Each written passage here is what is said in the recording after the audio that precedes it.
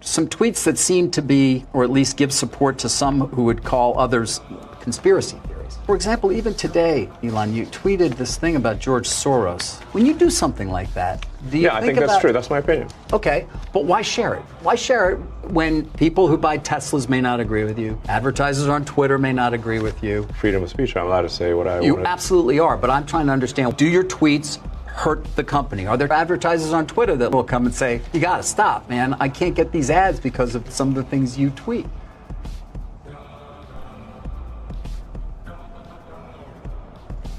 You know, I'm reminded of the scene in The Princess Bride where he confronts the person who killed his father and he says, offer me money, offer me power, I don't care.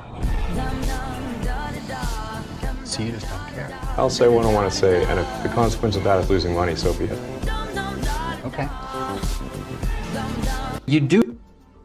That's right. Of course, I would, actually try to say to that guy, whoever was interviewing him,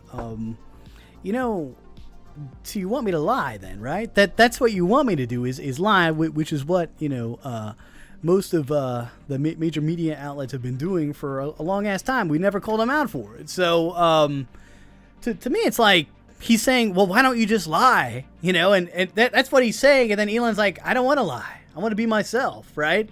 Like that. That's how we got it into this shit, and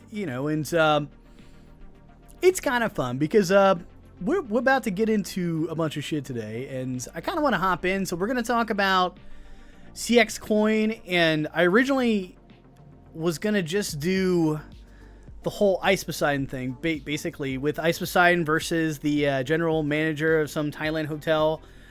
What's her name? It's Nopparat Aumpa. And talking about her, but I kind of didn't want to. I've been putting it off, honestly, and I think a lot of it is like, why do I want to defend Ice, when it's not really like I'm kind of defending him rather than, I'd rather pimp out Ice's content, but I kind of have a problem with his CxCoin scam still, and it doesn't, I don't know. A lot of it, I think, has to be that because he ripped off so many fucking people from the CxCoin, it's actually demotivated me to even talk about this. It's very hard, so I kind of want to go into the CxCoin. I wanted to do a 5-minute thing, but I don't think it's going to be 5 minutes. It's probably going to be a long time, so I'm going to make it as short as possible, but I kind of want to just, get into it right now. Fuck it, let's just get into it. So, one moment. Let me check the stream out real fast here. I just want to make sure everything's going fast here. Oh, it's great. It's working. All right. So we're going to let Ice do the talking, and I will kind of butt in when I can. So is the most honest scammer of all time. He's admitted to credit card fraud, running a Ponzi scheme, and scamming his fans out of $500,000 on a cryptocurrency. Yeah, I could give the money back. It is within my power. But I'm going to look out for myself and not do that. Ice was one of the biggest streamers on Twitch until he got banned, and his career never fully recovered once he switched to YouTube. So what do you do when you're an irrelevant scammer? You start boxing. Exactly. Ice joined the Misfits roster for his first fight against Brandon Buckingham, where he lost in a first-round TKO. Then he lost again in the tag team match to the GOAT Pineda, who refused to let him off easy. Ice seems like a cool guy, but I'm glad that Misfits is the place where scammers get what they deserve. Ice Poseidon. Well, no, Misfits apparently go to fucking Thailand to get arrested. That's what happens. He's okay,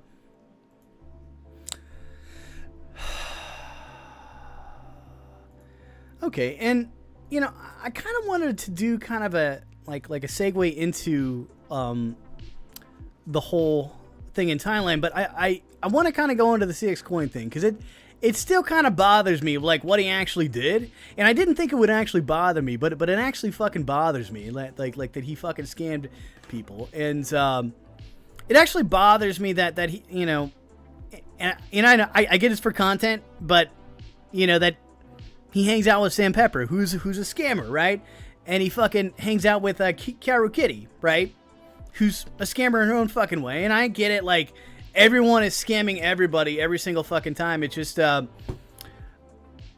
it's the level of scamming, basically. It's on a fucking global platform, dude, and the intent is like to kind of steal money, right? Like by making it look like it's like a legitimate Bitcoin organization. Not that I'm gonna pretend like I'm gonna understand Bitcoin that much, but like, you know, we know deep down that you scam them basically, and I kind of want to like kind of go in from this, and I organize the videos in such a way, and I may not do that. I may kind of skip around, but I wanted to organize it in a way to kind of get into the mindset of Ice, basically, and kind of why he may have, like, did this, basically. I personally believe that Ice went and did this because, you know, his Mixer career was not good. Mixer was dying, and he's like, all right, this is my last hurrah. You know, I've got nothing else going on, so let's fucking just, like, make a big batch of money and get out, and I'll never go back into streaming again. I think that was his fucking mentality. I don't think I think he thought he probably deserved this money, that he earned this money, and his community is pretty shitty, and so he doesn't feel as bad to rip off his community, basically. So, I don't agree with him on this. Even if he, quote-unquote, has a shitty community or not, like, it's just a bad thing to do, man. I'm not even going to say bad karma, but, you know, those bad karma would be pretty fitting, you know, for what's happening right now. But I kind of wanted to, before I actually got into more of the CxCoin, I thought this was kind of interesting where Ice and Gary were basically kind of talking about Burger Planet, and, you know, Gary kind of poses this question of, like, what if you were Burger Planet? What would you do with your life? And I thought, like, them kind of trying to figure this out, but it gives you kind of, like, a mindset of like, where Ice is and where Gary is, basically, in their mind. I think Gary's, like, in his mid-40s, and Ice is in his late 20s, so... to a great country, I would never want to disrespect the culture. Yeah, so I don't know what's going to happen with Burger. It's sad. I mean, to be honest, though, he needs to get away from the balloons because he's seizing up on stream. You see him die? I think he died and came back to life after a couple balloons. Dude, I saw him in all seriousness, fucking like almost keel over. His mouth was shaking, and then he like shook it off and then grabbed another balloon and sucked the new one down. Yeah, I mean, you know, anything. He's a fucking degenerate, away, right? I mean, think about it. If you were 40, 45 years old, how old is it? If you were 40 years old and $26 in your bank account, what else do you do? I would just stop streaming and go to T-Mobile or something. I don't know. When you're 40 with $20 in your bank account, I would just suck nitrous too. And just, if I'm having seizures, whatever, you know, fuck it, dude. At this point, it doesn't matter. Your life's over. I mean, he could have money. He's been doing well. He gets like 800 viewers. He showed me his bank account. It was $26. He must be spending it all on balloons and weed and prostitutes. I mean, yeah. I mean, if I have $20 in my bank account at 40, then my life's over, and I'm just gonna. Nothing matters anymore. I'll just do balloons all day. It doesn't matter. You wouldn't be like Gary Vee and be like, I got 45 years left of my life. I'm young. I can do this. You just wrap it up. No, I think once you're past the age of 40 with less than $100 in your bank account, your life is completely over. You had your chance, you fucked it up, and now anything you do is completely pointless, and it's over. You should probably just die. Jesus, I don't think you should die. Yikes.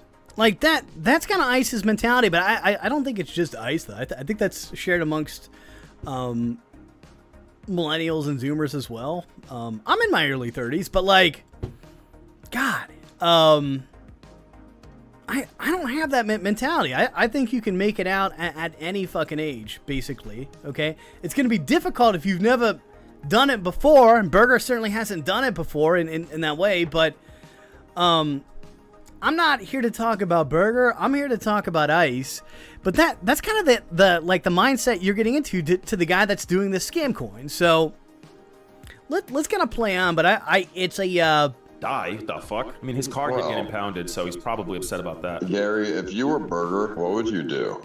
Like, to fix your life? If I was Berger, I think his two options are to continue pursuing an internet type of income or to put his full energy into some sort of job that can get him money. So I feel like that is the two options that he has. And how do you propose Burger Planet get a job? You don't think he can get a job, realistically? What, like McDonald's? No, I mean, there's ways to get jobs. He could just start off, he could even work in like a restaurant and be like a server and make like 30, 40 an hour or something and just like make money. There's things you can do. Yeah, but here. Wait. Servers inside of restaurants make 30 to 40 an hour? What the fuck? I mean, I call bullshit on that. How do you propose that he get out there to get the job? Like drive, buy clothing for the job, anything like this? He'd have to, he has a car, right? Or did it get impounded? He has a car, but he has no more money, so how's he gonna get gas? Okay, well, he must live somewhere, right? I think he lives at his mom's house. So he should go to his mom's house, get cleaned up, take a... Wait. Ice is asking, how's he gonna, clean up and all this shit? So, Berger's done it numerous times. He is actually a pretty clean dude. I mean, he did give me his poop bucket, his favorite poop bucket, basically. I still got it right here. It's right in front of me. I'm looking at it. But, no, he's done it before. Or maybe a shave. Maybe do like a 30-day detox. Don't drink. Maybe get his head straight. Don't do any balloons. Chill on the smoking like crazy. Then he should go to like H&M or somewhere cheap, get like a shirt and a pair of pants, and then he should apply to every restaurant in his hometown until someone hires him, and he could use like his funny, likable personality, get a job, and he could be a wait. Wait. I'm sorry. I don't mean to turn this into Burger Planet, but like likable personality. And then I don't know about that. Wait tables 4 or 5 times a week and make like $700-800 a week and start to get his life back on track. Maybe start working out. He could stream after and shit, like just to kind of try to be like get into some sort of like routine. I feel like routine helps people. Okay, so then what? He works as a waiter for the next 20 years of his life and then he dies? Well, no, I mean, first, like everyone just work. Most people just work and then die. No, Ice doesn't get that, and Gary is true that like most people fucking work a job and then fucking die, and that's 100% truthful. But I think Ice's mentality is like, you're always going to be a waiter. You're always going to do this. There is like no like end plan basically where you're going to make out or I don't know. It's almost like he's robbing a bank or something like that. That's his mentality. Is where do you get the big score from? So I mean, that's pretty general. But I feel like he just needs to do something to get income so he can kind of get himself back on track. I feel like when people are super poor, it's like all that you think about and it's all consuming. Like when you don't have money, it literally consumes all of your thoughts. You have to like at least get the basics set up first to where you can survive and you are not stressed about money. Because most people don't have tons of money and they're not like fucking crackheads or like balloon addicts. You don't have to have tons of money. He just needs stability and he needs to get his life back on track and then he can go from there. But the problem is that he's been just kind of like living his life in like a self-indulgent way his entire life. So it's going to be hard to turn off that pattern. Like his entire life, he's just done whatever he's wanted, filmed himself, never held down a real job, just done anything that's just like boost his own like ego and everything for him. So he needs to stop that. 100%. Like Gary's actually pretty smart on this because like what Gary's saying is something I would have said basically, which is great minds think alike, I guess. But he's saying, look, like he needs to like get something that's going to boost his ego, learn kind of a trade, do something other than what he's doing right now that can actually get him some type of monetary benefit. Basically, I 100% agree with that. I mean, Ice, in my opinion, and I was gonna like say this later, but I'll say it right now. He should probably like learn like some type of like trade or marketable skill set. Not because you want to go into it, but because it's a confidence booster basically. Because if you can do something outside the realm of streaming, that if you know that you can kind of walk away from this and do something else, and that be like a marketable skill set. It's just, I think any fucking, if you're a YouTuber or a Twitch or what have you, well, let me just put it this way. Howard Stern used to say, radio hosts is not like a very viable job set basically. And it wasn't because he was trying to like stop people from getting into it, but he was saying that if you can be replaced by a monkey, that is not a good, that's not a very solid job right there. So if it's harder to get replaced by a monkey by actually learning some type of fucking trade, okay, then you have a more of a marketable skill set. You have something that is like of real value, basically. So, I think in general, any fucking YouTuber or Twitch streamer should probably like get, and I agree with Gary on this, like just get confidence outside of the streaming, something other than streaming, okay?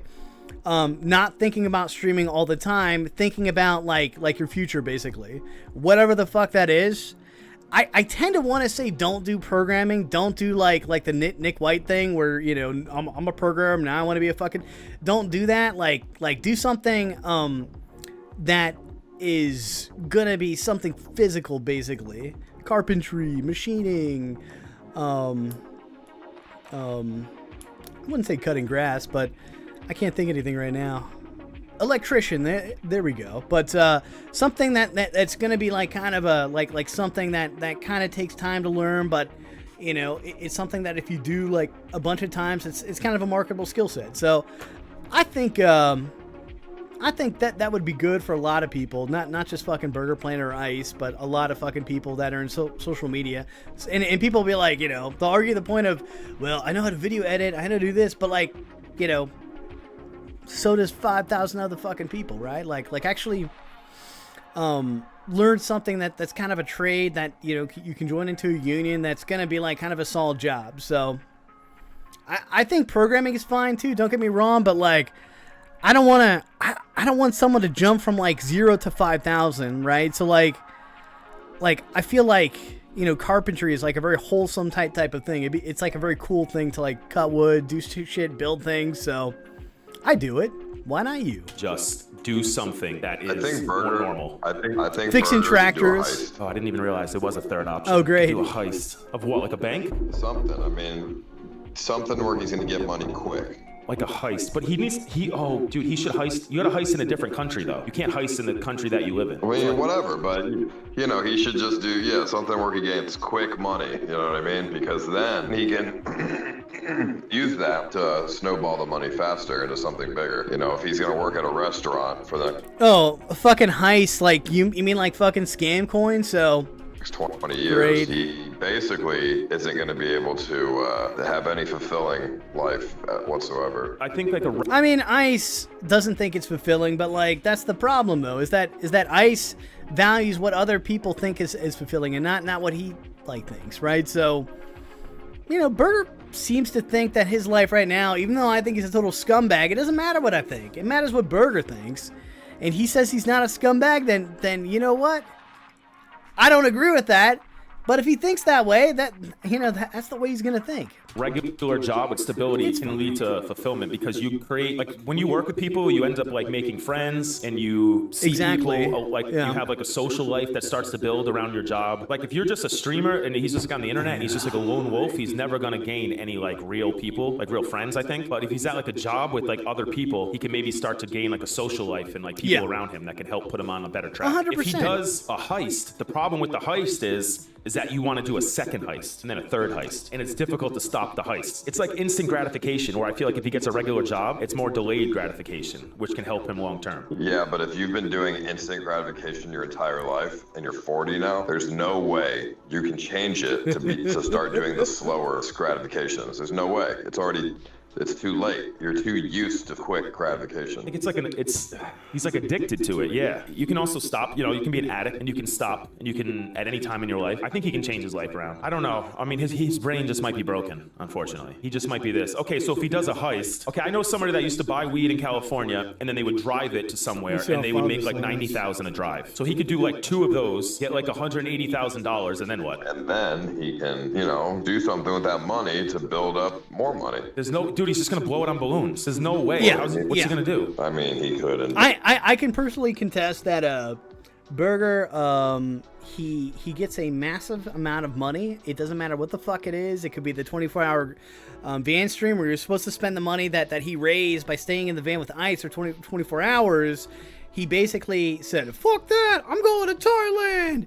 He went to Thailand and spent it on fucking cocaine and hookers, basically, okay? He was basically, like had no money in his bank. He He is not financially invest savvy. the money into something, he could. That's not him. Gratification again. He's not. That's not Burger. Invest. He's just going to blow the money. Burger, yeah. Gamble Yeah, the okay, money. yeah. I mean, he could do a lot of things. Just don't if you blow were it him, on- would you do a heist or would you go the job route? I mean, if I was him, I would do the heist, get like 100K, and then go to a country that's really cheap and just retire there. Wait. Ice did that with the fucking scam coin. He did a heist, stole money basically. He stole money, and now he's in other countries now. I mean, that's not a very fulfilling life, but neither is being a waiter for the next 20 years. Yeah, but I think you're defining the fulfillment of the life based on the job or the career, which is not really how life works. Like, you can be fulfilled with your family, friends, kids, hobbies, interests, things like that. Not necessarily the way that you earn your income. The way you earn your income is just to eat. That doesn't mean fulfillment. Yeah, I know, for sure. but, 100%. I don't think Burger is the type of person who gets fulfillment from family and friends. Yeah. I think he gets fulfillment from other things in life. That's his problem, though. I don't know. Maybe if he just goes completely sober, no weed, he works out, he gets healthy, then he can like have a different perspective or something. Or you're just saying it's not in him, it just won't happen. I think can anyone change? I think anyone can change, no? Sometimes people's brains just like have like a shift. I don't think there's a way to change. I think past a certain age, I think he does need a full reset. He stopped drinking alcohol, which is pretty impressive. I think I'm offending a lot of people in your chat. I wouldn't do a heist though. How many Even if people in he the chat succeeds in the are heist, 40 with $0? he's just gonna blow it. So to me, the heist is even worse. Probably a lot of Well, I people. mean, but if he blows it, You could do the heist because you'd get the money and then you'd probably use it, get more money or something. He would get the money and then just spend it all and then be like, all right, I guess I gotta do the heist. I mean, if you have 100K, that takes a really long time to blow. As long as you stay at like a cheap hotel or whatever, bro, 100K could last years. Like the way Burger lives, 100K could last years, and that could be good. Like fulfillment enough for him. I don't think him just having 100K and then like wasting away for the rest of his life on that money is gonna do anything for him. He's just waiting to die at that point. I feel like he needs structure. Some people need a job to give them structure. Burger needs management basically, in my opinion. And I don't mean to turn this into a Burger thing, but like he needs someone to tell him what to do. But that's the very fucking thing that he does not want to do. That he's been avoiding his whole life, his responsibility and things of that nature. Because, and I get it, he doesn't have kids, he doesn't, like, have marriage, and he can't have long-lasting relationships because, I don't want to be a Sigmund Freud here, but he's a fucking degenerate, dickable asshole, basically.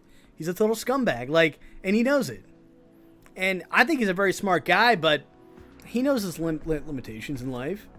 One of them is he can't handle life. It's almost like when you wake up in the morning and you don't want to go there, but you're forced to, and now you're at work for 8 hours a day instead of smoking balloons all day and smoking weed all day. I think it starts to like change the way you think, and it starts to make you more responsible, and then all of a sudden you're like, I kind of like this. It's like keeping me in line. I think some people need that, but some people... Jim John Haywire said in chat, you should be Burger's manager. Like, I would say I was loosely Burger's manager at one point in time. And it was crazy. It was fucking nuts. It was nuts. I don't know how to describe it, but like I didn't want to do that. I wanted to be a viewer basically, but I would say that like and it wasn't just me. It was like a bunch of other people. It was like a Burger Buddy like management crew to like fucking dictate what he does and shit, because he was desperate. And that's when like the golden age of content was there. Was when he like kind of assembled this group of people.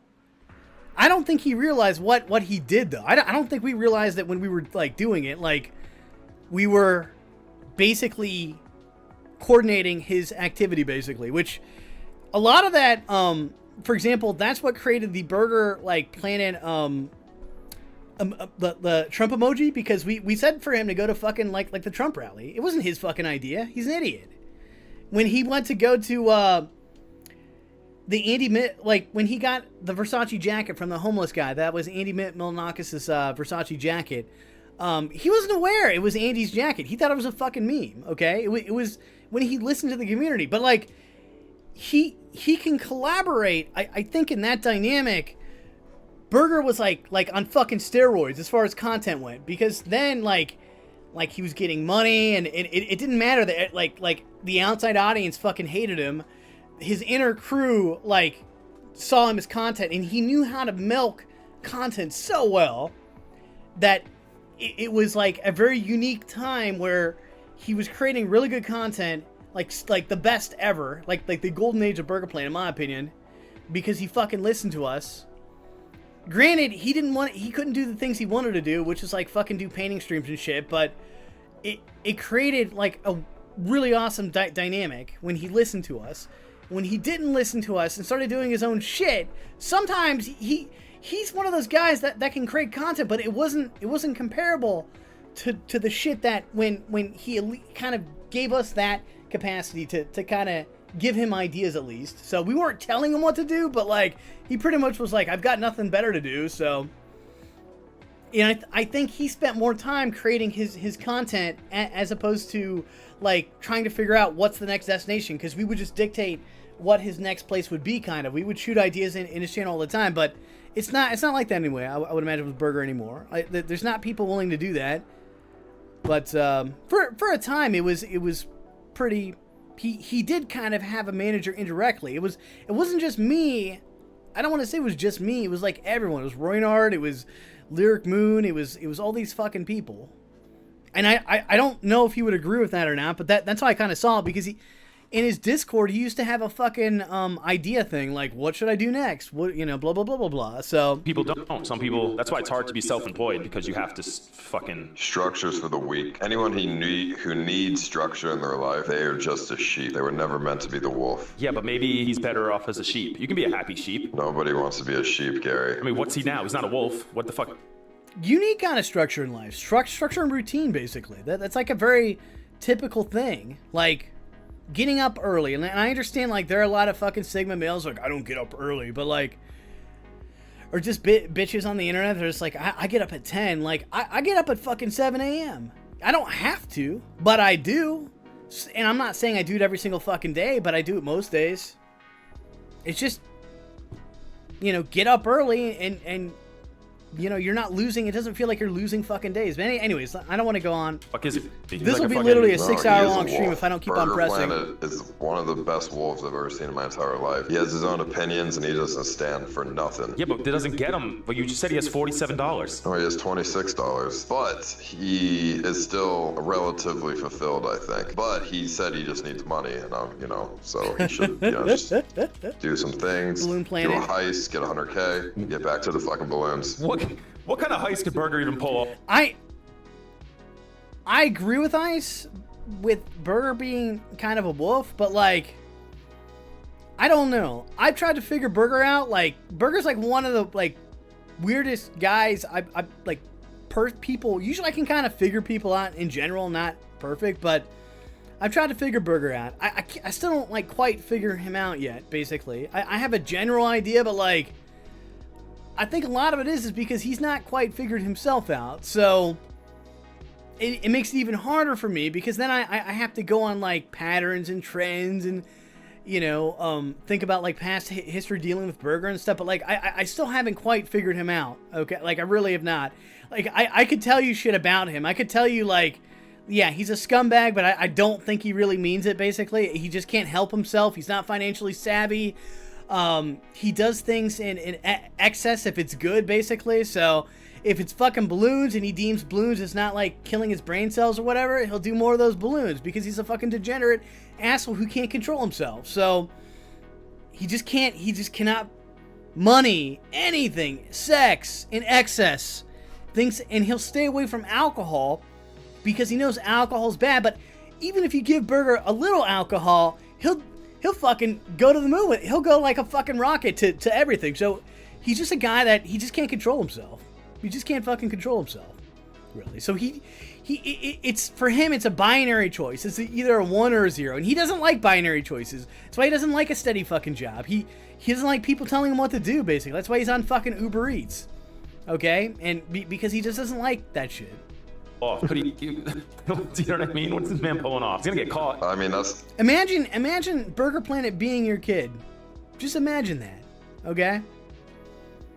He'd be kind of a nightmare, okay? Like, I think, in this world, you don't get to choose the parents you're born with, but I think I think he was kind of born this way, and I think his father kind of saw him as a monster, like when he wasn't complying and shit. And I respect people like that, but like Berger, I don't know. I don't, for instance, I don't feel that Berger has ever, even if he was in his 20s, okay, and was doing streaming, I don't think we could ever consider him like normal or have like just a normal mindset in any capacity.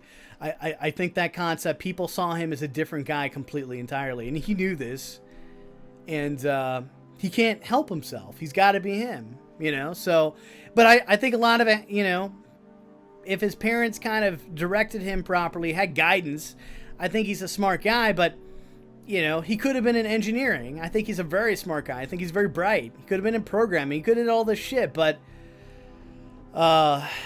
you know, he kind of chose the life he's doing, and I respect it. But I think you know, nature and nurture. I think yeah, he was born like this, but I also think that nurturing wasn't there either. Basically, I think both his parents, his mom and dad, didn't really get who the fuck he is. So, because he didn't really know, and yeah, that's a general attitude. Whenever I see him and his dad together, which is probably not going to be for another decade, but his dad would be like, "There's a job at the meat packing plant," basically, and then Berger's like, "Yeah, I'm going to the meat packing plant. We're gonna work full time, slaughtering cows and shit."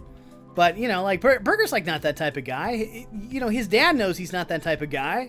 Why the fuck is he posing him a job that like the fuck?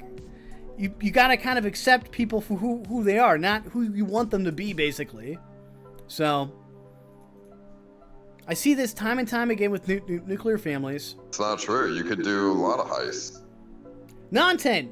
Phonefish pond The only smash. heist I could see is him flipping a whole bunch of weed, or he could do like international smuggling or some What's shit. that mean? I mean, Drugs, I think he is the only way. I think he could go to Paris right now and get some good heists going. Oh, you're talking robbing people. Or no, like businesses, you know, like he could find like a nice piece of art, and then he can right now in Paris, like, you know what I'm saying, just try to get that. I think he needs to flip a large amount of drugs, and then if he gets caught, he goes to jail for 10 years. If he doesn't get caught, he has 100K. No, that's too risky. That's a bad idea. I mean, what, he's gonna go into museums in Paris and steal like the Mona Lisa? That would be the safer option. How is he gonna sell that? There's a market for it, you know, an underground market. Getting complicated. He can't handle this. No, you go on the. Non-10, man, it's good to see you. Go down, chop those cows' head, boys. We got that shit. I like it, Non-10. This is gonna get crazier and crazier the more I go on. But we'll go at this pace. I got a lot of shit to go through, but you say I want to do this in 2 hours, but that's going to be a lie. Then, you know, if I said it's going to get done in 2 hours, so maybe. I don't think a heist is the worst idea for some people, but I don't know if it's the best idea for him. I can't see him succeeding. Berger, like I was saying the other day, like Berger doesn't fuck around. Like if you came up to Berger and you're like, "Fuck you," he would just probably like punch you in the face. Like no, okay. I guess I'm talking about Berger in this one. I'm sorry, because I was mainly talking about ISIS mentality, but like Berger, he is the coward's coward. He never, ever. This is a new thing in his fucking wheel belt. I don't know where he got this from, but like, he is fighting people on stream. He used to be a runner. He would run away from people, okay? He's fucking fighting, biting, scratching. Like, this new fucking version of Berger was non-existent. I was not aware of this shit until I watched every single one of his fucking streams for fucking years, okay? I've never seen him get into so many fights like on Thailand, in Thailand, basically. In any capacity. People smaller, bigger. I've never seen him physically like do anything with people up until this fucking point. So this is a new thing. I don't know where I think it's just a mental illness. Let's just put it that way. I was surprised. So this was not a thing. Berger was the coward's coward. He wouldn't fight anybody, so he doesn't give a fuck. He just does anything. So I think someone like that is, if they deal with like illegal shit, they're gonna get themselves caught or in trouble. Like it's like low impulse control. You just fucking hit you. That is not gonna make for a good hand. No, I think he's doing like the only thing I could chalk it up to is he's doing like a massive amount of drugs. What is it? Nitrous oxide from the fucking balloons, and it's fucking up his mind. Basically, he's out of his fucking mind. the times he bit Sam Pepper, he had to go through a withdrawal of not doing pot anymore. Okay, so I think he goes through withdrawals, and it makes him fucking crazy. Out of his mind, basically. Made for a good criminal. He should just fucking drive, That's go the to only thing I LA, think of. smoke weed all day, He was drive not like Lyft, that. make enough money to chill, He's maybe changed. do some fucking whatever. I don't know. I think if you put too much on the man's plate, he's not gonna be able to do it. Real voice. It's just it's the server chat that does that sometimes. It'll go away. That's the easiest way to do it, Gary. Like, that's like the most normal way to do it. But man, you got to take risks in your life. And going after the Mona Lisa is a good way for Burger Planet to make Or ScamCoin. ScamCoin. Going like fucking scamming a bunch of people. his first 100,000. Dude, he'll like Because you have no like fucking viable trade, you've got no confidence in yourself, and so I'm gonna create a scam coin and fucking like do a rug pull basically, and fucking take all the money and run. hang it behind him when he's streaming, and he'll show that he has it. He can't hide it. There's no way. Chad, would you rather try to steal the Mona Lisa or just become a server at like Applebee's or something? I'd rather be a server at Applebee's. He can like have sex with some like the cook, like the dishwashers and shit, like a line cook. He could find some like overweight bartender, and he could like wife her up, and then he could just drink beers, be high all day, chill. That's not a life, man. What kind of life is that? He's 40 years old. I mean, it's better than a life of crime. That's the life of somebody who's 20. Yeah, I mean, it is the life of someone who's 20. True, though, what's the life of... How old are you to steal the Mona Lisa? I guess you have to be pretty good. 20-year-olds aren't stealing the Mona Lisa. There's no way this man's even in Thailand anymore. Dude's definitely already in Austin, Texas. No, I mean, I don't know. I mean, I think it's possible. I think he's probably still in Thailand, to be honest. How's he getting to Austin? If he has $20 in his bank account, how's he flying to Austin? He probably hit his mom up and was like, yo, they're trying to arrest me in Thailand. You need to buy me a plane ticket. And then she's like, okay, Josh. And then she bought... You know, Gary is very intuitive, or he knows something we don't, but like, Burger has done that. There's this guy, Burger drove this guy to fucking Las Vegas, and in the process of his Astro, what was his 1999 Astro Ford van, driving it from California, I think Los Angeles, to Las Vegas, something happened where there was a piston misfire, basically. And so they had to sleep in Las Vegas, and I guess this guy like paid Burger money to do it, but Burger never tells anybody about the shit on stream of what he's doing. I had to learn this shit like in Discord, and back when I was in Discord, and Burger Buddies did Discord, but technically I'm on Discord right now. Wait a minute, that's confusing me. I'm fucked up. Anyways, we're gonna ignore that. Burger, this guy called Pirate Pete, basically, he drove him up there, and like, Pirate Pete, like, when Burger had to go take a leak inside of a gas station with his broke down van in Las Vegas, Pirate Pete went in hard on Burger, and how like Burger cried to his mom over the phone saying he doesn't have enough money and all. Oh, it was really bad. I think that clip is deleted, but let me see if I can find it. It would be so funny if I could find that clip. But Gary's so spot on. This is what Burger does, man. Like, he even outright says it. Like, I think it's funny that like even his friends shit on Burger though. Pirate Pete. Let me see if we can get. Nah, I can't find the. It's long forgotten, unfortunately, but it was the craziest shit. And then like Pirate Pete, like when Burger came back, Pirate Pete acted like everything was normal. After the fact, I was like, no, he just shit on you for like the last 10 minutes you were taking a piss, dude. So, Nontent, you remember? Yeah, so he only has 5 cylinders out of the 6 working. It's a cylinder misfire. So Burger, you can fix those in those engines in particular, because we were researching this back in the Burger Buddy days. But like, to do it, you have to know some idea of how to take the engine off, basically, to rip the cylinder off, and all this other shit. And I was like, you know, Burger, like, because you could hit the cool thing about an Astro engine is that it's huge, basically, and that's like part of the. It's like so big that like at least a third of it actually goes in the front of the cab. Like, you could rip it off and like if you're in the front seat, basically, and kind of fuck around with some of the shit inside there. So when they were doing the piston tests which is what I told Burger during the time, is you can do like a piston test to see if your pistons are like firing properly. And anyways, though, trust me, we tried for content. I was like, dude, just fix it, because it wouldn't have been a big deal if it didn't work. Basically, he's like, what if it blows? It's not gonna blow up. Do you trust me on that? I've never did it myself, but like, you can do it, Burger. Trust me, I was trying hard. I think everyone was trying really hard for Burger to like actually fix it on stream. I like doing that shit. I said to Burger, if it fucks up, I will personally buy you a new fucking van. He's like, give me the money now. Give me the money now, bitch, and I'll do it. I'm like, no. Because I know what Burger's going to do. He's going to fucking take the money and run. Because he's a fucking thug. He's a motherfucking thug sometimes. Bought him the ticket, and then he flew home. That's what I would do. I'd be like, yo, mom, I gotta get the fuck out of here. Well, I really hope that did not happen. That would be a very unfortunate thing for him to do. It's back in the golden age of Burger. Burger, if he bends the knee with me, I will be his fucking manager. I will manage Burger. But he's got to bend the knee someone. He will never bend the knee. And I'm not willing to put up with this shit anymore. They're not gonna extradite him over. Because God forbid, if he bends the knee with me, we would be unstopped. Just me and Burger. I'm his fucking manager, and then I'll get like other people in there too. Like I know a few other people, because Burger is a talent. He's a very talented guy. He just needs some guidance and direction in a framework, and he needs to be told what to do sometimes too. Telling what's funny, what's not funny. Basically, that's what we were doing. That's why he was so good in those times.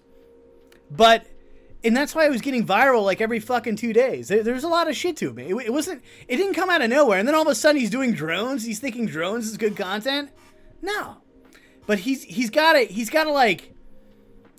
want to do it, basically. He's got to come to the table and be like, Bill, all right, help me, okay? Help me make my career, okay? And I don't want to do it, I'll be honest with you. But then I kind of want to. Because, like, I don't want to do it because, like, I think I have other things to kind of contribute outside of the Burger Planet realm. But the other side is when we did do it, when we did fucking help him and contribute massively to his shit, it paid off. I sat there laughing. I've never laughed harder in my life when I saw, like, a Burger Planet stream. And it wasn't because it was my idea. It could have been someone else's idea. Could have been Burger's idea. But, like, it just was brilliant. It just fucking worked out, man. Like the in my opinion, and I know I'm going off rant here, like definitely off topic, but the key to IRL streaming, like real, like public IRL streaming, where you're going outside and streaming, is fucking streaming in places every fucking day, in different places. Go on Reddit and get like the secret places and go to those places, and do it. The game of probability, the probability that you're going to meet someone famous or someone interesting or something increases when you fucking do it. When you don't do it, and it's like anything else. If you don't look for a job, you never get a job. Okay, so IRL streaming, the key to it is to go and fucking stream. It makes you better as a person. Burger had all of those things. He was funny. And when content came, he knew how to milk it like a milk farmer, like milking a cow, okay? He knew how to milk that content for all it's worth.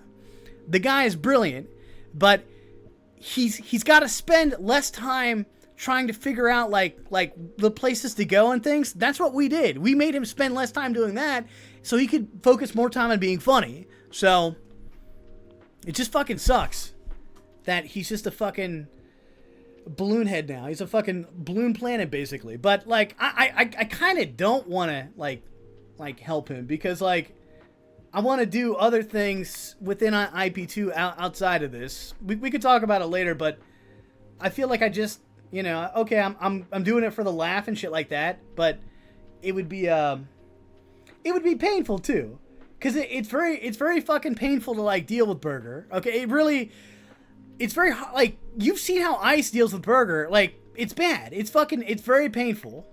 It really is not. It's not easy. It's not easy to talk to him. He's not a guy that is easy to fucking talk to. Like, it is a it's painful. A fucking $800 phone. You don't know what they could do, Gary. I'd rather be a fucking viewer and just watch his streams and watch his degeneracy. But no, he's a guy that needs direction and a framework, basically, when it comes to streaming. Very adamant. Yeah, they're very serious. They have his. He needs a manager. passport. I don't know if they have his passport. I don't think so. I think they do. They love taking people's passports in other countries. That's like showing their ace card. They take your passport and then that's it. I don't know. Do they do that here? Like if you are here on a tourist visa in America and you get in trouble, do they take your passport? I think so, yeah. It's the only way to keep you from, like they need it. Okay. I don't know why. I'm going to play this, but I'm not exactly sure why the fuck I left this here, but I guess it's cool. That's why we'll play it. So if I sell a stock at $10,000, this is Wolf on the Wall Street, I think. my commission is $5,000. If you sell $10,000 worth of this stock, I will personally give you a blowjob for free, and I hope it happens. You mailed in my company a postcard a few weeks back requesting information on penny stocks that had huge upside potential with very little downside risk. Does that ring a bell? Okay, great. Well, reason for the call today, John, is something just came across my desk, John. It is perhaps the best thing I've seen in the last. He's selling him a turd right now. Great. International. It is a cutting-edge, high-tech firm out of the Midwest, awaiting imminent patent approval on a next generation of radar detectors that have both huge military and civilian applications. 4,000, that'd be 40,000 shares, John. Let me lock in that trade right now and get back to you with my secretary with an exact confirmation. Sound good, John? Hey, John, thank you for your vote of confidence. Welcome to the Investors Center. Bye-bye. How'd you fucking do that? It's 50%. Okay, now I know why I posted this up. Like, I don't think you need to be this guy right here, okay? Like, you don't need to be kind of a scammer, basically, scamming people out of, even penny stocks, but, like, just be, like, an honest guy, basically. Don't try to do shit like that. I understand that that's what everyone else does. Doesn't mean you have to do it. There are going to be times where you're going to have to lie, but I think there's a difference where you're lying to other business people to try to get ahead as opposed to lying to the general public, basically. And I think the government does that shit. I think people get sick of that shit all the fucking time, and they lose trust in anybody that does that shit. Governmental, anybody. I think ICE really fucking shot himself in the foot. You don't need to be this guy right here. You can be, what did Jordan Peterson say? He said, in the business realm, you need to be ruthless and fucking tear people's heads off and simultaneously blah, blah, blah, blah, blah. I'm like, dude, I'm in the business realm, technically, and, like, I've never was ruthless to anybody, basically. I never felt the need to be ruthless in any capacity. I don't know what he's talking about. I think you just... Andrew Tate, that asshole, says the same fucking shit. Where he like, you teach... Like, but Andrew Tate is, like... He's such a fucking business, like, finance guy where he's like... He made the majority of his money being a pimp and owning, like, porn, like, website porn businesses. Oh man, he's a fucking genius. Okay. I know other people have tried to give me advice. They're like, Bill, you could invest in real estate. I'm like, I don't want to invest in real estate, dude. That's too much fucking trouble. You can have people run the property and blah, blah. Well, then you fucking do it. If you got such a fucking hot stock tip, you do your own fucking advice, because I'm going to do my fucking shit, bitch. He's like, in general, that's kind of my attitude, though, is I basically just kind of do my own shit. I think, mainly because I had, like, a lot of confidence in doing it, basically. I don't think I'd ever want to intentionally try to be a social media influencer, basically,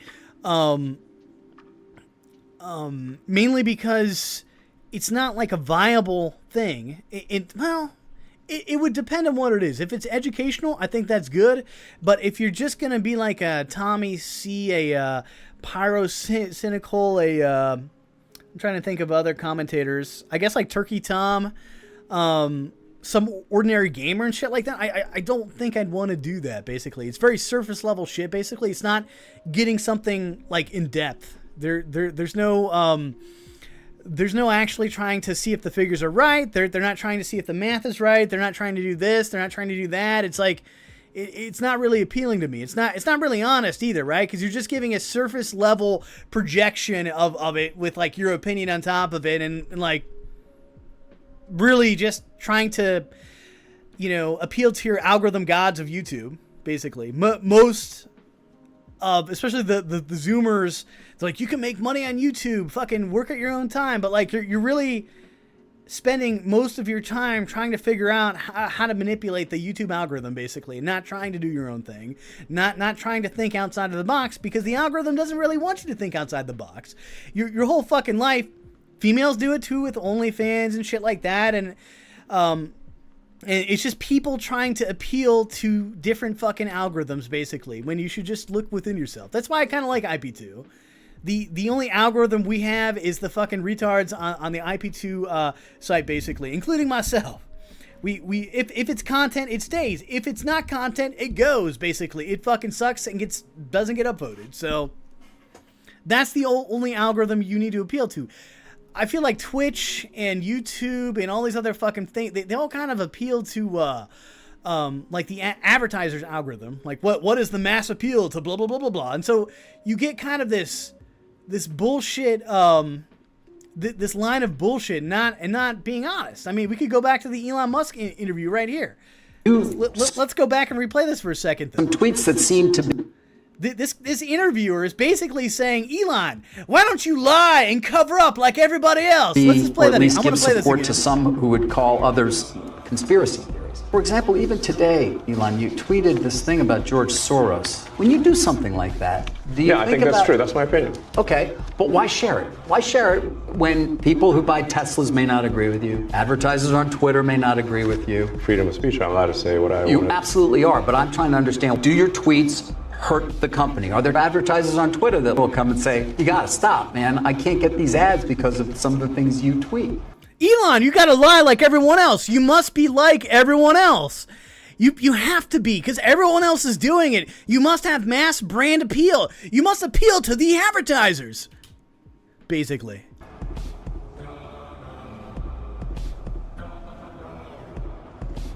You know, I'm reminded of the scene in The Princess Bride where he confronts the person who killed his father and he says, offer me money, offer me power.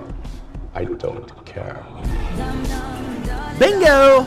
So you just don't care. I'll say what I want to say, and if the consequence of that is losing money, so be it. Okay. You do... And what I kind of take away from this is people are fucking dumb. Mass group of people are fucking retarded, okay? They're all gonna have their stupid fucking opinions, and you gotta ignore them, because they're gonna be like blah blah blah blah blah blah blah blah, and and you know, it's not their fault. Okay, it's the educational system. We must be taught rather than us teaching ourselves, right? So, there's a bunch of shit that's fucked up. Like, this guy is basically saying, "Why don't you lie like everyone else?" He's like, "Nah, I kind of don't." I mean, Elon does in his own way, but like, he's like, you know, if I really feel strongly about something, I'm gonna say something about it. So, and I respect it, wrong or right. The ability to fucking say that is great. I don't respect this asshole right here. He's just lie. Why don't you lie about blah blah blah? It affects your branding and all this other shit. So people, I think, especially nowadays, like want people that are genuine. That's why I like Ice, though. I think he is kind of a genuine guy, but I think he did a very scummy thing. So let's get back to where the fuck did we leave off to? Where are we at now? Okay, Wolf on Wall Street. Here we go. This was kind of interesting. I kind of found this video randomly. It's Ice Poseidon comparing himself to Julius Caesar and Aristotle. I watched this shit, and I want to play it out. I don't remember exactly what went on, but I'll fucking stop it when I need to. And the thing that gives me an advantage is I don't give a shit what anybody thinks about me. I used to. Oh God, didn't I just fucking say? Didn't I just fucking say what was going on? I said, this is why like Ice is successful, but this is like, there's a limit to that, though. I used to care what everyone thought about me. I was like, man, I want to be liked by people on the internet. I want people to like me, whatever, blah, blah, blah. And then, you know, I spent a long time trying to change my image, trying to make people not think that I'm a bad person, whatever. And then the CxCoin thing went down, and then I was like, all right, you know what, fuck this. I spent like 2-3 years trying to change my image, and then whatever, like, I don't really give a shit anymore. Ice! You fucking scam people. Like I understand that you put in 2 years.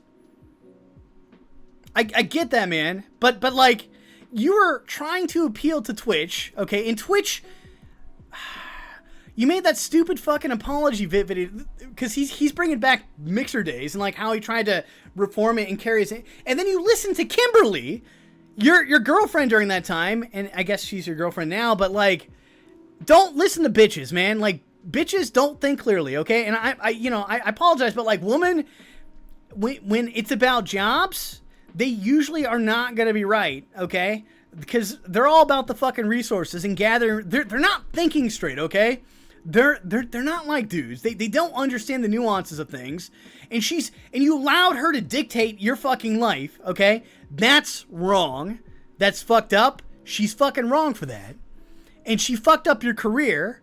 I firmly believe it. Caroline Burt was much better. She understood like the shit that Ice had to go through. But Kimberly didn't understand this shit, and yet like she's influencing his career. And you fucking look, and you made the apology video to Twitch, which I thought was cringy as fuck. Didn't work at all. Because Twitch inherently doesn't give a fuck about anything, okay? They give a fuck only about their advertisers, and they're strictly advertiser based, basically. They're trying to get the most appeal, most bang for their buck. So Twitch streamers don't give a fuck about their community. They pretend they do, but they don't. I think Ice does to some extent give a shit about his community, but like you took bad advice from people who have no business giving you advice because you thought it would be like, it's a life lesson. You learn. Don't take a female's advice, okay? Don't take anyone's fucking advice. If you happen to think advice is good, add it to your own collection. But like, your girlfriend was gonna leave you because you're streaming, well then let her leave you, dude. Let her leave you, all right? Because she's back now. You should have never made that Twitch apology video, though. That was just a horrible fucking idea.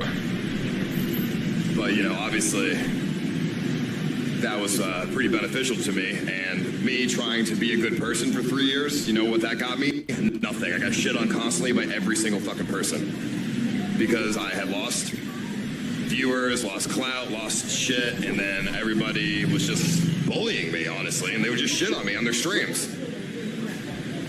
No, it wasn't that you were trying. You can be a good guy, okay?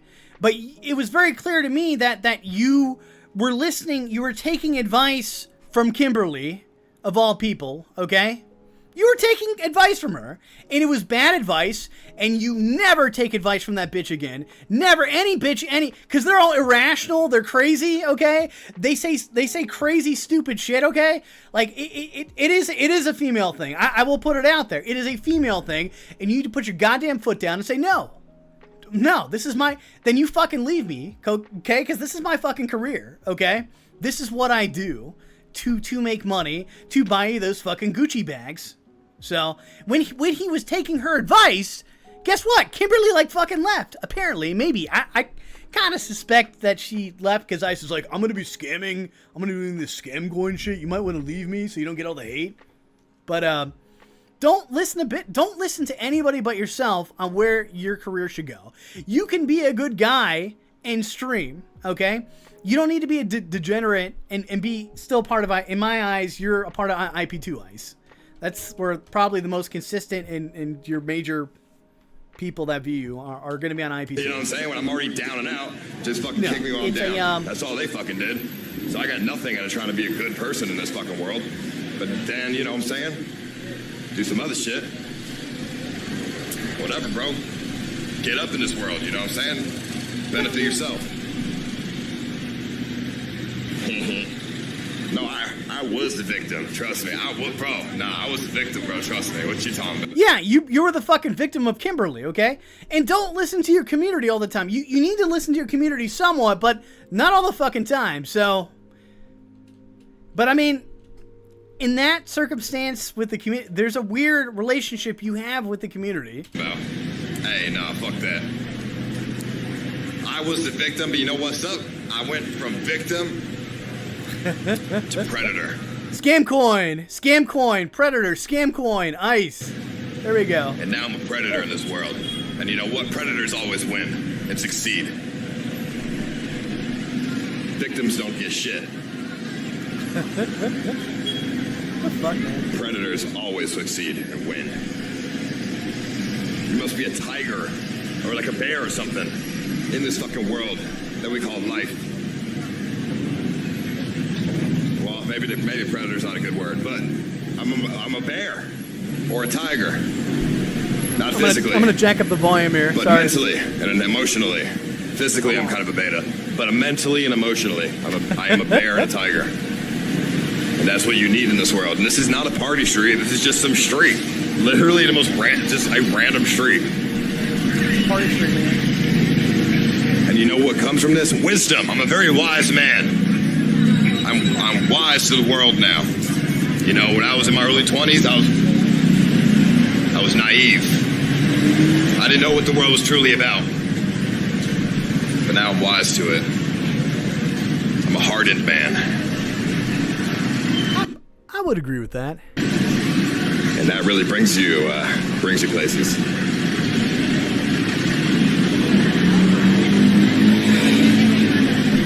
What is this shit? It's GameCoin.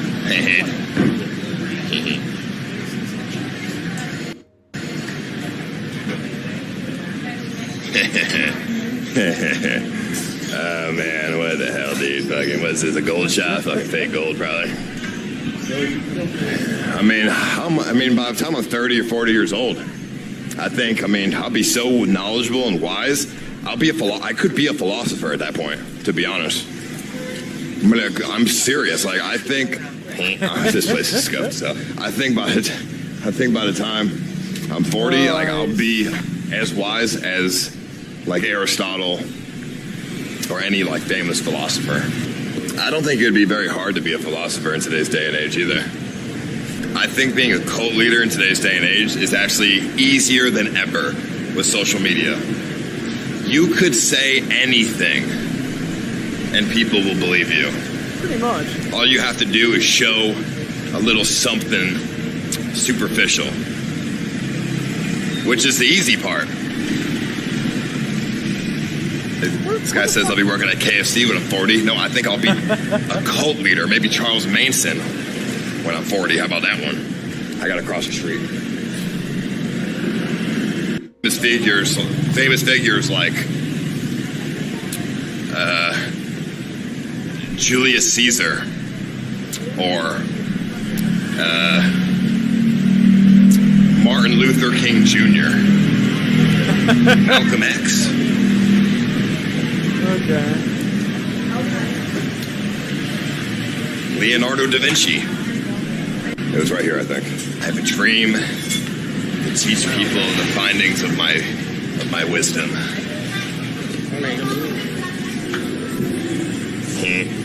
Hello. Okay. Yeah, that's kind of more of his mentality, though, basically, with, it's a dog-eat-dog world, basically. What is this about? See, I'm forgetting a lot of, because I literally formed most of this shit, like, months ago. Like, as soon as the shit went down with Thailand where they all got arrested, I put this together, and I just couldn't get myself to fucking actually go and stream this shit. God, glad he died. Fuck him. Fucking scammer, dude. This guy deserves to die. I just think, like, alright, keep that same energy. It says Americans should not go to China. Go to China, maybe Hong Kong, but not China. I'm guaranteed jail to go to China, I'm pretty sure. And I already called the dude a Winnie the Pooh, so, like, I'm already fucked. I can't go. I can never go. I think I would just go missing. You would never know what happened to me. I mean, if I go missing, it's because I'm dead. But I'm sure I already know what Twitter would say. Ice Poseidon dies in China because he sneezed on the sidewalk. Twitter would be like, thank God, glad he died. Fuck him. Fucking scammer, dude. This guy deserves to die. I just think, like, alright, keep that same energy if it happens to America. Little do they know, every single human isn't perfect. I'm just honest about it. People just don't want to be honest. I'm talking to you. You've done some things in your life that other people would judge you for. You're just not honest about it. You're hiding it. But ever did a crypto scam? Okay, buddy. And it wasn't a scam. People are retarded. They keep saying it went up and then it went down. It's a shit coin. It's not a scam. They still don't understand that. Oh, it's supposed to go up forever. Yeah, okay. They don't talk about the people who fucking made money on it. They don't talk about the people who retired off it. They only talk about the theoretical people who lost money, which, by the way, doesn't exist. Where are these people that lost money? Bots? Literally bots. I mean, I checked it. There was only bots that was left in it. So it's like, whatever. No, I mean, ICE's argument is that they're robots. That they're not actually humans that lose money. But, like, he doesn't know that shit. He doesn't know. He just knows he's made a lot of money, basically, doing a rug pull. Basically taking the fucking rug out of it. But, you know, I don't know that much about Bitcoin or his structure of Bitcoin or anything like that, but he did a very bad thing, man. I mean... Oh, y'all lost your house mortgage? Well, you know what, buddy? Should have sold. Should have sold. But I learned the hard way, too. I turned $500 into like 40 or 50K on some fucking dog shitcoin. And I was in the pre-sale and everything. I was like, wow, this shit could make... I might make like 500K or something from this. This thing's going to the moon right now. And I just held it. And then I woke up the next day and it was literally like $200. It had just plummeted. So I learned my lesson that day to sell when I'm up a certain amount, like 10x or something. I'm cool with that. This guy said no such thing as a rich quick thing. Actually, that's not true. If you did shitcoins last year, you probably got rich if you were trading them. I made so much money trading shitcoins. You just buy some stupid thing and then you just sell it the same day and you make like 5K. You just have to know what you're doing. I mean, they're all bullshit though, obviously. Some of them, I mean, you put it in, 5 minutes, you sell. And then if you don't sell within 5 minutes, you're fucked. That was the reality of it. But you know what? It was a good hustle. It fucking made a lot of money. And I think the people who didn't go in the shitcoins are jealous of the people who were trading them. How do I not know what I'm talking about? I mean, obviously no one has traded shitcoins before. Dog Inu, Mini Dogecoin, Elon Seaman, all things that made me good money. Although Gary, he traded shitcoins with me. He lost everything. And so did Moises. Only I made money. I don't know. I think I just sold at better times. I remember one day Moises gave me like $700. I turned it into like 4,000 and then I lost it all because it was a honey pot, which means you can't sell. So that was fucked up. And I told Moises I'm sorry. God damn. No. He's your financial expert right here. He's like, but I mean, you know, I want to go to the next video really fast here. I kind of want to go through this faster. Let's see what is more talk on shitcoins. You ever traded any shitcoins? No, I trade mostly Bitcoin on FTX, and I used to trade long term actually. But FTX went bankrupt last year. Oh yeah. So I lost most of my money. Oh, you lost most of your money on? No, not most, like 60%. Most of my money was there. You kept your money in an exchange? Just because I used to trade them. Yeah, but you kept 60% of them. I mean, I guess you don't expect an exchange to go down. Yeah, FTX because there you go. That's kind of crazy. If I lost 60% of my money because an exchange went bankrupt, I would probably just kill myself. It happened in 8 months ago. Yeah, I'd probably just neck or jump from a car, jump off my balcony, shoot myself in the face, take 100 fucking Xanax pills. I mean, anything. Because, I mean, that would be horrible. 60% of your money gone? That would be... That's like a very pussy mentality, though. Like, I gotta say, that's just very weak in my eyes. Like, it's kind of like what life is all about is fucking just, like, fucking up and learning from your mistakes and kind of adjusting. Like, he's just like, oh, I lose it all. Like, well, don't bet it all, dude. Jesus Christ. And here we go. More CxCoin bullshit. So, this video I know a lot about, but this guy basically stole $40 million of Bitcoin money from his crypto stuff from other people. He did a rug pull.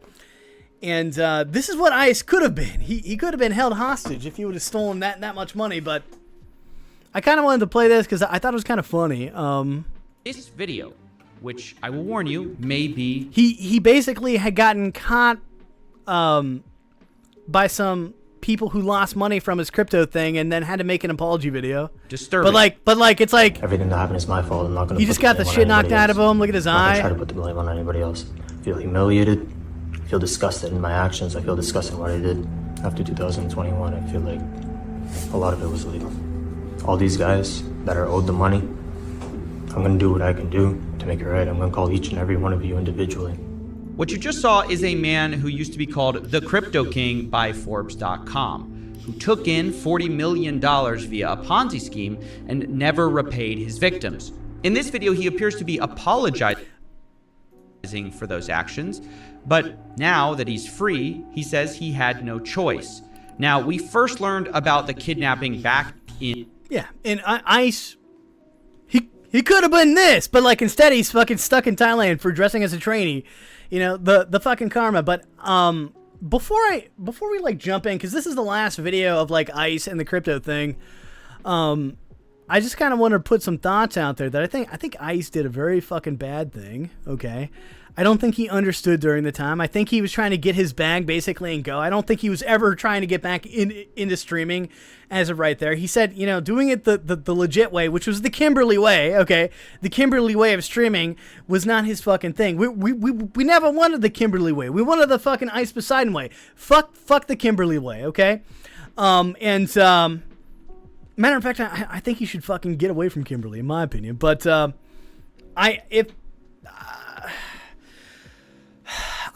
I think if he just like I don't want to tell ICE what to do, but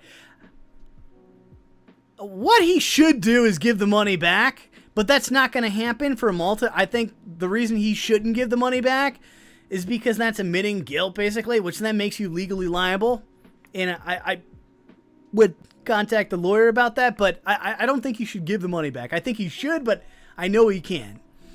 But I think there is a way from a PR standpoint where it makes him look good or better if he starts like kind of admitting it without admitting it, saying, you know, I feel really bad about this, like what I did, because I think in some ways he wants to feel bad, but he justifies it because, you know, oh, I tried to do it the legit way, and that's why I did all these videos, is to kind of build up like his thought process of what was going on inside of his head, possibly, or what happened, at like what he was thinking, like why he did it. Basically, I'm not the action. He did it 100%. We all agree ICE did it, but the why doesn't matter as much anymore because we know he did it 100%.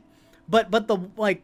Well, the why does matter, but like why he was doing it, like what was going on inside of his head, is kind of the other question, basically. And if anything, if ICE is watching this video, I want him to because like there's other things I think he fucking did wrong, but I want to emphasize that.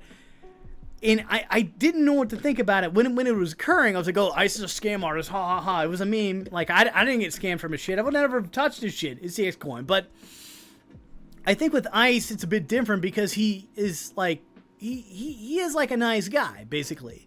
He's, well, yeah, no, but I mean, yeah, something like that. He's a good guy. He's a nice guy, good guy, whatever you want to define that. There's kind of a difference between a nice guy and a good guy. A nice guy is a guy that's like doesn't have experience but is nice to people.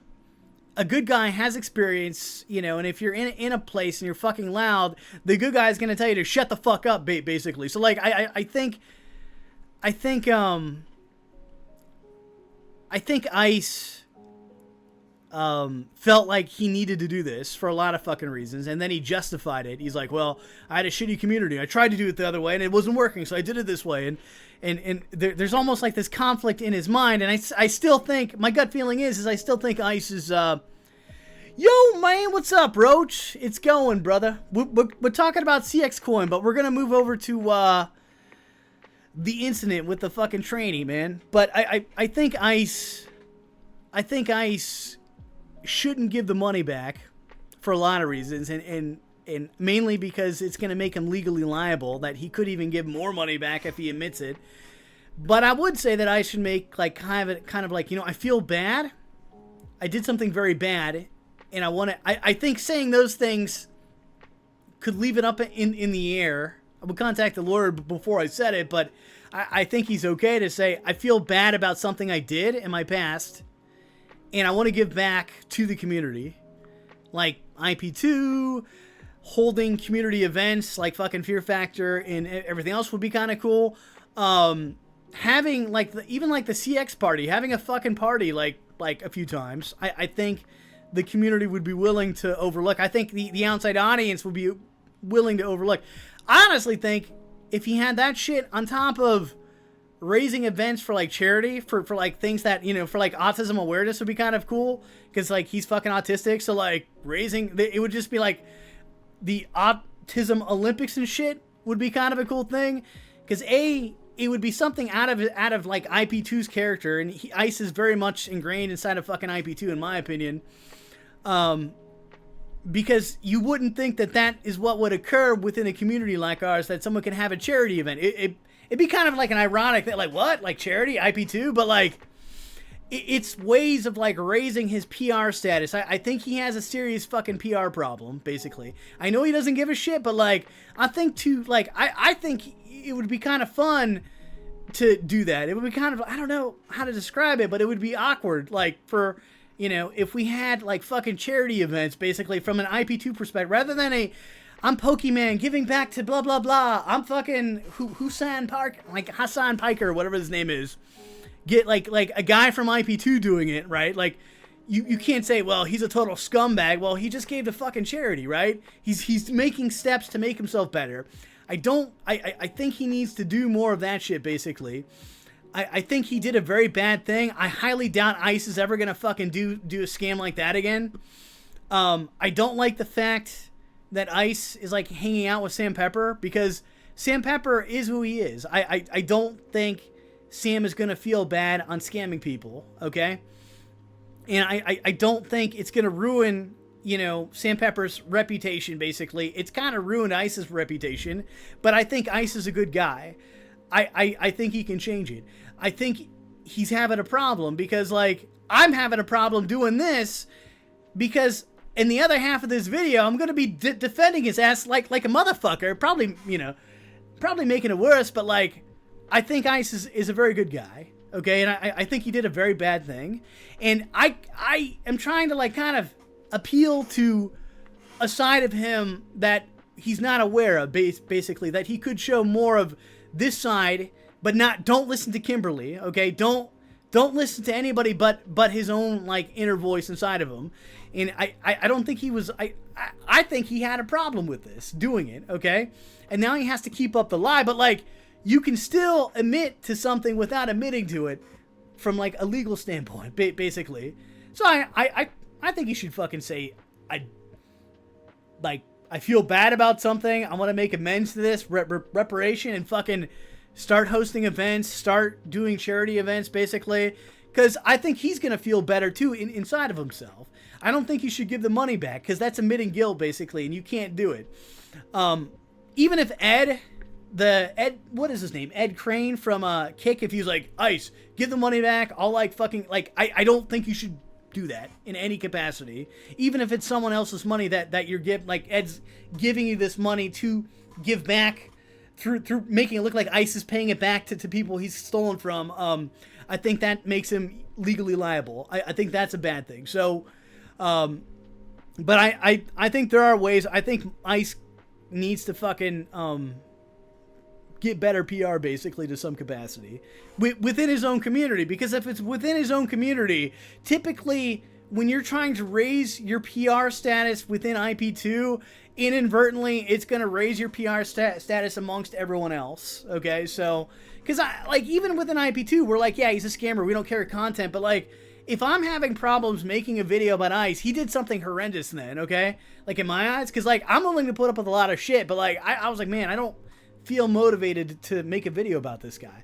But I'm so pissed at this fucking Karen, and I didn't I'm so pissed at this fucking general manager bitch that I was like, you know, I gotta address the CxCoin issue. I didn't think this would be a problem, but it is kind of a problem with me. I do have a problem with it, basically. And if it's me having a problem, it's probably going to be a bunch of other people too. So we're going to go into the commentator. I'm not going to actually, I don't know what's coming up next. It's going to be a surprise, but the next video is going to be about general manager shit with something. Let's see what it is right now. But I kind of wanted to go over CxCoin, my thoughts on it, because that majorly fucked with my head in not doing this stream like a month ago, basically. As soon as this shit went down, because I couldn't put my thumb on it why I didn't want to do it. But then I was like, it could be because I'm lazy. But I'm like, I'm not lazy per se, but I do have a problem with the CxCoin. I've always had a problem with it. It's got to be something with this. So I said to myself, I'm not doing programming today. I'm not doing anything. We're going to fucking do this and then do programming. Because normally I hit programming and then I fucking don't feel like making a video about this shit. So I'm doing it like today. I kind of changed up my whole schedule, my whole routine just to knock this fucking video out.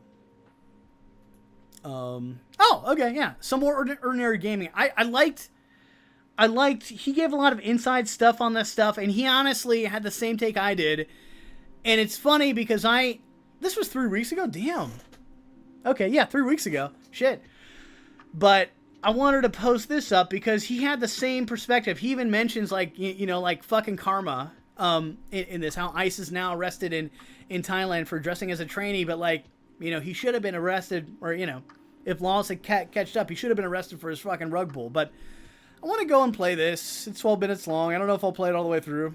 Me, Mutahar, and as an Indian person, we do believe in things known as karma, ladies and gentlemen.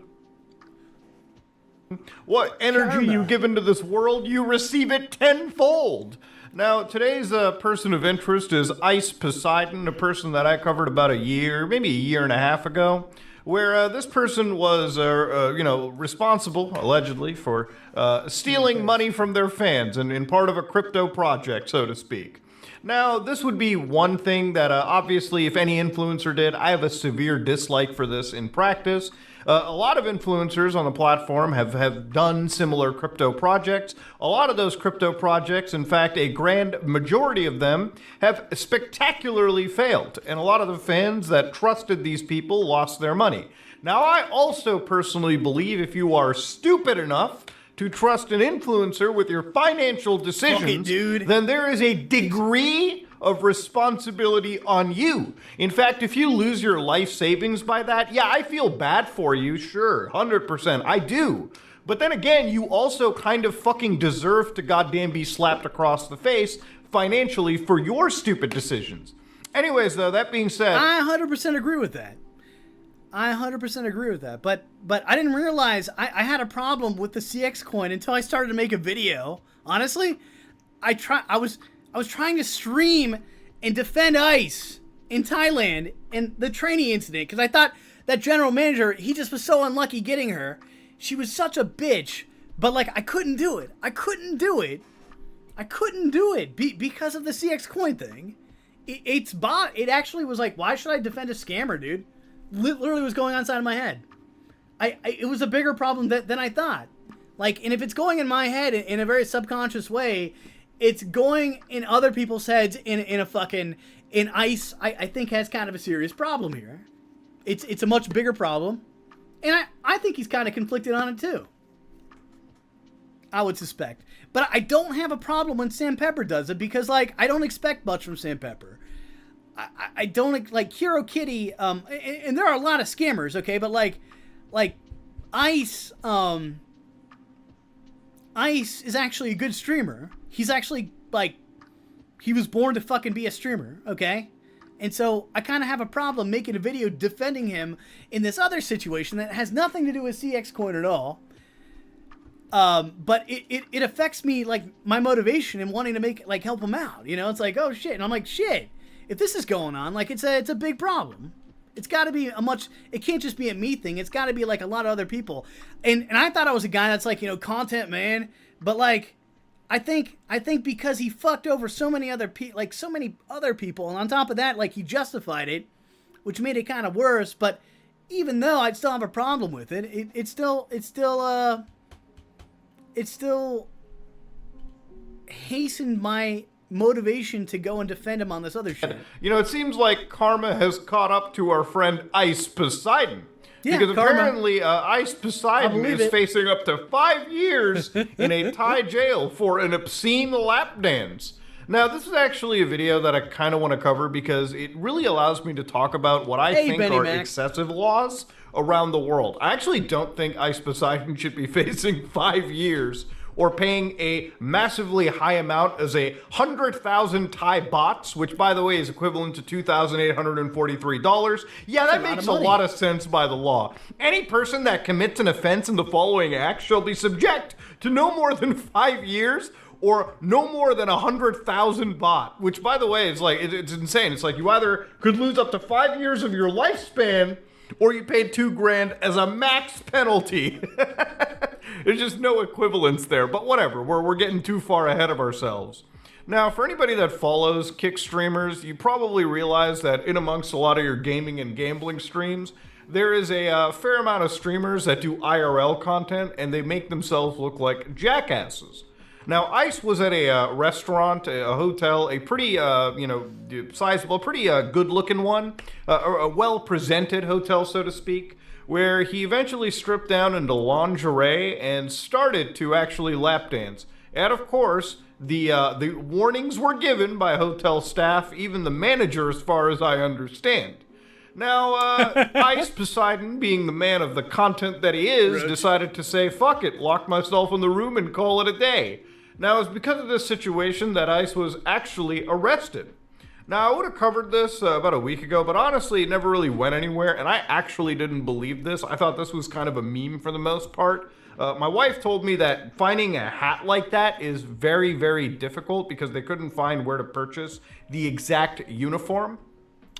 Who is some ordinary gamer's wife, though? She must be from Thailand or something. She's got some inside info. On the internet. So this kind of led some credence. So we're going to listen to an apology video, this time not with a ukulele. So sit back, relax, and listen to what I believe to be the most legitimate influencer apology in recent years. I'm being held in Thailand for the actions that I've done a few nights ago at a hotel in Bangkok, Thailand.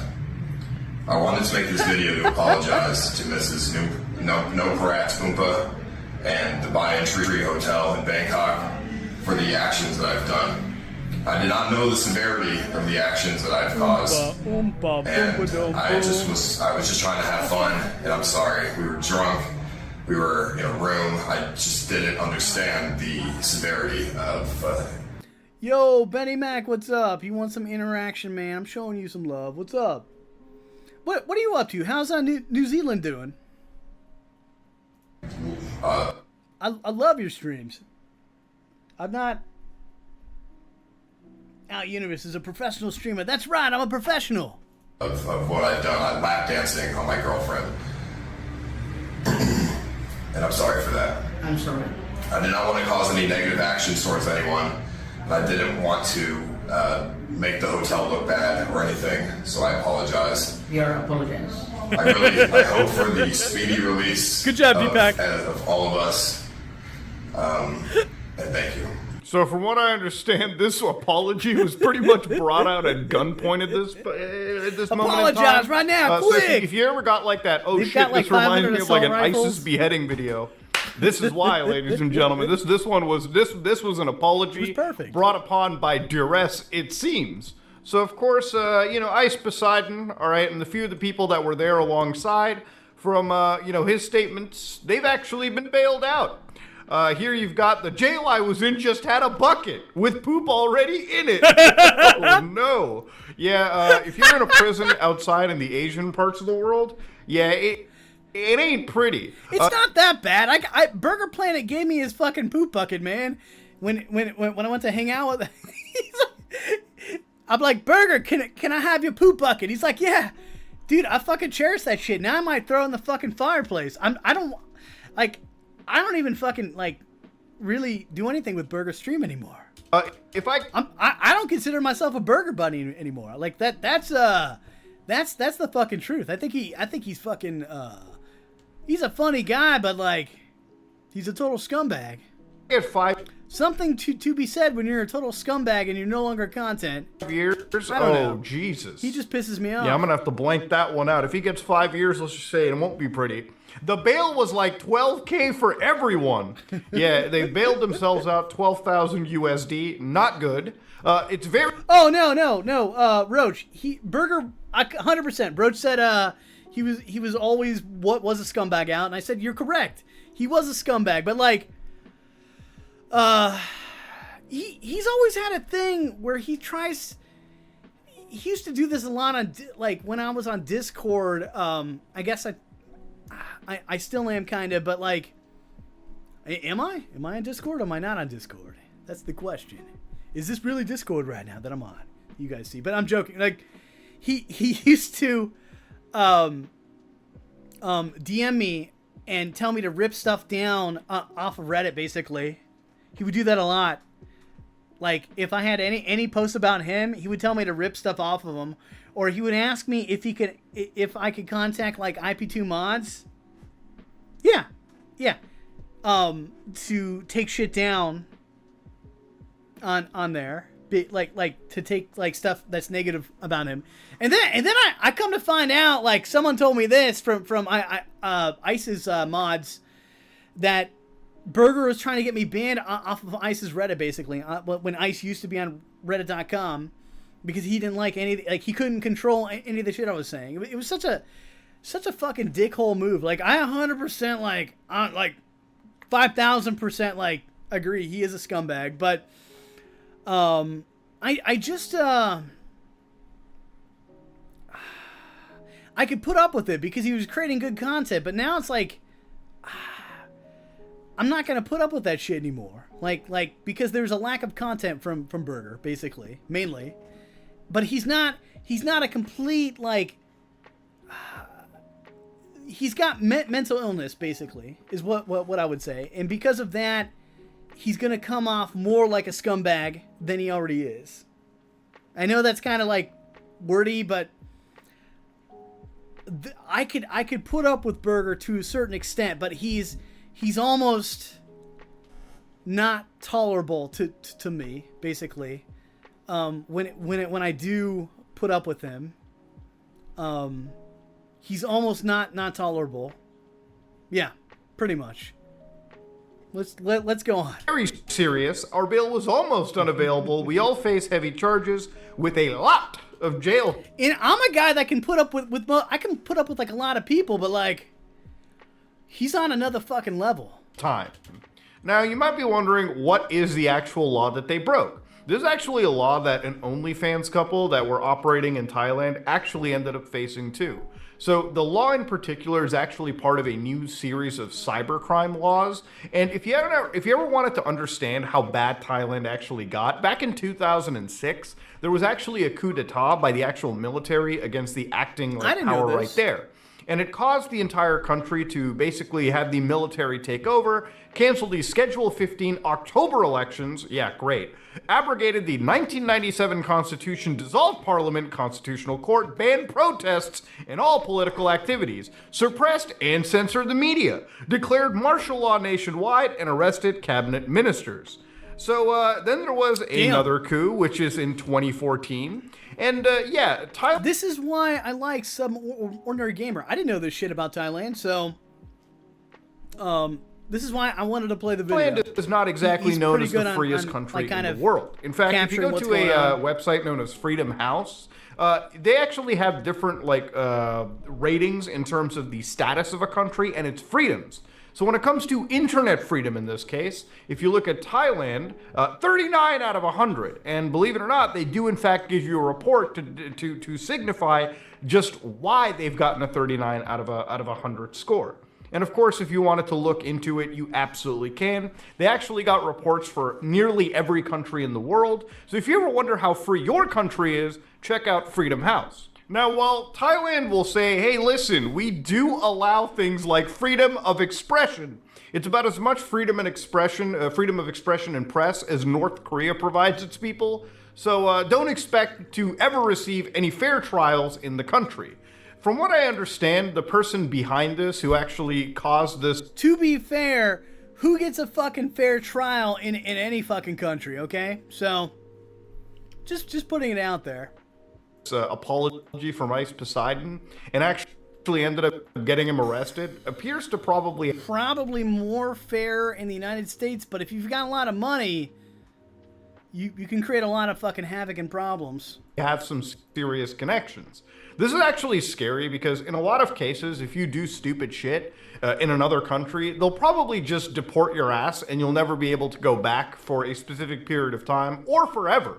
And usually for most people, that's fine. But generally when a foreigner is arrested like this and they're making fucking apology videos, that's the country trying to make an example out of the foreigner to scare other foreigners and never have like another situation like this repeat.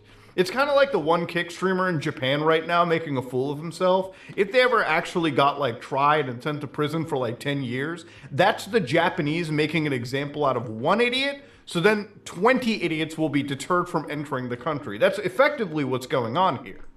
Now, I personally don't agree with some of these laws because I think, realistically, if you're in a hotel that you pay for and you're out there filming a lap dance, on your own, again, it's hazy when you're broadcasting it for the world to see, you should be allowed to have the freedom to do so. But then again, I live in a country where you don't get arrested for that shit, yet. This guy is operating out of Thailand, which if you look at their laws, specifically for the cybercrime laws, Section 14 says, if any person commits any offense of the following acts, shall be subject to imprisonment for no more than 5 years or a fine of not more than 100,000 baht or both. All right, you might have to pay the 2,200 USD and serve 5 years, dodging prison showers. It is what it is. So if you look at Section 3 and 4, this involves import to a computer system of any computer data related with an offense against the kingdom's security under the criminal code. Section 4 says that involves import to a computer system of any computer data of a pornographic nature that is publicly accessible. And of course, Section 5 involves the dissemination or forwarding of computer data already known to be computer data under Section 1, 2, 3, 4. So, ladies and gentlemen, effectively what had triggered in this case was like an anti-pornography law. Now, again, I don't agree with anti-obscenity laws. I think that, when it comes to the internet and it comes to freedoms, the government should only have as much involvement as they realistically should.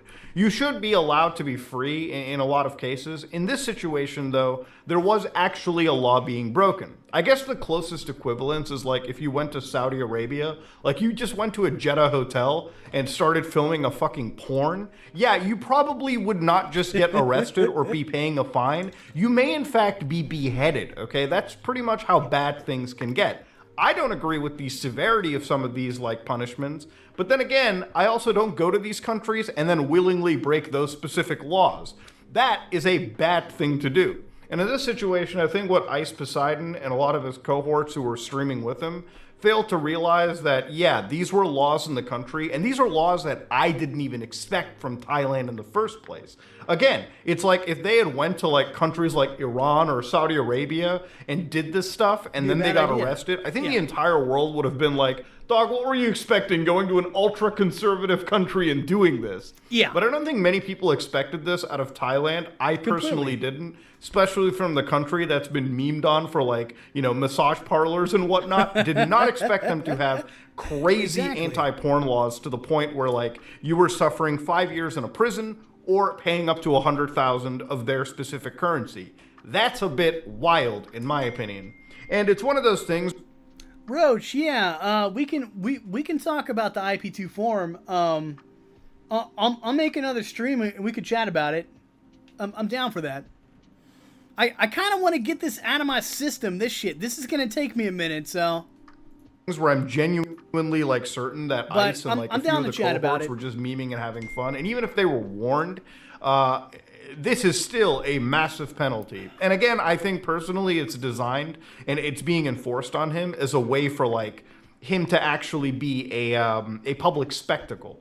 Now, granted, he's posted bail, and I think his court date's in like 6 months, so 6 months or 2024. And you got to understand, when you post bail, you're still not allowed to leave the country, okay? Like you're basically just outside prison waiting for your actual court to come in. So the sentencing hasn't been confirmed. Once he goes to court, and if they choose to make an example out of him, this might be one of the first IRL streamers next to Arab Andy. Yeah, Google that story real quick. It's a wild one. To go to prison for violating, obscenity laws.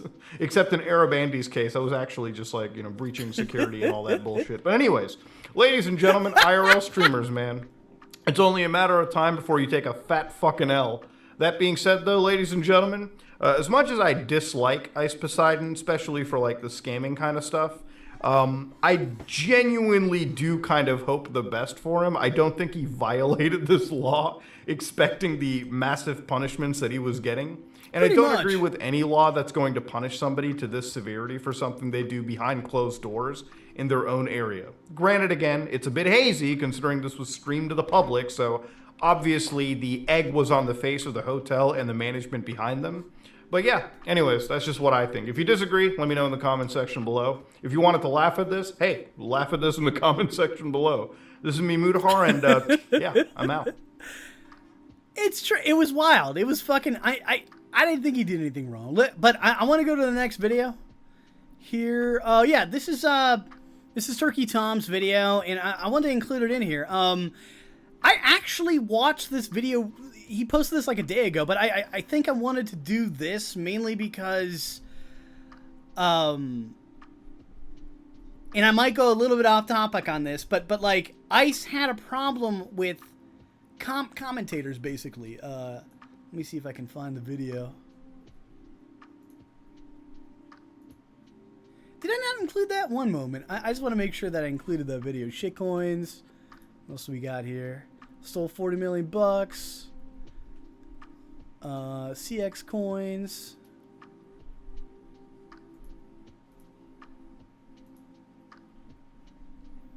Yeah, Ice talks about the commentating community, right, I think in this video somewhere.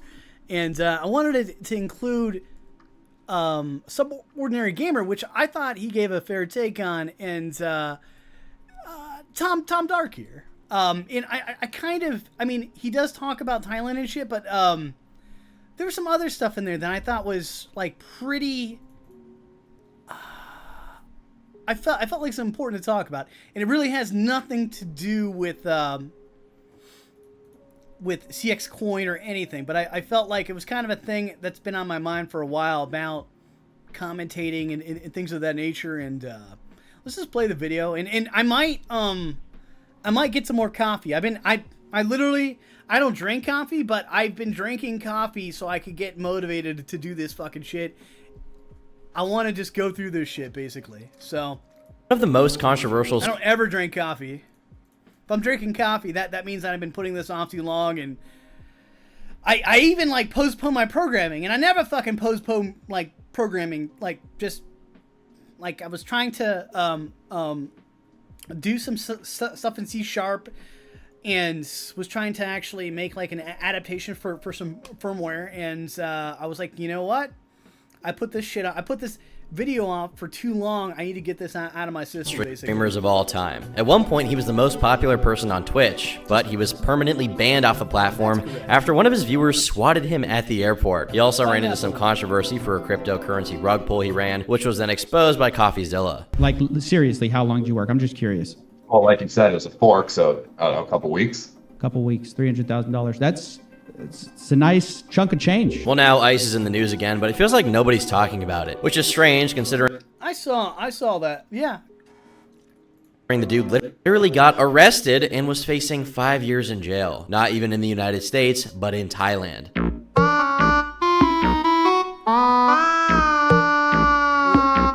Essentially, what happened is Ice was streaming and decided to get up to some degenerate behavior at a hotel restaurant. He went to this restaurant wearing women's lingerie, and then he did a little dance on his girlfriend, okay? He gave her a lap dance, and that's not cool in Thailand, apparently. So if you actually watch the stream, which I went through the displeasure of doing, it starts off kind of normal. You can see them just eating dinner, and then the dude they are with... So I found this guy in the bathroom. This dude is a kick streamer. Suggests that Ice put on this weird lingerie. And the first day when he arrived, he's like, man, where's the lady boys? We gotta record some lady boys. We gotta find some lady boys. And so I said, and this dude's already wearing it. I'll be his f***ing lady boy tonight, dude. And so Ice squeezes into it.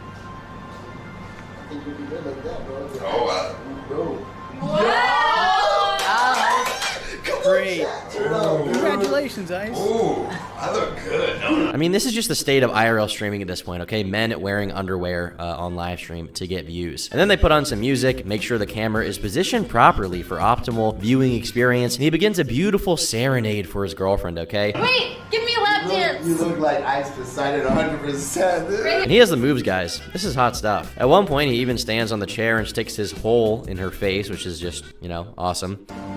You asked for it. You asked for it. I did. Better enjoy. Wow. Yep. I didn't know that, Roach. Johnny Somalia is actually a pretty good streamer. In my book. Streamers are weird, bro. I don't understand how people are like this. These people need to be checked up on and need to have like caretakers to make sure they don't do something abhorrent in public that will ruin their social standing. Someone to change their diaper every once in a while, metaphorically speaking.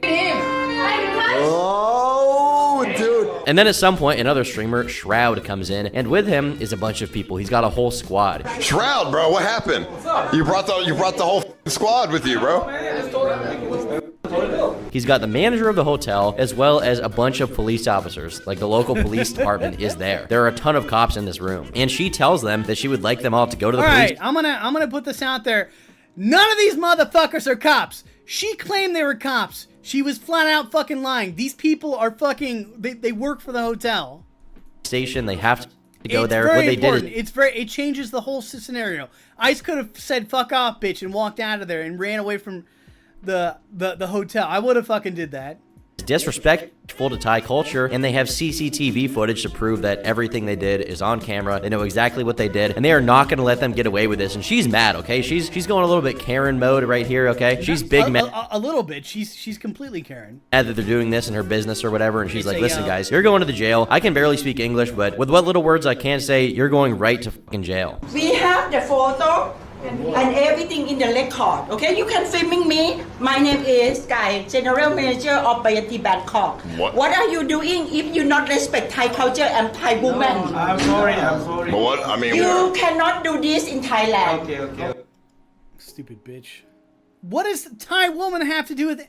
If anything, he's respecting Thai women because he's fucking dressing up as a trainee and fucking doing it on his girl. Okay. This is very serious, and my manager is woman also. She's crazy. I just got very meeting unlucky with the customer at the rooftop. And what are you doing? Unlucky. Can you put it down now, or you want to have a case with me? No, I'm good. We can go to police station now. And I'm And going. then the stream goes dark. I'm going super hard on this bitch, this general manager. She bothers me the most out of anybody. So it's like, I'm gonna be drinking a lot of I'm gonna get another cup of coffee at some point before I go in on this general manager. But like, I'm going in as hard as I fucking can with this bitch. The screen turns off. You can hear some shuffling. You As can hear some humanly mumbling, and they're possible. presumably taken to the police station. And we don't hear from Ice for a few days after this. Like the dude just kind of goes radio silent. Then people on Discord. No, chat. You don't understand. I've got like stuff on this bitch, and I'm gonna go in as hard as I can on this bitch, basically. And it may like, I was afraid. I think the other thing is that this bitch, I think, actively searches the internet. She will 100% like watch this stream basically to see when I talk about her, what I talk to her about, basically, what I talk about on her, and she's not gonna like any of it. I'm just gonna give you a preamble right now. She's not gonna like any of it. And Twitter starts spreading rumors that he's captured and they're not letting him go. One person claimed he was being tortured, which as far as I know is unverified. I don't know where. I mean, it might be to the extent if she's got connections to the king and queen of fucking Thailand. I mean, Ice might get completely fucked over just by this video alone, because it might infuriate her even more. I put the name in that title. I put Banyan Tree Holdings right there, which is the whole fucking brand of hotels, in which one of the hotels she's a general manager at. I mean this. I'm not saying I'm important. I am not. But just merely making this video could completely fuck over Ice, which is unfortunate. But Where that comes from, but he wasn't.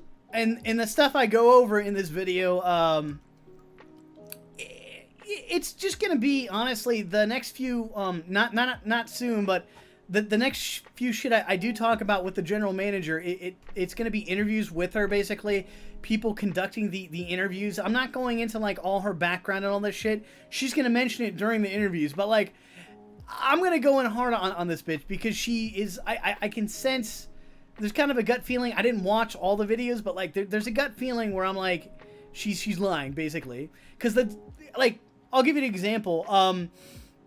During the interview, she said something of the nature of how her hotel's doing fine in the pandemic, and she's trying to attract Thailand people to the hotel and things of that nature, which is clearly like bullshit. I know this.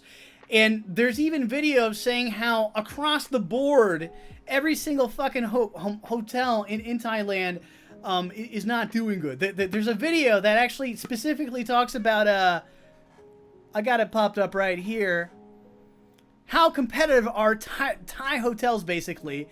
It even goes into detail about 4 to 5 star hotels not doing so hot in Thailand. So, but we're going to get there. We're going to work our way all the way up to there. I want to go into baby steps of, like, you know, my initial thought of doing this video is to go into why I didn't want to do this video, which was the CxCoin and how ICE is a scammer. And now we're working our way up to, okay, we're going to see a bunch of commentators talking about ICE. I think they all kind of have differing things of what they add to the context of this. And then we're going to work into the details of fucking the bitch, and then more, and it's gonna get worse. At the very least, being held in Thai prison, that is confirmed. There was one update from someone who was streaming with him, actually, who went to the police station and streamed talking about how Ice, Poseidon, and his friends were in there, and they weren't letting them out at that time, and he was gonna try to come up with some kind of plan to get them out with, like, a lawyer or something like that. Hello guys, I'm at this police station. We need to, like, talk to people, the hotel people and police people, government people. Hopefully okay. I'm sorry, Thailand people. It's gonna get worse. Shalakun. W Thailand. Then one day he posts this video to his Twitter where he makes a public apology for disrespecting the culture of Thailand. I'm being held in Thailand. I will never not like this video. I love this video. At a hotel. I love it when he apologizes. I wanted to make this video to apologize to Mrs. Nopparat Aumpa. I watch this apology. I literally watch this like almost every single day. I'm just like, it's so like funny and surreal as fuck. And the Banyan Hotel in Bangkok. And then Deepak saying we are apologize, like I fucking for the actions that I've done. I did not know the severity of the actions that I've caused. Oh, I love this shit. I was just trying to have fun, and I'm sorry. We were drunk. We were in a room. I just didn't understand the severity of what I've done. I'm lap dancing on my girlfriend, and I'm sorry for that. I'm sorry. I did not want to cause any negative actions towards anyone. Good job, Deepak. I didn't He's doing want good. to make the hotel look bad or anything, so I apologize. We are apologizing. We are apologize. I hope for the speedy release of all of us. And thank you. He's gonna do this like 5 other times. And this guy is like a completely degenerate troll. He's borderline a sociopath, I would say, with the stuff he does. So there's no way he actually wanted to make this apology or feels bad for anything he did. But I mean, here he is handcuffed. You can see a little police hat on the table. The dude looks like he's just seen the first level of hell and realizes if he does not do this. It's so surreal. I mean, like, this is Ice's life, though. This is his fucking life. Like, it's just like... And he will go further down that pit of despair. And so he makes this super straight-faced apology. God, she's such a like, Ice... Like, I actually bring up, like, I'm going to show you guys, like, different general managers that manage hotels in Thailand, and they're all pretty chill until you meet this chick, and she's like fucking tiger bitch, okay, from hell, so... Camera saying he's sorry for disrespecting the culture. She's worse than like a tiger bitch. Thailand, what he did was reprehensible, and he'll never, ever do it again. I don't love Ice Poseidon, but, I mean, obviously I feel bad for this dude in this situation. Like, he clearly did not go in there thinking that a lap dance would have... I like Ice. I think he did a very bad thing with ScamCoin, okay? And I addressed it. I said, Ice, I didn't realize that, you know what? The main reason I didn't make the video, like, I didn't do this earlier is because you fucking scammed all those people, dude. I didn't know that was actually hindering my progress and, like trying to, like, go, okay, we need to talk about this. But it actually did. It actually, like, made me tremendously less motivated to like make a video trying to defend his ass. And this video is not gonna he's not gonna be happy about like what I'm about to do basically with this chick. Because what's gonna happen is if this chick sees this video, I think she's got some type of fucking pull. She's got something, but I think am gonna kind of dedicate some time to try to figure out the Banyan Tree Holdings company, basically, to try to figure out if there's some branches I could personally shake out of there. I don't know if I have anything, but she's not right, because for the other branches that are within Thailand, they're like pretty chill. She's a complete bitch. And it's funny because there are other Asian like females who are general managers of hotel, okay, that are not like this bitch at all. Just it's like night and day. So it's not because she's female, that it's because of her personality, okay? Like, I suspect she's not married. Well, actually, I know this. She's got kids, but I mean, it's not normal, okay? Like, this is not a normal thing. This is the hospitality industry, and she's not very hospitable, right? I mean, I even have it here, like the very definition. See, I try to prepare here, but one moment, sorry. Someone in IRC is bothering me. Hospitality basically stands for a friendly, ingenuous reception, entertainment of guests, visitors, and strangers. She's not very hospitality-like. He's like, even when people fuck up. So, the business of providing food, drinks, accommodations, customers, restaurant, bars, she's not meeting any of those things. They're in the hospitality industry, basically, and she's not even trying to be hospitable in any capacity, basically. Any fucking thing. So, no.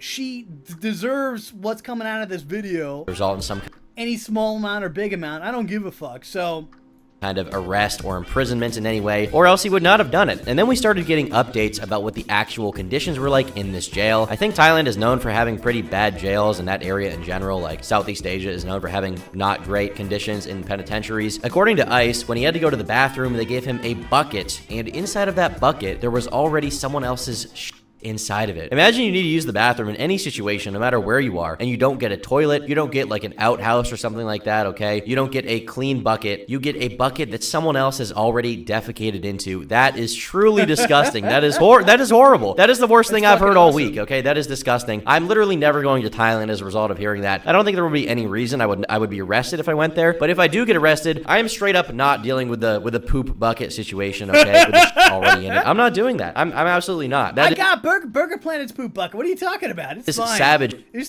nothing wrong pooping inside of a bucket, man. Sometimes you got to do it. Even for criminals. And when everyone saw these messages with the video attached, they basically thought ICE would be okay. I want to verify this. Like, it's not a meme. I actually have Burger Planet's fucking poop bucket, man. I've got it like on a fucking I asked him for it. He said okay. Going to jail in a foreign country. I have a poop bucket from Burger Planet for up to 5 years. I mean, he's literally against a wall, like handcuffed. He seems like he's just been brought out of a cell that he's been living in, like with centipedes and rats and stuff. Like, he doesn't seem like he's in a good mood. He doesn't seem like he's in good spirits that he'll even be let out. It seems like they just made him make that public apology for some reason. And I mean, if he goes to jail in Thailand, that would mean no streaming, no income, obviously, no calls back home. Like, he would just be in jail full time. Okay, he would be jail maxing, jail max lifestyle, where you stay in jail. I guess the only thing you can really do is work out. And apart from that, you're just like staring at a wall and, you know, getting destroyed in the shower room by friggin' Tyrone. He's just in some foreign land in jail with people who don't speak English. I mean, look, despite all the bad stuff the dude has done, I would not wish that on anyone. That's a terrible fate, especially with the whole bucket thing. I mean, that really does make things way worse. I know I'm focusing on the bucket a lot, but that just seems like representative of a horrible state to be in. If you're in a place where your only option to go to the bathroom is a bucket and someone else has already gone to the bathroom inside of that bucket, you know something went wrong. You gotta push through the cringe. In your life. But ICE did end up posting an update on Discord saying the charges were eventually dropped, but he still had to attend court. With no charges, but I still have court. My lawyer is meeting with police to see if they'll throw out the case. So they dropped the charges, but they could pick it back up like in another court, is my understanding. But I'm I don't have to wait months until court. I still have to go to court, maybe just because of the process, but we're not getting any jail. Now, it looks like ICE is officially out of jail and back on Kick streaming for his fans, which I guess means he got no jail time officially and is being allowed to roam free. Looks like about 19 days ago was his last stream, and then he came back about a week ago, and he's been going daily ever since he got out. And he came back and basically just showed off off the new place he was staying at. As far as I know, he didn't really Ice is stuck in Thailand. He can't leave Thailand until this process is done. address the jail stuff too much publicly, but then again, I didn't watch all of his 7-hour streams. I imagine the dude kind of learned his lesson here. The reality is that when you go to these foreign countries, you just don't know what's going to happen. You don't know the culture. Yo, Universe B, what's going on, dude? You do not know how they'll feel about whatever weird, degenerate thing that you want to do. And when you decide to do a weird lap dance in a private business with other customers around and security cameras, you may be thrown in jail. I mean, this guy already runs the risk of getting flack for this, for being disrespectful of their culture. Now that Ice Poseidon seems super concerned with controversy and the mainstream, like, public hating him anyway, considering the whole rug pull thing and his overall response to that. But even if you take that away, like, obviously, having the entire internet hate you is not amazing. It's not great to be a laughing stock. And I just want to emphasize, like, it's not just me that didn't want to, like, even make a video of Ice. Like, it's actually real, like, social influencers. I'm like a nobody, but, like, real guys are, like, having a problem, like, trying to defend this guy. They clearly, this is a very bad thing, but, like, it's very hard to talk about it when the guy did such a, like just a bad thing. It's just a fucking, like, Ice, like, if it's like he's got to fix this Stock, like, and I think he can. Someone like Sneeko, because then you really hurt your. Unlike Sam Pepper, I don't think Sam Pepper could ever fix his image. I think for Ice, there is discoverability. You hurt the chances that new people will find you and find you funny and like you and be willing to forgive you for the. Wait, Roach. Okay. Okay, I know exactly what you're talking. Okay. Less cool parts of your personality and appreciate you for being entertaining, right? It's bad to be constantly mired in controversy, but it seems like anytime we hear about Ice Poseidon now, unless you're one of his loyal, like, 5 or 6. Answer me this, chat.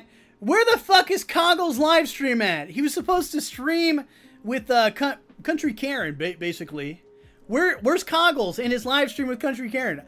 I didn't want to watch that. I'll be honest with you. I mean, I did, but I didn't. I don't know. But Coggles is like died or something now. 6,000 viewers. You're only hearing about him because he did something bad or got. If you guys didn't know, Coggles was a he was an old IP2 mod. Got himself into some kind of trouble, like with this situation. I mean, if you take people like Logan Paul and Bryce Gum, where they went to Japan a few years ago and they got flagged for being disrespectful of their culture, I'm not gonna like moral F-slur over that and say what they did is the worst thing in the world. I mean, what Logan did is actually pretty bad, right? With the whole body thing, I kind of have to take that back. But realistically, like, it doesn't mean they're terrible people automatically. They can be redeemed from that. And it's not like all their content was about that. But as of now, it seems like Ice Poseidon is not really that mainstream anymore. He's not pulling huge stream viewers, and the only time we really hear about him is when he does something dumb, and that's kind of a bad look for discoverability. I don't think anybody from YouTube really or anybody like Ice. I don't think Ice was ever like mainstream basically, and it matters the definition. Like, he's not mainstream to you, but I don't like in terms of like.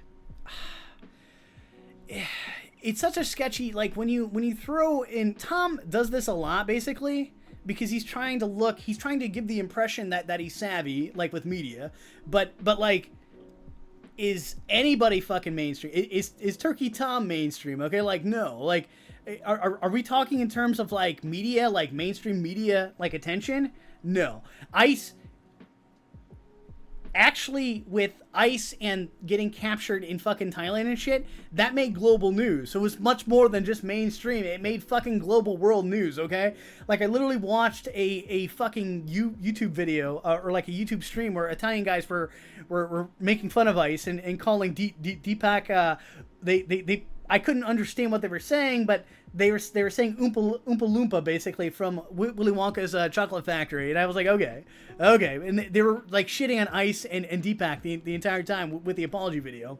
So I think it even got beyond mainstream because he was streaming in a different foreign country and got in trouble by foreign government. So, which is good because those are people that otherwise would not be aware of fucking Ice Poseidon or Kick or anything, which is good to discoverability. But I mean, like, I don't agree with Tom's take on this. I think Tom is more of like the traditional. Turkey Tom follows like the YouTube algorithm for like what's typically successful. Ice, I think, was successful, but not on terms that he would be able to comprehend, basically. And usually people, and that's usually the case with IP2, is IP2, we're not promoted. We don't like the typical IP2 streamer and the fan base don't like streamers that follow a algorithm of YouTube, basically. So, or Twitch. So a lot of the times you're not going to find that an IP2 streamer is going to cater towards, and we probably should to some extent, but most of the time, because we just are fucking idiots and don't really care about that. But the typical IP2 streamer is not going to cater towards the YouTube algorithm, in my opinion. The typical IP2 streamer is going to cater towards what gives them the most money for their donations. Like what's the immediate gratification, the super immediate gratification, which is TTS donation and all that other shit. So I think I get where Turkey's coming from, but like Turkey Tom is he pours himself out basically towards the. Actually, I would argue that as a commentator, he knows how to work the YouTube algorithm like a bitch, basically. But the thing is that you're also programming. You're getting programmed by the YouTube algorithm, by your mindset. Meaning when you're doing this stuff to get the peanuts, basically, get the money, get your bag, basically, you are also portraying a false sense of reality, right?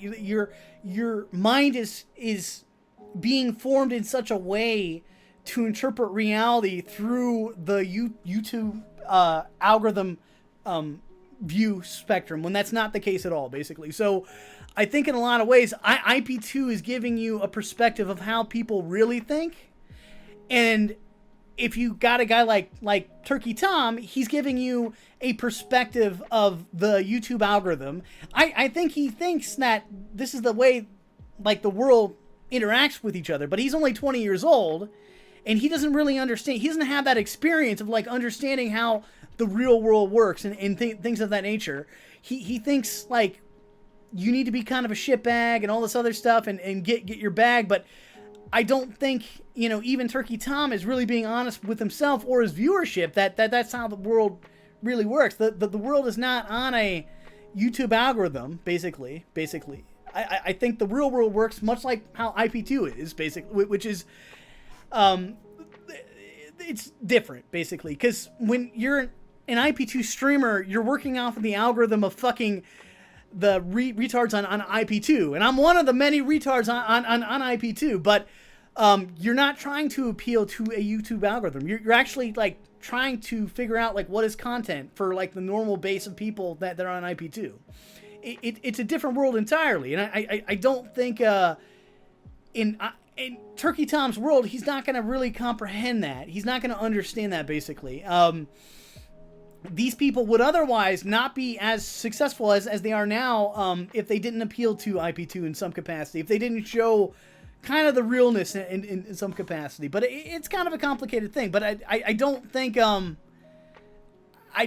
Ice wasn't discoverable. I think he was tremendously successful for all the wrong ways, for getting in trouble in Thailand, and now he's under arrest, basically, in it. But in his perspective, and I know I'm rambling on here, but he's trying to apply things that are that is a successful known formula to something else, basically, and saying that is bad when it's actually good, but good for a different reason. Because Ice had a lot of global discoverability from people that otherwise, I literally am friends with a guy from Twitter because of Johnny Somalia doing his stupid shit now. So over in Japan, when he was talking about Nagasaki and Hiroshima and the atomic bomb and then that train incident, basically. So I think he's attracting another foreign crowd that normally wouldn't watch his material. So I don't agree with Turkey's Tom take at this at all. But getting new viewers. And I think he's going to go.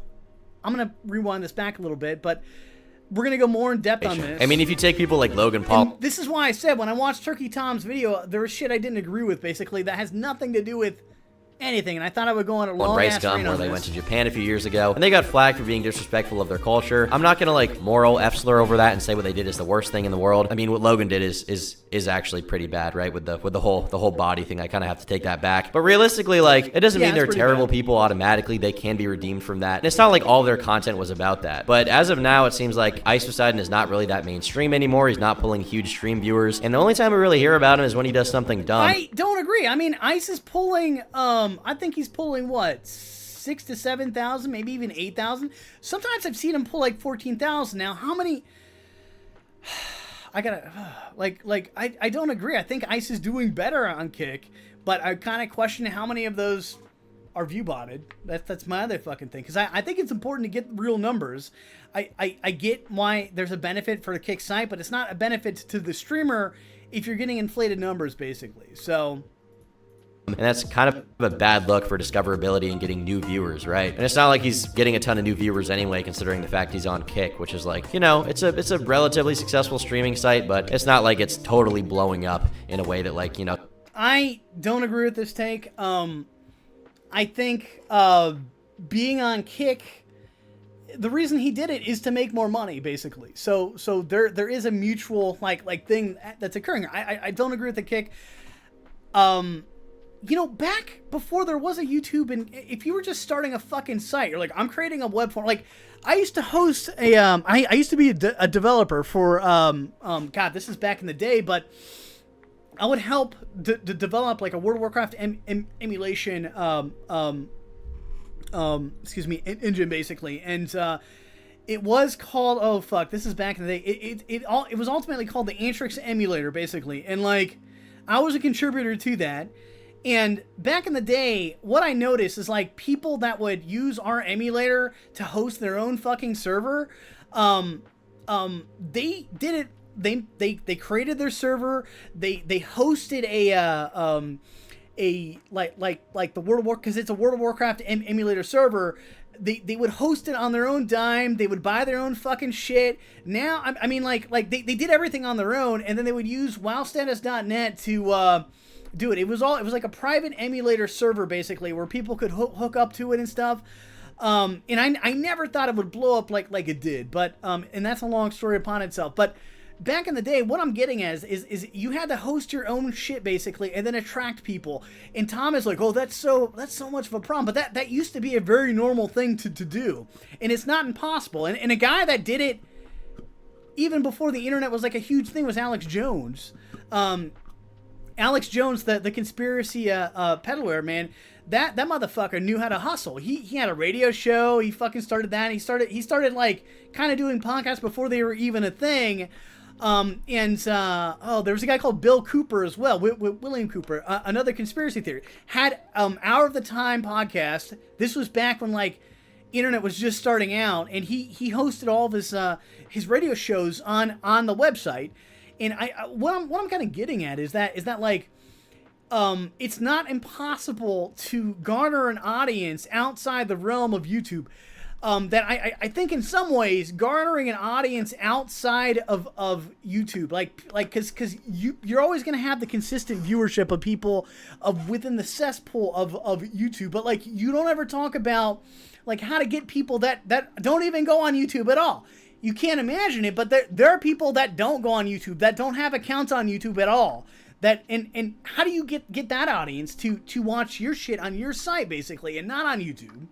So, in a lot of ways, I would argue that it would be better that if you had your own website where you could garner your own audience and kind of leech off of YouTube, basically, which is what I think Destiny was trying to do, and then realized that he doesn't know how to fucking do it. I know how to do it because that's what I was kind of inadvertently doing back in the day with the World of Warcraft emulator, with Grawl servers, and like kind of developing from that. I kind of get the community aspect really well of harnessing a good community, basically, in developing like marketing skills. Remember, like shit, like I remember like a World of Warcraft server. They would advertise on WoWstatus.net, but more importantly, they would spam email people to go onto their fucking World of Warcraft server, basically, like, fuck ABC Wow, go to Zow Wow, or whatever else. I think Wowscape was a fucking thing too, and that's a whole nother fucking story. But I mean, like it used to be spam emails where you could spam people. Like it's not impossible to garner an audience outside of fucking YouTube. It's hard, and it would take a lot of like more technical know-how and stuff, but it's not impossible, basically. But I love how he's like, YouTube's where the best audience is. It's because it's an easy grab, basically. But excuse me, I'm like burping right now. There's other fucking ways. It's just kind of funny. And I know he's a Zoomer, but like, it's not this impossible challenge. It's definitely possible. Someone on YouTube would be able to. You're not going to go to Kick as a streamer that's like a relatively new streamer, or someone who's playing 5. Roach said, let's talk later on, Universe. I have a private live stream service, kind of meant to do anything to generate anything else is against TOS, self-hosting. 5 or 6. Yeah, Roach, I'm down to talk later. I've got a Discord. I know we're all anti-Discord, but you know, Nontent, Roach, Benny Mac, you're all welcome to hop into my Discord, and we can talk through DMs. I'm gonna start up a stream. I'm gonna start a stream after this stream, basically, to just talk to you guys for, I don't know, an hour or so. I was gonna plan on doing some programming, but like I guess we'll do that later. I guess I'll do it at fucking 1 a.m. Fuck it. But I knew this would be a long ass stream, and I apologize. We are apologize. 6K live on average and go to getting like 100K live. Only people like Aiden Ross or XQC can go there and get that. And so I feel like as a more of a calculated move, if you want to get totally cynical about his way to the top, I think the best strategy for Ice Poseidon will be to make himself more marketable to normies and try to get more of them on his side, rather than just doing stuff like this. That's completely degenerate and it's going to turn a lot of people off. No, I don't, I mean, well, I agree, because that's what Tom does. Is he's trying to market to a particular base that's easily susceptible to his type of stuff, that's adhering to the YouTube algorithm. So like Tom is actually doing something fairly complex. I don't know if he's aware of this or not, but like he is trying to figure out the YouTube algorithm. What's the algorithm of that day, right? Like what's being called up the most, and then simultaneously he has to make it appealing for people to watch, and it's a tough thing. And it's kind of,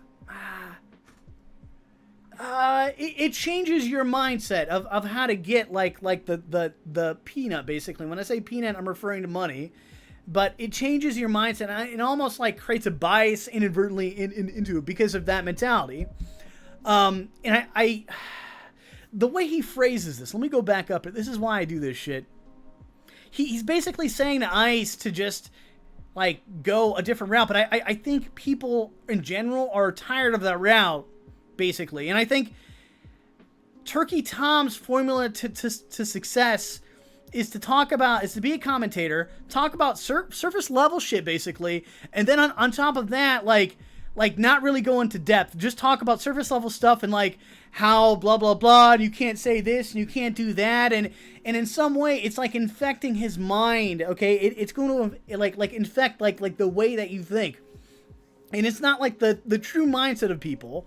And I'm not like a huge fan. I think Turkey has some talent, but in the same way, like I think he's 20 years old. Okay, granted, when I was 20, I was fucking doing some crazy shit, but like I feel like I was more grounded in like what I was like thinking and saying and doing, basically. I'm not saying I completely understood myself, but I was well aware of what I was doing, and I just feel like a 20-year-old nowadays, like let me take it back. I feel like when I was fucking 16, I was an adult, in my opinion. Legally I wasn't, but I felt like I had to live on my own. I had to do my own thing. I had to make my own money. I feel like a 16-year-old now, or even an 18-year-old, like there's this fucking delay, basically, with the mentality that people want to perpetually be babies or like have a childlike mindset of like, I'm only 20, I don't have responsibility. When I was fucking like 18, dude, I was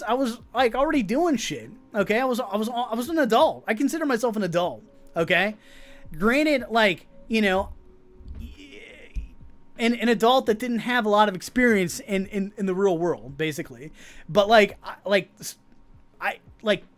I don't think it's healthy to be a perpetual child. And I think, like, I can't speak on behalf of other, like, places, but I feel like everything wants, like, Zoomers especially, they want people to be perpetual babies or childs, basically, and not take accountability. And I'm finding that to be the case, but you should, especially when you turn 18, man, like take accountability for your shit. The more that you take accountability and responsibility for your actions, if you're not aware of your actions, that's one thing. If you're aware of your actions of not doing something or doing something, and you're still like, I want to be a baby, I'm drinking milk and sucking my thumb and sucking a doo-doo, okay? Like, and you're not, like, and I feel like a lot of these Zoomers don't want to grow up. They don't want to take responsibility. They don't want to do these things, okay? And like that's bad. At least Burger Planet admits he's a scumbag to some respect. At least, like, he's better in that mindset versus a lot of other people. A lot of Zoomers don't want to do that shit. And I feel like with, like, Turkey Tom,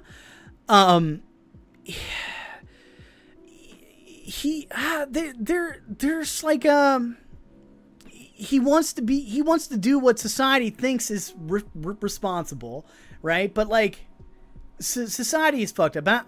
I'll be honest with you, I forgot where this rant was going, but sometimes it's like that. I'm drinking a lot of coffee right now. I actually got to get more coffee at some point now, but I don't know, man. I just get this general vibe that like you know, like, you must market. You must, like they try to cheat you. This is not. Let me play the video more, because I don't want to go on another rant that goes nowhere. Off from your content. Excuse me, a rant that goes nowhere. You know what I'm saying? Like, but even apart from that, I mean, the stakes can be even higher than public ridicule or being made. I'm gonna go back here, because, like, when he goes on, like, this rant towards the end, I was like, whoa. And it's going to turn a lot of people off from your content, you know what I'm saying? But even apart from that, I mean, the stakes come to doing stuff like this. That's completely degenerate, and it's going to turn a lot of people off from your content, you know what I'm saying? But even apart from that, I mean, the stakes can be even higher than public ridicule or being made fun of on the internet, being criticized. And Ice is pretty lucky that he did not get thrown in Thai jail for a few years. He really got out by the skin of his teeth here, and I think going forward, I assume he'll be more respectful of cultures. And well, I mean, Ice is pretty lucky he's not been in jail, like, prison that much. I don't not think. Try to get him or jail. Himself into a situation where he's in, like, some hole in Bangkok at the bottom of a well, you know what I'm saying? And thankfully, we do have one of the best accounts on Twitter, Gory Photo, posting some absolute BS, claiming that Ice is being sentenced to death after transporting illicit substances throughout Thailand. Funny post, though. This post is fact-checked by true American patriots. Nice argument, Senator. Why don't you back it up with a source? My source is that I made it the f*** up. And by the way, this is one of the most popular tweets about this situation, and it's just a total lie. The internet is a wacky place, man. And if you liked this video, consider becoming a member for $5. No, but I like the Zoomer mentality. I think nowadays it's just, like, kind of it's you should want to like try to be self-sufficient. You should want to become like an adult. But and it's not like Turkey Tom, but it's like a lot of them want to, like, be like, well, I'm 20, I'm allowed to get away with this shit. But, like, you should just take accountability at the age you're at currently, right? Like, I don't care if you're fucking 18, like, to somewhat take accountability for it, basically. And nobody wants to be accountable for shit in general. So I think I wondered, it has nothing to do with Turkey, but has everything to do with, like, Zoomers not wanting to, like, be adults. They just want to be perpetual babies.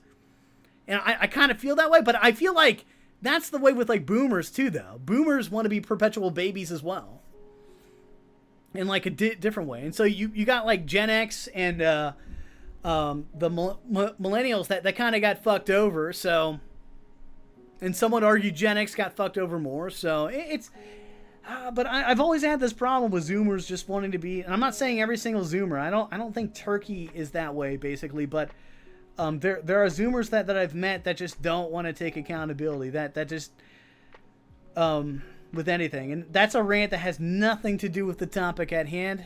But fuck it. Well, what's this shit? Oh, okay. We're gonna go to the we're gonna watch this. I'm gonna try to.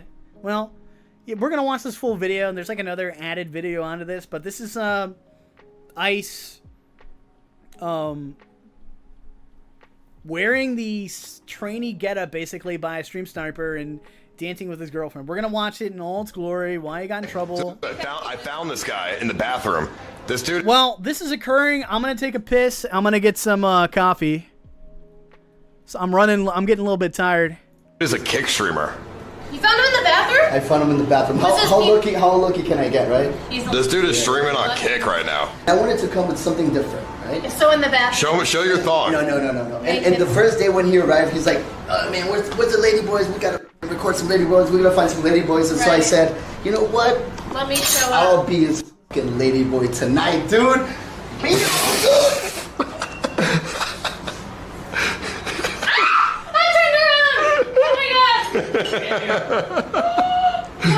I know, and I sneaked in here like this, and when I got to the entrance, they were like, oh no, you have to wear some clothes. I'm like, no, I'm here with some people, like, and they're like, no, you have to wear some clothes. I'm like, all right, shit. Wow. I know, I feel a bit uncomfortable, but I'm a lady boy, so it's fine, right? Would you wear this too as well? I have another one if you want. Let me get it. Really? Yeah. No way. Yeah, let me get it, bro. Oh my god, I'm like, I don't have another one, but would you rock one? I'll buy it for you, dude. We can buy like rock. Do a swap. Do a shirt swap. If you wore that, your views would go up. Yeah. All right, let me wear it. You wanna wear it? Okay. Yeah, let me wear it. Wow, bro. I love you, dude. Wow. Oh my god, you're so awesome. What? We're working. I understand you're working, but this is not. Okay. Don't. Please. Yeah. I apologize. This is what happened when I got in here, guys. I apologize, sir.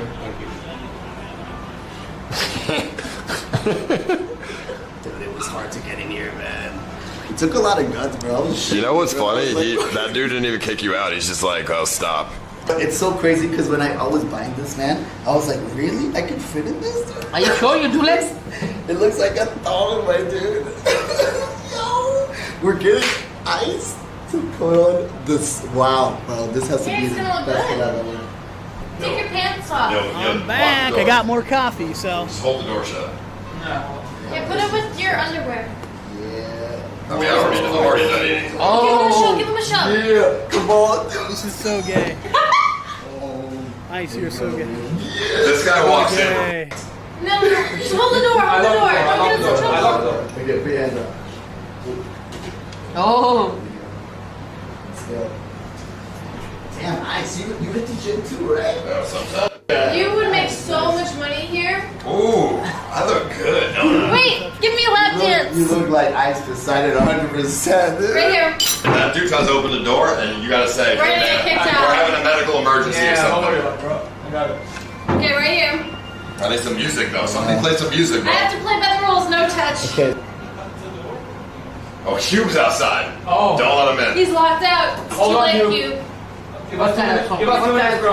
Unless you bring in a margarita, then you can come in. I got your shit. Right. You're ruining the music. Which one? You have to pretend you don't do that, Paul. Yo. You like that? I can see it. Oh, this is so. Oh my I gotta play it. So you guys see Ice got it, dude. Alright, we're done. Beautiful. Oh, here we go. My name is They got the whole squad. What the hell? And actually, I would like you guys to be appropriate in our property if you wouldn't mind. Oh, sorry about that. Sorry. This is the private dining room. It's not the club. So if you wouldn't mind, I would kindly need your favor to. Well, that's fine. We're finished anyways. We'll take. We'll take. So I mean, this lady, whoever this lady is, the hotel staff, seems very pleasant, right here, and she's saying to just, could you not do the inappropriate shit? And and hi, Chad, I'm back. But it seems like everything was just like them telling them that, and it's kind of weird that all these guys are like showing up here, but Take the bill and we'll pay. We'll take the bill and pay. So we're finished. I mean, Absolutely. how you doing? What is this? What happened? And then this bitch comes out of nowhere. This how do we pronounce her name? I'm gonna pronounce it wrong because I don't really give a fuck that much. But Nopparat Aumpa. We'll call her, I don't know what, Thailand Karen right here. Really, you could tell she's got a fucking orange coat and she's sleeving it over her fucking shit right there. What, I don't even know what the fuck that is, a cell phone or something. And yeah, she is, let's put this at 1080p. She is a fucking bitch. She's on bitch mode right now. General Manager here. Oh, hey, what's up? So what are you doing now? This is on the policeman 191, and I would like all of you to go to the police station now. If you are doing something like this, it's unless. She's saying these are police. These are not fucking police. These are fucking staff. Respectful for Thai culture. No, it's. I'd say fuck you, bitch. I'm out. Well, I wouldn't say that initially, but we're not doing it. At some point between here and there, be like, you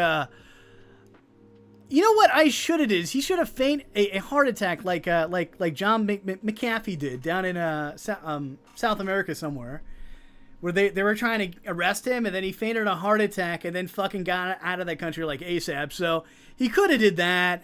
He didn't. Any of that. We don't do. No, it's not like that. We're not. I see the photo, and all of them have CCTV. All right, well you can. Okay, here's a problem though. Here's a fucking problem, and I want to harp on this a bit, but CCTV, so they're watching them, okay, it's supposed to be a private venue, but like, and I get why they would have cameras, but they're actively, I don't know of a restaurant or a hotel that actively watches the cameras, basically.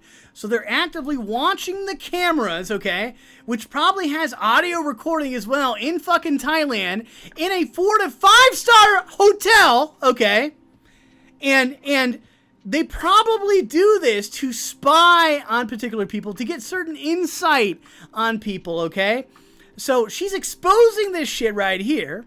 So I don't want to go to if I am a business person and I see this shit where it's a CCTV and she's mentioning this shit like, I know everything, I saw everything. Well, what else are they fucking watching, right? What else are they fucking seeing, all right? So she fucking just let this one out, and I was like, oof. If you're a business guy, you no longer want to go to a fucking 4 to 5 star hotel, especially ran by a bitch like this, because they are spying on you. They're trying to get industry secrets. They're trying to do this. They're trying to. I would suspect, because I've seen like kind of conspiracies with this chick in particular, where they're simultaneously working for the Thailand government, trying to steal like trade secrets and things. Yeah, I think I don't want to go to a hotel where they're actively A, gonna have a bitch like this running it, C, like B, like it's just bad. It's just bad. I don't want to go to ABC. Like it's just bad. They're using CCTV stuff, and they're gonna try to incriminate ICE on this information. And if they're doing this with ICE, they're actively like if you're a hotel, you don't want to be actively using this shit against people, basically, and that's what she's gonna be doing. She even fucking admitted it, and I'm like, no, don't do that shit. She should have never have said this stuff. She should have never have done this stream. This is a bad thing, because now I'm like, in Thailand or any foreign country in general that does surveillance like this, that because she's actively looking on the shit because someone had told her, I would say, don't go to a 4 to 5 star hotel now. Completely avoid that if you're a business guy. And it's more funner. Go to a fucking 1-star rinky-dinky hotel and enjoy the degeneracies of Thailand. Don't go to this shit because the government's actively monitoring your shit, basically. Because they assume business people, and they assume correctly, but I've been showing this video to business people in my personal life, going like, don't go to these fucking things. So it's like, well, you know, I go to Thailand, I've been to that particular Bangkok hotel, and they're like, I don't want to go to the hotel anymore. And I said, well, you probably don't want to go to any 4 to 5 star hotel if they're doing this type of monitoring with the CCTV, and they're actively looking at that shit. And they're using that information against you now to try to trap you in Thailand and imprison you now. So we will make the police report. This is really bad look for her. She should have never have done this shit. Now, immediately. Yes. Can you call now? Yes. Okay. What they will do on We have the photo and everything in the record. Okay, you aren't these the police? Why are you telling them to call the police? can filming me. My name is fucking lying piece of shit, Karen. I understand she probably busted her ass to get that spot as a general manager, but like she probably, my gut feeling is, because I've watched this video like a few times, she has done some probably bad shit basically to push other people down and to push her up. And this is what she's doing right now. But like, I'm gonna make sure I like I'm not gonna lie, I'm not gonna cheat, I'm not gonna steal, but I'm gonna show like the true character of this bitch. Bangkok. What are you doing if you not respect Thai culture and Thai women? I'm sorry. But what? I mean, you cannot. What the fuck does this have to do with a Thai woman or woman at all, man? Like, matter of fact, this might even support fucking Thai women. Fucking ICE is dressed as a fucking trainee dancing on it. Like, that's what Thailand is. Trainees dancing on fucking. What are you talking about? This has nothing to do with anything. She's inserting this shit. This has nothing to do with that. Do this in Thailand. Okay. She's disrespecting the hotel brand. Okay, it's so mind-boggling. It actually makes me like lots of words of what she's fucking saying right now. It says she's projecting her own insecurities into this situation. Has nothing to do with her. Has nothing to do with Thailand women at all. She believes it does, but it has nothing to do with that shit. It's just a fucking degenerate foreigner that did something, and you should probably kick him out in the end. But she wanted blood. She saw that what she was saying wasn't doing anything, and so she upped the ante, kept upping the ante, kept upping, and now it's gotten out of control. It's spiraled out of control right now. ICE is still in Thailand because of this stupid fucking bitch. No. This is very serious, and my manager is woman also. I'm in a meeting with the customer at the rooftop, and what are you doing? Can you put it down now, or you want to have No, keep that camera open, you stupid cunt. We want to see all the retarded bullshit you are doing right now. Okay, with me. No, I'm good. We can go to police station now. Can you call immediately? They are 191 of. We don't want any problems. Please calm down. Okay, so now I'm gonna switch over to Deepak's stream because this, I think the audio continues to play, but I got it to the point where ICE put his camera down, and Deepak is still streaming. Okay, with me. No, we can go to police station now. Can you call immediately? They are so this is from Deepak's perspective. We don't want any problems. We apologize. Calm down. Thank God for Deepak though. Can you open on the video now? Excuse me. I don't care your money. Money is nothing in Thailand, okay? If you not respect Thai people. Are you fucking shitting me? Like, money right now, especially for a fucking hotel? Like, okay, COVID-19, hotels, like, can't travel, no foreigners in country, so they have to change their business model, I'm assuming, to try to attract people who live in Thailand, right? But I guarantee you, if you look at their profits margins and things like that, it's affecting them tremendously. They need every foreigner. They need every fucking penny from anybody, especially foreigners. She's fucking lying. Money doesn't matter. Money does matter. What are you talking about? You have to say sorry and by writing now. I'm sorry. You have to write a letter now. Okay, I would like to have all your passport now. We're just trying to have. Oh, she's trying to grab the passport. She's telling him to write an apology letter. What? It's not fun. Okay, I'm sorry. I'm sorry. Can you write down now? And I would like to see your passport. Give me the passport now, and I want to see your video. Can you open it down? Yeah, I can walk with you too. Oh, she wants to see the video and how bad she is. I don't want you to walk anywhere because the way they behave like that. It's embarrassing. I'm sorry. Look. But we are just basically doing ourselves. No, this is not yourself. This is public area. The hotel restaurant is public area. Yeah, I understand, but there was no other. Okay, so they're arguing right now, and I'm going to go by, because it's very hard to understand what the fuck is going on, but to my understanding, they're arguing if this is private or public area, and you know, that's the argument right now. She's saying it's public. I think Hube is an idiot and saying it's private or something, so. It's a lot. It's a lot. But basically, we are living inside. No, that is unacceptable. Please understand that this is illegal. We understand, but you guys didn't tell us anything, right? No, I tell you now. Okay, so we stop now. Okay, so she admits that that they tell him now that it's bad. So. I want to see the video now. Open it now. No. Well, she wants to see how crazy she looks, basically. So. No video. Stop. It's a stop. No, open it. You stop it now. Can you give me the passport now? Where is the policeman? Can you show me the passport? Take the bill. Okay, so she's telling not to film. She's going very Karen on the super Karen right now. We leave. No, but we leave. refer to Thai regulation and rules. You are doing illegal things, so that's why. What's illegal? She's here. What did we do? It's illegal in Thailand to do all what you behave.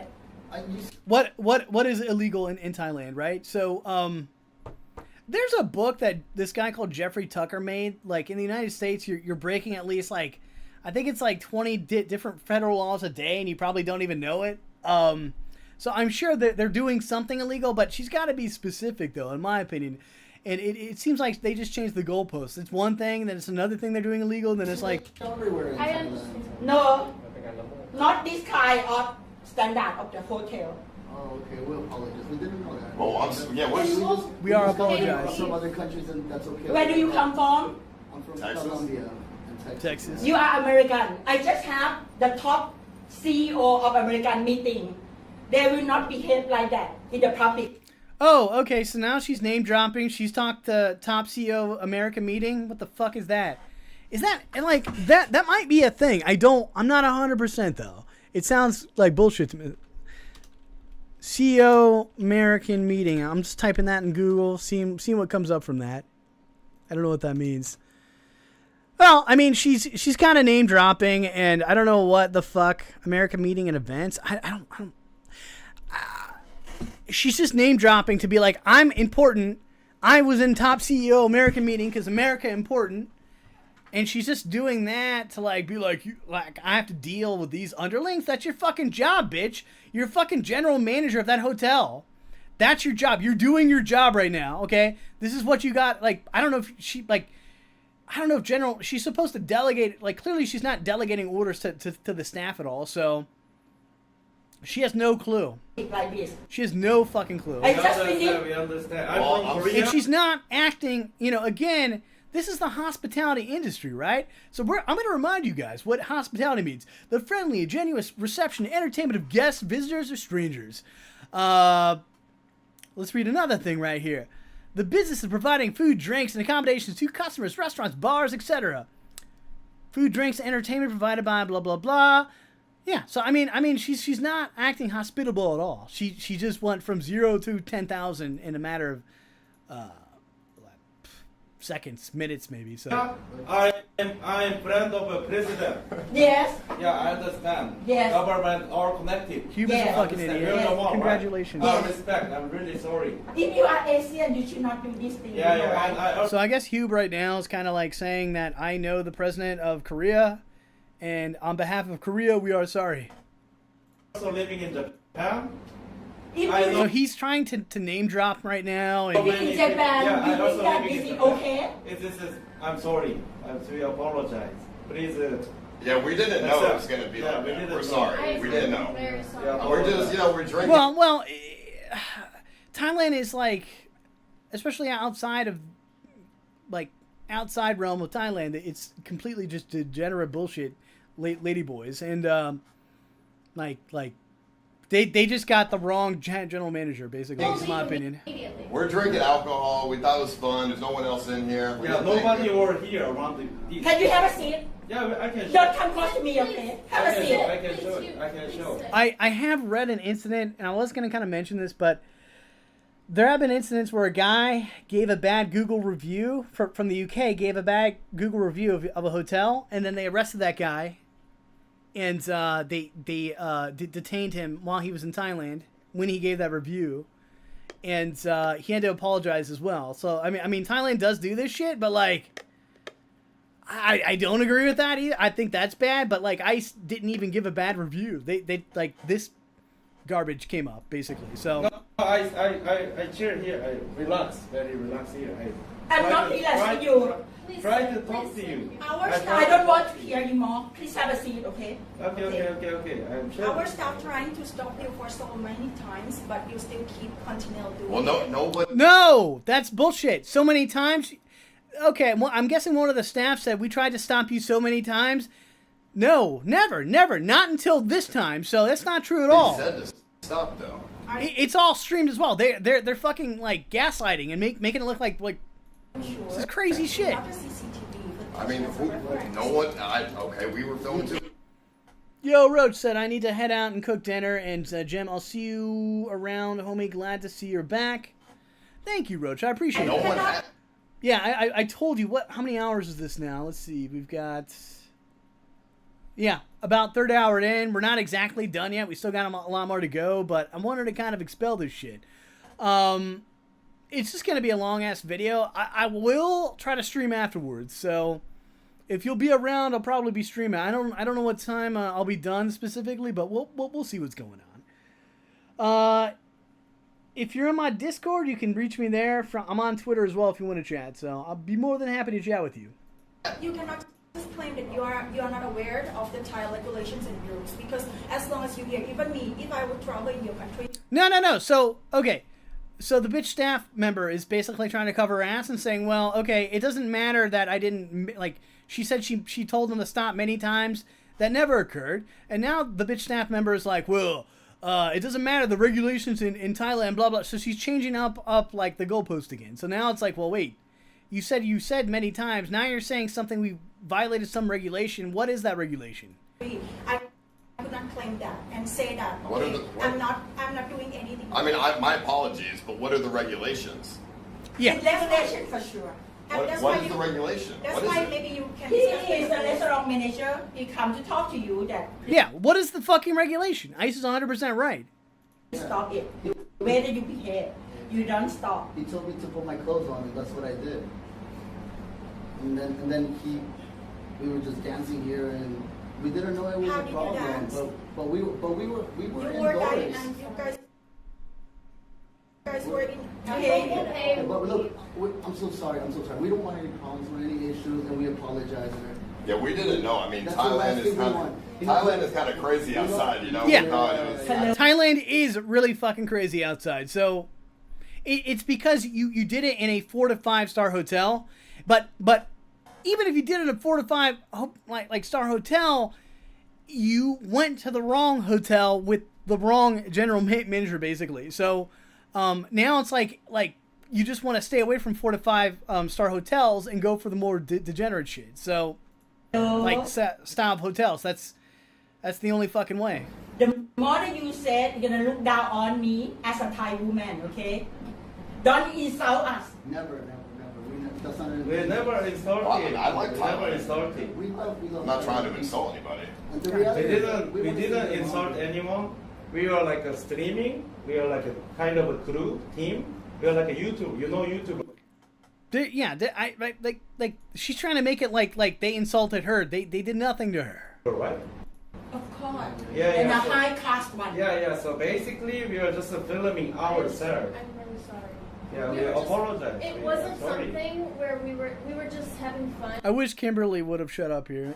It was just annoying that she talked, and I'm kind of catching a vibe that the general manager was annoyed that.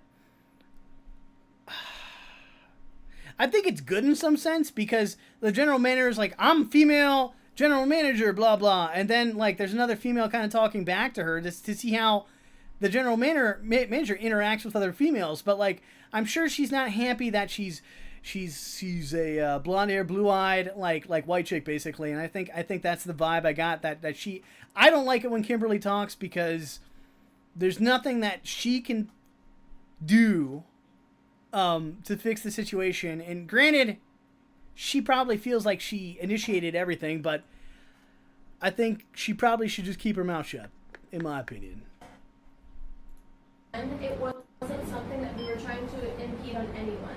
Because, and Kimberly just kind of lacks social skills or just reading the audience. Like, she is not going to listen. This general manager bitch is not going to listen to a pretty, blue-eyed, blonde-haired white chick Okay, it's just not going to happen. She might even be jealous, and that's the reason she's not going to listen to her. And Kimberly's used to having people like listen to her. Okay, and Kimberly has no personality, so I mean, it's just not going to work out. She should have shut her mouth. That's why the doors were closed. We wouldn't do that when people saw, and I'm really sorry. But if you wouldn't mind, I would Deepak, kindly it's ask your you fault, to delete Deepak. all the videos right now as well. Sorry. I would kindly ask you to delete all the live video and streaming right now as well at our property right now. The one that you show and streaming. Okay, can you show the photo Can you that stop you have? and delete it And I right would now? like to see all this streaming. If I did not see it and you did not delete in front of my eye, I will go to police station. Because now the police is on the way already. Wait! You said that I thought you said the police was right there. Now you're saying something completely different. Thank God Deepak, had that stream up. I mean, it's a fucking... I'll never go to this fucking hotel. Get rid of this bitch.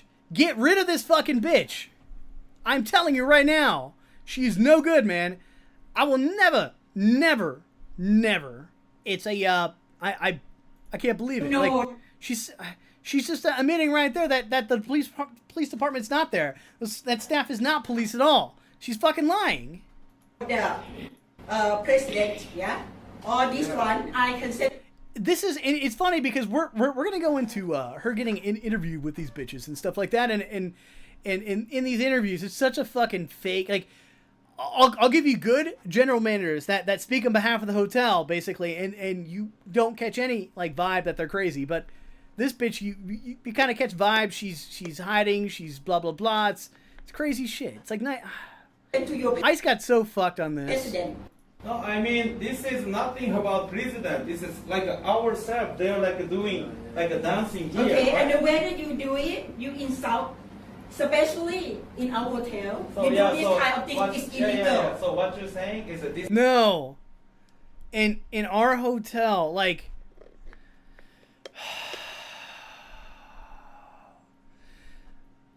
No. If I was the owner of that hotel brand, I would get rid of her. This is not hospitality at all. This is not anything, man. And she's not like the owner of the... She's a general manager. She manages the hotel. This is not how you act. This is not how you fucking do things, man. This is like a public area, right? Correct. But we felt like... She needs called out so bad, and I don't see anybody calling this person out. They just were like, oh, but like, this is the person that did everything, that started the ball rolling, and so now we have to call her out. Well, we don't have to, but we should. And he already come in such a to bitch. tell you to stop. I was not here. He is the restaurant manager. Yeah, That's yeah, why so he come immediately with all the photo and CCTV here. Yeah, so... Okay, so now she's admitting, and I wanna fucking go back on that a little bit.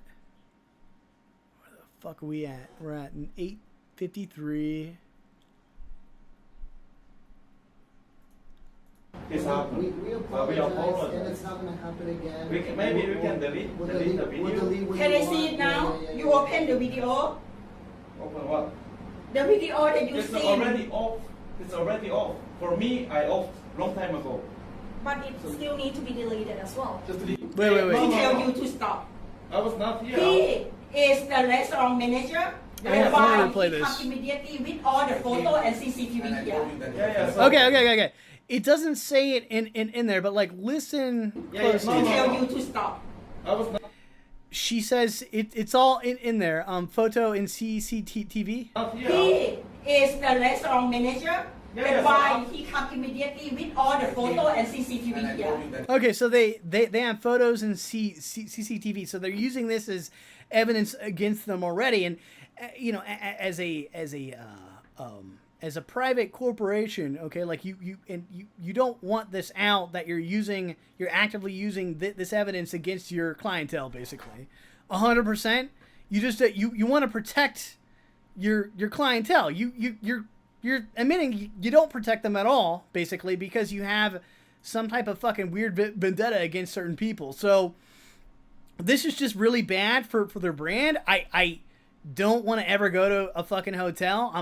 I'm afraid to go to Thailand now, if I ever want to go to Thailand. There needs to be repercussions for this lady, definitely. I would not keep her as an owner.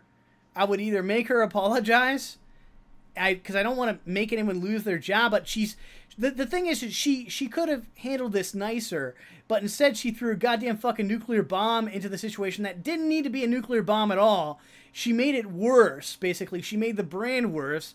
She made everything just fucking worse in any capacity that I'm like, we got to get rid of her. She threw a nuclear bomb, and guess what? We have to do this reaction. I don't want to make people lose their job, but she needs to be out, basically. I hate to say it, but she did a very bad thing, a very emotional thing, and we're gonna get to like how she uses them, but you got to be professional. Like Costa D'Amato, Mike Tyson's coach. I throw this out, like he used to have this saying of like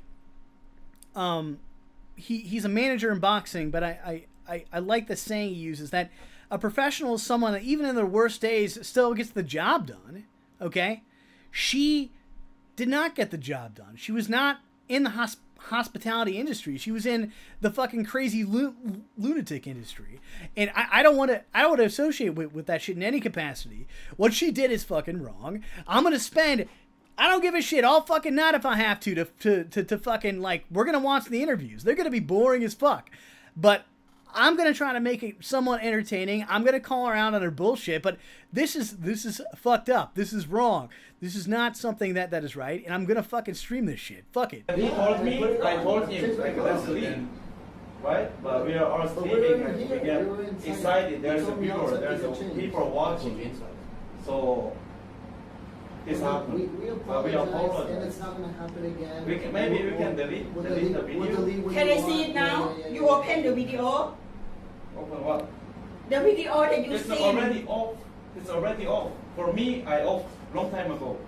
But it still needs to be deleted as well. Just delete the bot. Yes. Yeah, we just delete the bot. Can you show me that where is it? What do you want to see? She's trying. Quick, suppress the evidence now. That makes me look like not a psycho. So exactly. I can show my no, don't delete that shit. That shit needs to be seen to the fucking world. It's a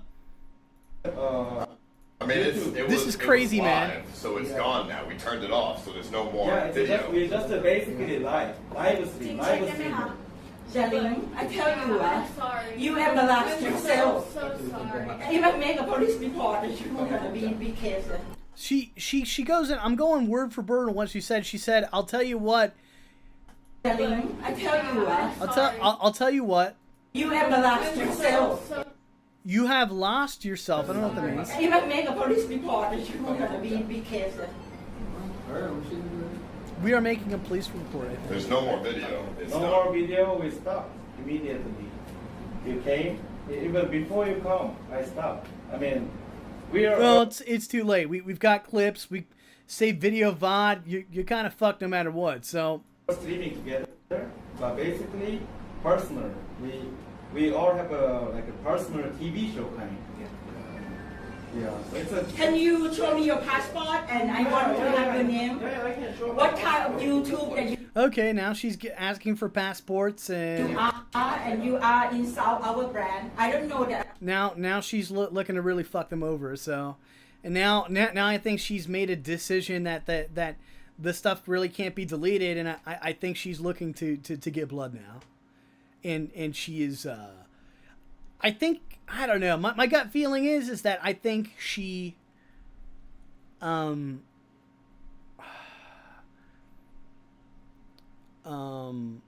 she couldn't suppress the evidence anymore. I think she was gonna fuck them no matter what, though.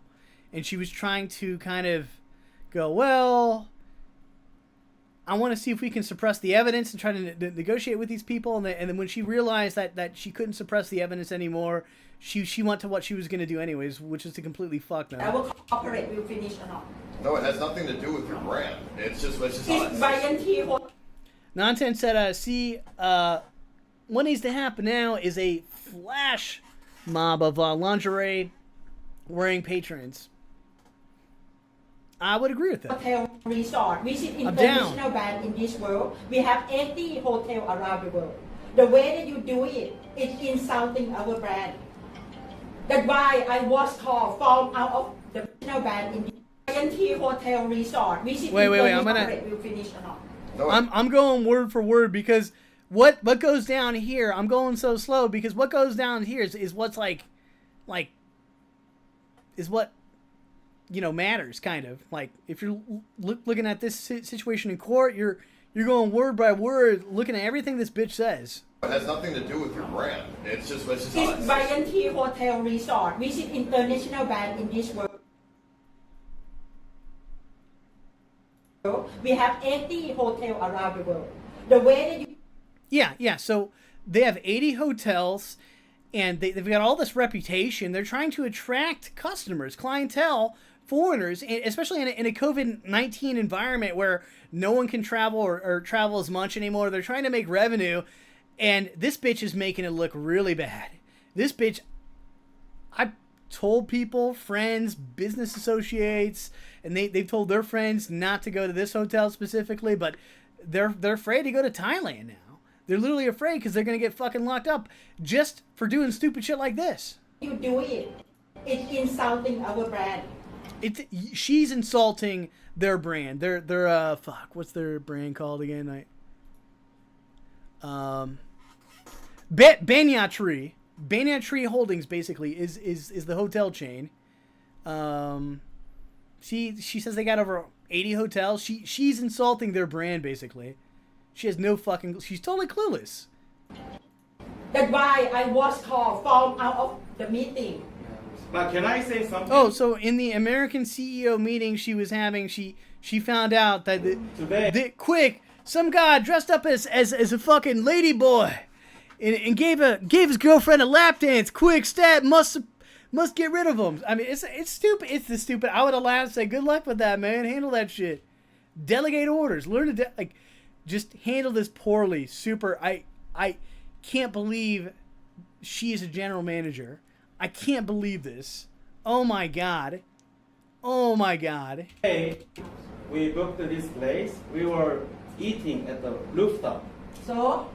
And it suddenly started to rain. So? But we needed to wait for 3 hours for main dish. No problem. I don't care about that.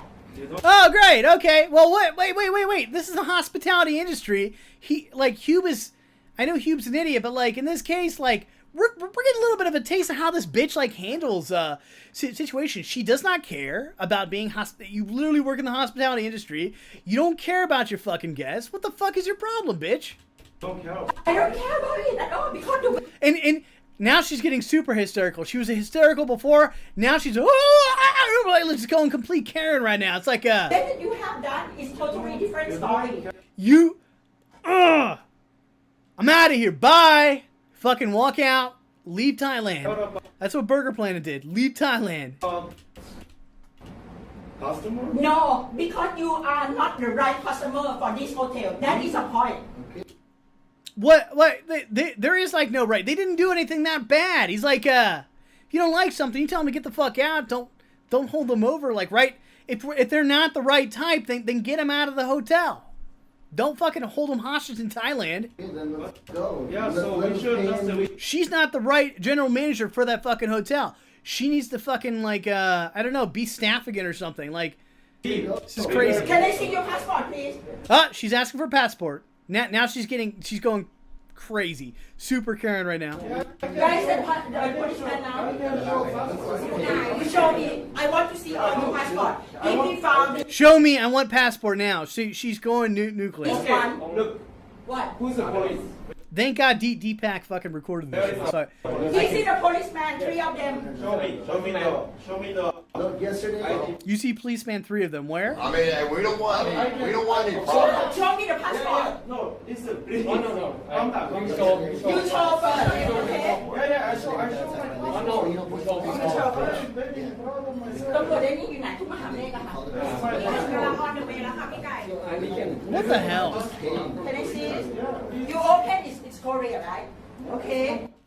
Okay, so she's looking at passports right now. She's opening, I guess, Hube's passport because Hube is from Korea. We show our ID. I'm from Korea. You can see my passport. Okay. Now, this is the ID of the policeman. Okay. Say She's saying there's an ID of a policeman. all of them are the real policeman. You don't need to show us like that. Oh, you ask, yeah? No, I mean, I understand if police officer asks you anytime you need to show passport, it's no. Correct. Yeah, I understand. And you just challenge us. Okay, so they're arguing that they don't need to show their passport to her, basically, that it's only to people who are of a part of the police department, basically. So she's demanding, and I don't know the laws with passports and who can see them and not. I wouldn't even claim to understand that if it's the same way in Thailand as it is in Japan, as is the same in Nepal, or India, or whatever else. But like, she's demanding to see them and hold them. And she has no right, probably, I'm assuming? I don't know. We are fair. There's just, you know, it's not, we're not trying to insult your brand. Yeah, like nothing, no problem. There's no insult. Yeah, ISIS. Insulting. We were just trying to have We fun. will make this record with you, okay? So then immediately contact the immigration and find out about it. Okay, so she just wants to get their passports, contact immigration to get them out of the country, I assume. But that's not the case now. Now she's trying to imprison them in Thailand, so... Immigration? Like, what did I do? Exactly, what did you do? Can I see your passport? Of you? She just keeps upping the ante, though, to get them to be upset, to get them pissed off, and then she just went nuclear. Obviously not the right person. The way that you streaming, don't you think that is wrong? No, don't you think what you're doing is wrong, you stupid cunt? Like, Jesus Christ. I would not put up with this shit. I'd be out of the hotel. What did I do? Did you see my thing? You didn't see anything yet. I see from CCTV, okay? Okay, you see from CCTV. Correct. Yeah, so we apologize. What's the problem? We didn't. And again, talking about the CCTV and, like, very casually, like, I saw everything, like you're going down, basically. It's crazy. You're using evidence against your own clientele. That's not right. You know, against something that's not even that bad. If there was damages or some other shit, this is crazy. If you start to say that, if you go to Kaohsiung, you're basically saying, you know, if your general manager, what was her bitch's name, Nopparat Aumpa, if you're basically saying that you must adapt to Thailand culture, but in some ways, if you have a 4 to 5 like star hotel, and you're in the hospitality industry, you kind of have to adapt to other people's culture too, right? So I get when you're in a foreign land, like you do as the Romans do, basically, but there is some like give and take. It's not just completely one way. So you are proud of yourself. It's a different. It's not your. What are you? I could only imagine what it's like to work with this bitch. So I'm talking about my hotel. I mean, so I understand. So we can. Wait, hold on. Can I see your passport? Yes. So yeah, I'll show you my passport, but. Like, what's the point of saying Korea and Thailand? I don't understand. Really. I don't understand about it. Stop. Stop. Okay. What is well? I'll show you my passport, but what is? I mean, if we just leave, then you know, so no, everything's done, right? There's no problem. So I don't know why can we just leave? Like, what's the problem? Yeah. ICE is being perfectly reasonable right here. Like if you show our passport, like you don't need to show this bitch your passport. You don't need to give them to him. Just like all the police officer came here, you're locking this door like this. Is this okay? You're terrifying us. Just like what's the problem? Yeah, you're like a okay, Hube is going in right now, and I actually agree with him that she's trying to terrify them, and I'm gonna let Hube speak right now. Just like all the police officer came here, you're locking this door like this. Is this okay? Okay, so they locked the door from the outside, so they can't leave. It's okay because of what this incident it happened to our okay. Because this incident happened, that's her reasoning. What incident though? They can't even tell them what they did. Like what? I still don't understand what we did. That was ISIS. Yeah. I don't think. Yeah, please. I mean. Can I see your passport here? Okay, where are you staying? In Korea. Okay. How about yours? Mine is too. We can go there. I'm not going to the hotel, dude. She doesn't have a passport. Ice is saying he's not going to a hotel. Doesn't have a. I don't know what that means in context. Definitely not going to the hotel.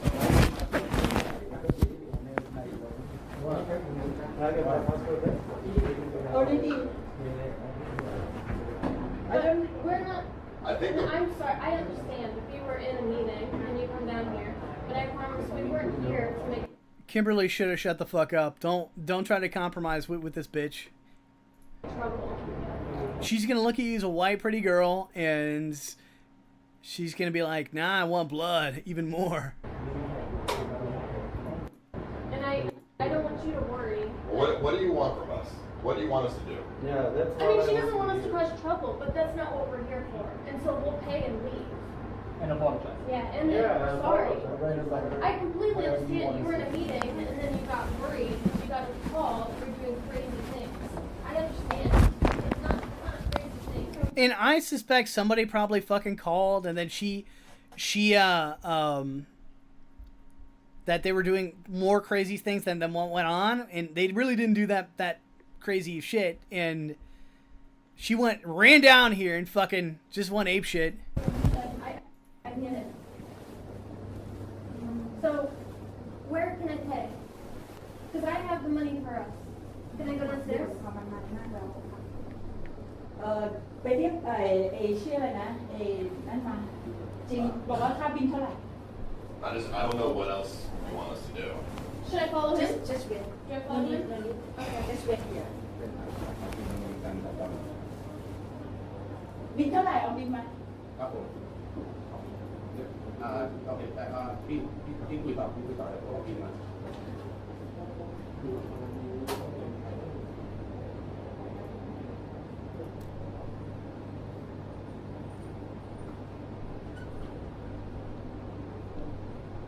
You need all of us passport. That's what you're waiting for. And then we'll go downstairs and not cause any more trouble or be crazy. So it's good. Let her know that we're not here to. I will talk to the policeman who in charge of this district. Yeah, that is a scenario like this. Okay, so she's gonna talk to a policeman that's in charge of this district. Okay, we'll make a record about that, and we said that you all agree that you apologize about the incident. That You all agreed to apologize for the incident. I like this. This is not a. Okay, so they like she got them to apologize. At least Ice and Deepak basically. This is all. So they probably didn't want to apologize, but kind of had to. I mean, it's pretty self-evident, but.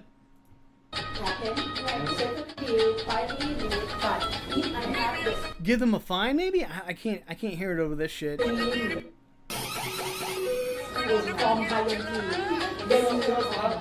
protecting her brand. It makes no sense. This is an expensive restaurant. The Post. Absolutely. I mean, where? Show me. I don't know what you're looking at. It was live. We turned it off. On YouTube? Yes, my son is following it right now. Okay, so now, the general manager's son is apparently still watching the stream on Deepak's stream, which I was surprised about, but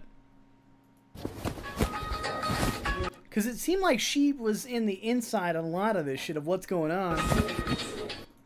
No, can I see? No, it's like a pass. I know what she's saying. Who's at the door? Open. Hey, I'm next door. Oh, sorry, sir. Sorry. You know, in here and gamble, bro. I can't. Come on in here. Can't just whoever's making the loud scream at the. Sorry, sir. He's over here having a good time. It's his birthday. Snake down. What the hell? Okay. Yeah, so I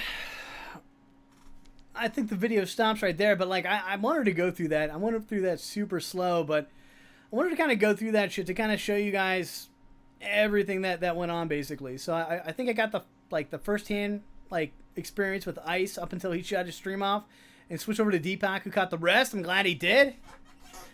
I mean, pretty much evident to me it was kind of a like forced like apology on behalf of the general manager wanting it.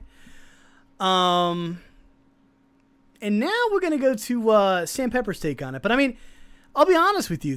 I watched the stream and they were on top of the hotel, but they weren't able to get the food to them like for a long ass time basically, and so they were drinking excess alcohol basically, and they were kind of tipsy when they were doing this stupid shit. So I kind of would say that that they waited so long that they got drunk and then did stupid shit, and then this bitch comes out of nowhere, and now they're fucking stuck in Thailand for a few months. So let's go to Sam Pepper. He's got a take that I actually liked. I've been talking to Ice and Kim. He updates in his Discord too, but they're just... Yeah, I've been talking to Ice and Kim. He updates in his Discord too, but yeah, I've been talking to Ice and Kim. He updates in his Discord too, but they're just in the station right now. They've got like someone from the embassy that's talking to them. But basically the woman's it's the woman that's pressing them. He doesn't think there's any actual charges or laws that have been broken. It's like a police station, you know, like you can't just cruise in there and say, I mean, there's enough people there, you know what I mean? And there's enough people trying to fucking get in on a bit of the action. It just makes it worse, you know? I said to Kim last night if they need any, because Ice's phone died.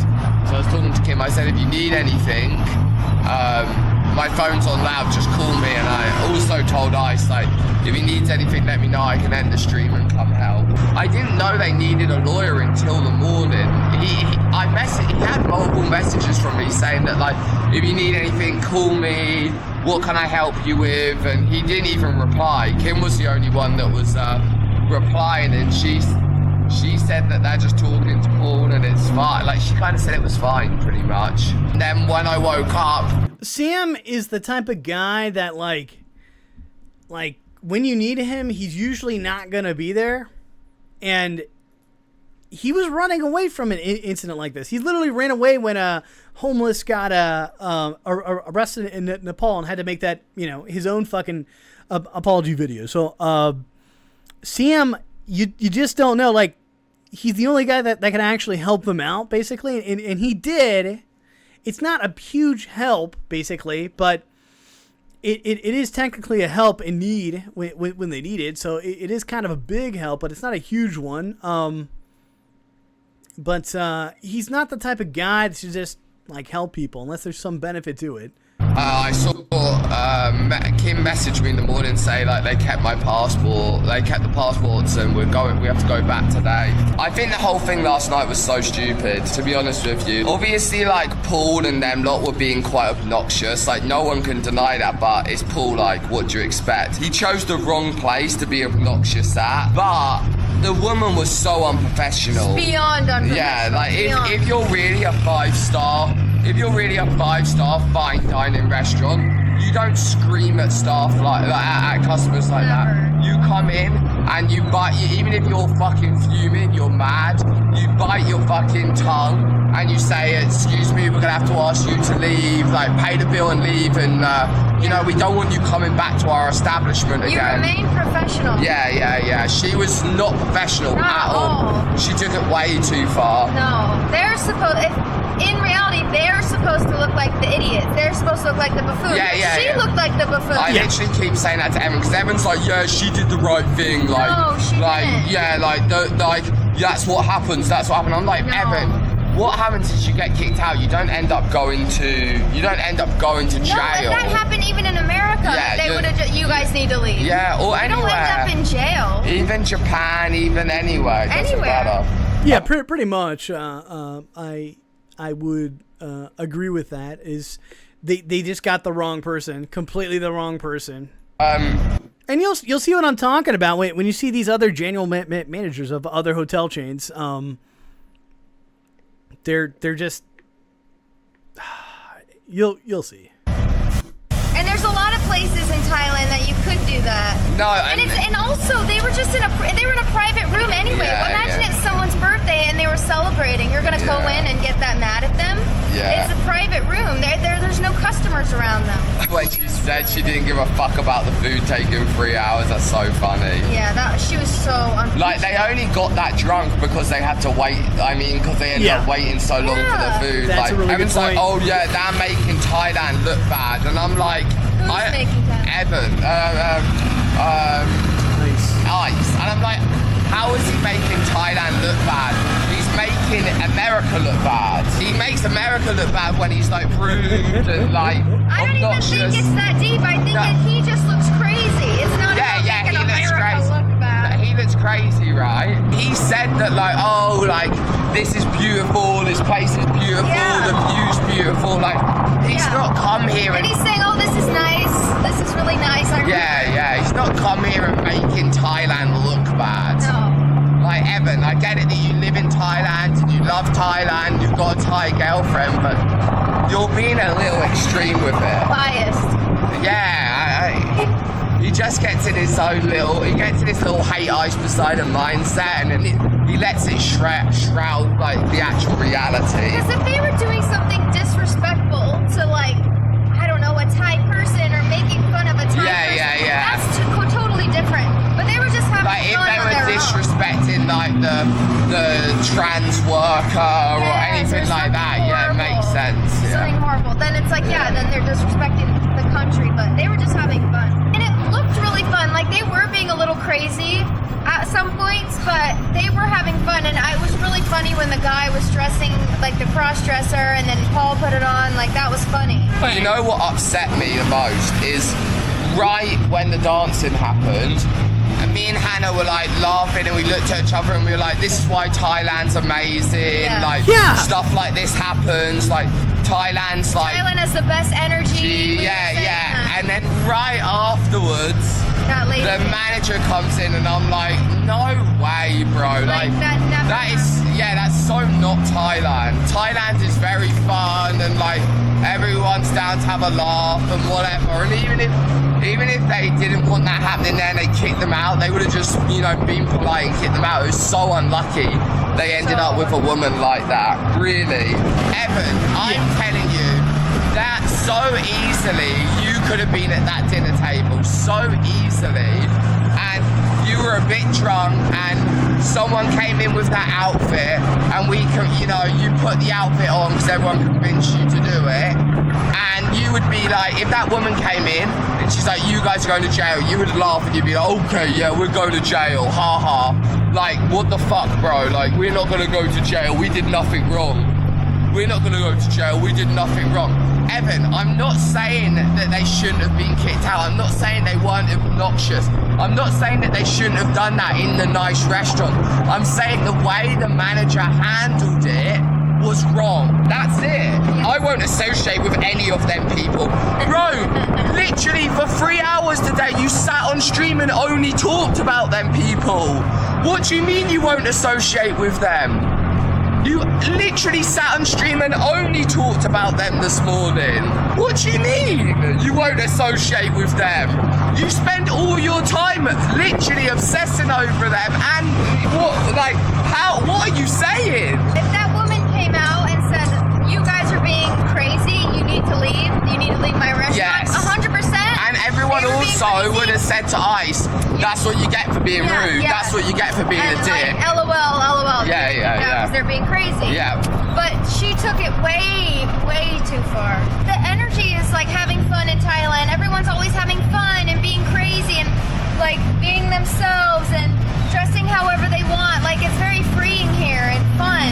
Yeah, that's what I'm saying. Like that's why it was the wrong place for her. Yeah, wrong place, wrong time. Wrong place, wrong time, and just so unlucky with that manager. Yeah. Maybe she was sent something that they weren't doing.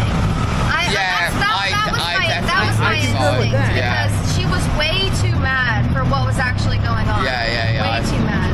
I think so too. Hopefully what happens is nothing comes of this, and then Ice carries on streaming here and he'll get to see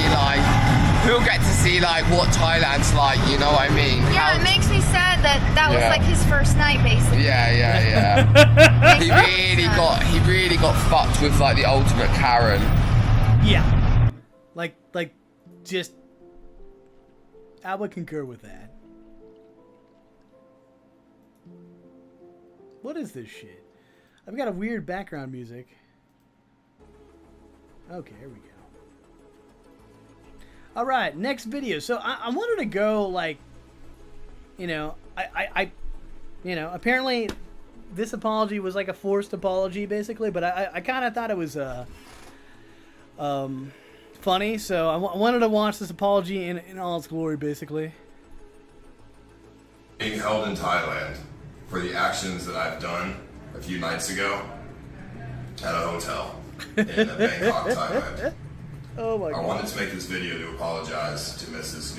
Nopparat Aumpa and the Banyan Tree Hotel in Bangkok for the actions that I've done.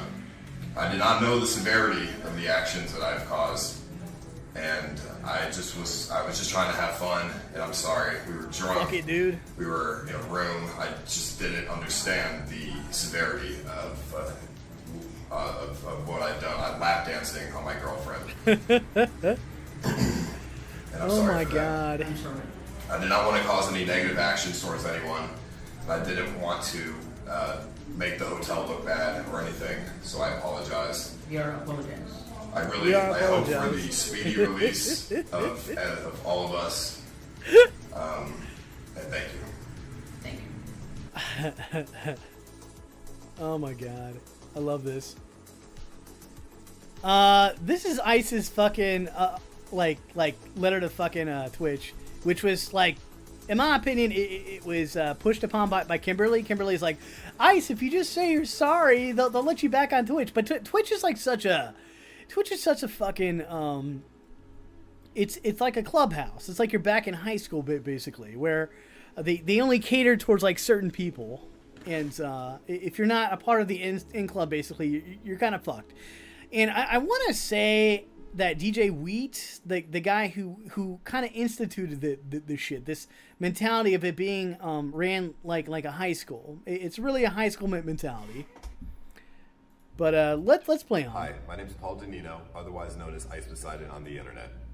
I'm making this video as my apology to Twitch in the hopes that somebody will listen. 3 years ago, I was banned on Twitch for enabling a very toxic community.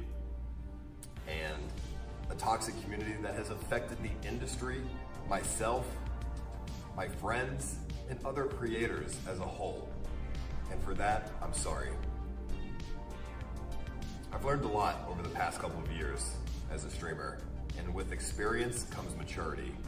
And with maturity comes a different mindset. It's funny when hearing Ice talk about like, I tried to change and it didn't work and blah blah blah, and I'm like, you shouldn't have to try to change, okay? Like if you're trying, you're not being yourself though. So my mindset now is complete. But you shouldn't go the like Ice went too far the other side, basically, where you're scamming, people out of money and trying to get your bag like a fast way, and it like because you don't have confidence in yourself and completely different to what it was. You went too far the other way.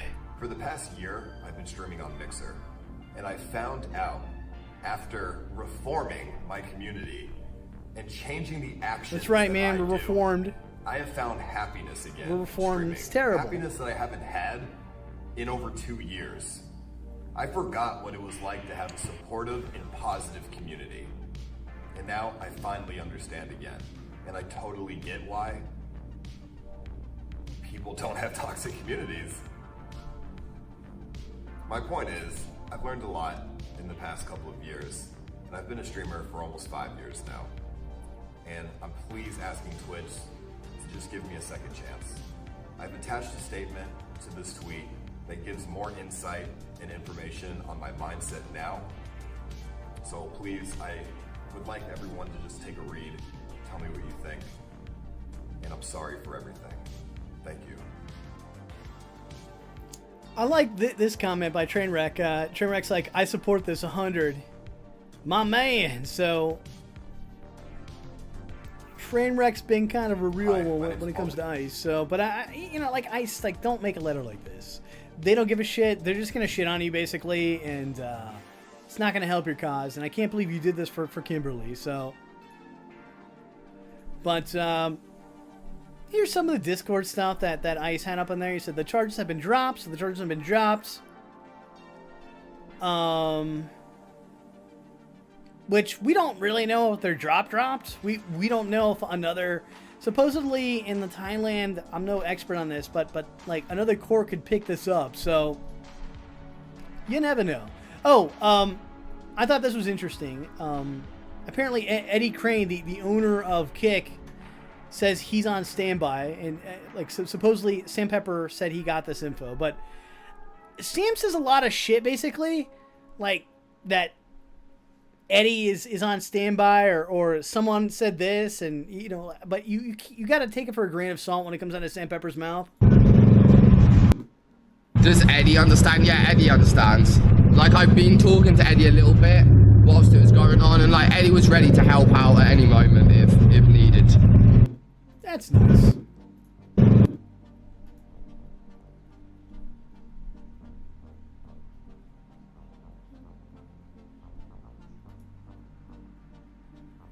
Okay, so this is the rooftop bar basically that they were at. They got kicked. That everyone, like all the IP2ers basically spammed on, and there's my review. I just said crazy bitch, blah blah blah blah, but I think she is fucking nuts as fuck. But let's go to the lowest reviews, because the lowest common denominator is going to give the most honest shit here. So, not really. I'm just kind of curious what they say. This place is overrated for several reasons. Despite the supposed strict dress code policy, my sister had to buy a new pair of shoes. We saw, but yeah. So this is the review of the rooftop bar that they were at. They didn't stay there long. But I was just kind of this is where a lot of IP2 people put like bad reviews for this restaurant. Menu was just underwhelming, blah blah blah.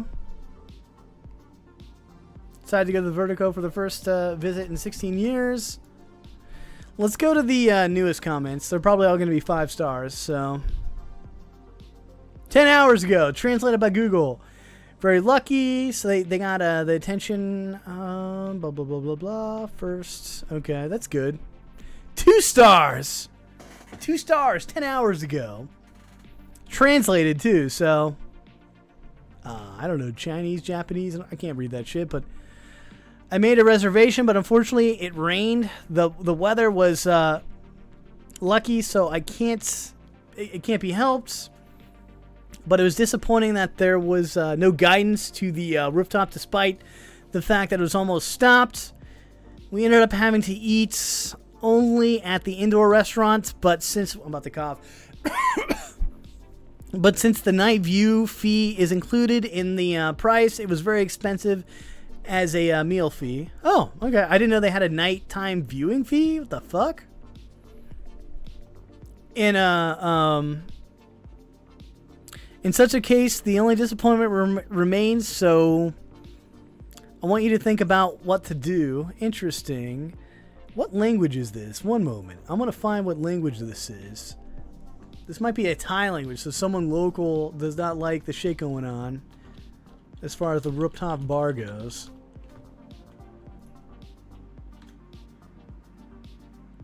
Japanese. There we go. Perfect.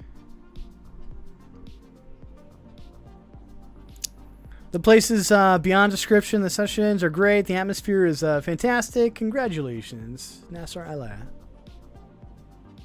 These are new 2 days ago. Relatively good.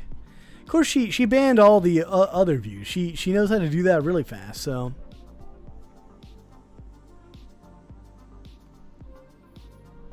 definitely stunning. Service prompts. Service 3 out of 5 right there. So food 2 out of 5. Atmosphere 5 out of 5. So they've got a problem with food and service so far. Let's see what's going on here. Other people disagree. These, like, I think in general with Google reviews, like, if you have a Google review of, like, a restaurant that has, like, 5,000, 3,000 views on it, reviews, like, you got to take it for a grain of salt. And you gotta, like, instead of checking all the good shit, which might be bad, like all the good 5 stars, you gotta check to see if they have any bad 5 stars here. So that's why I typically go for the newest first. Yeah, food, service, 3 out of 5, atmosphere 5 out of 5. So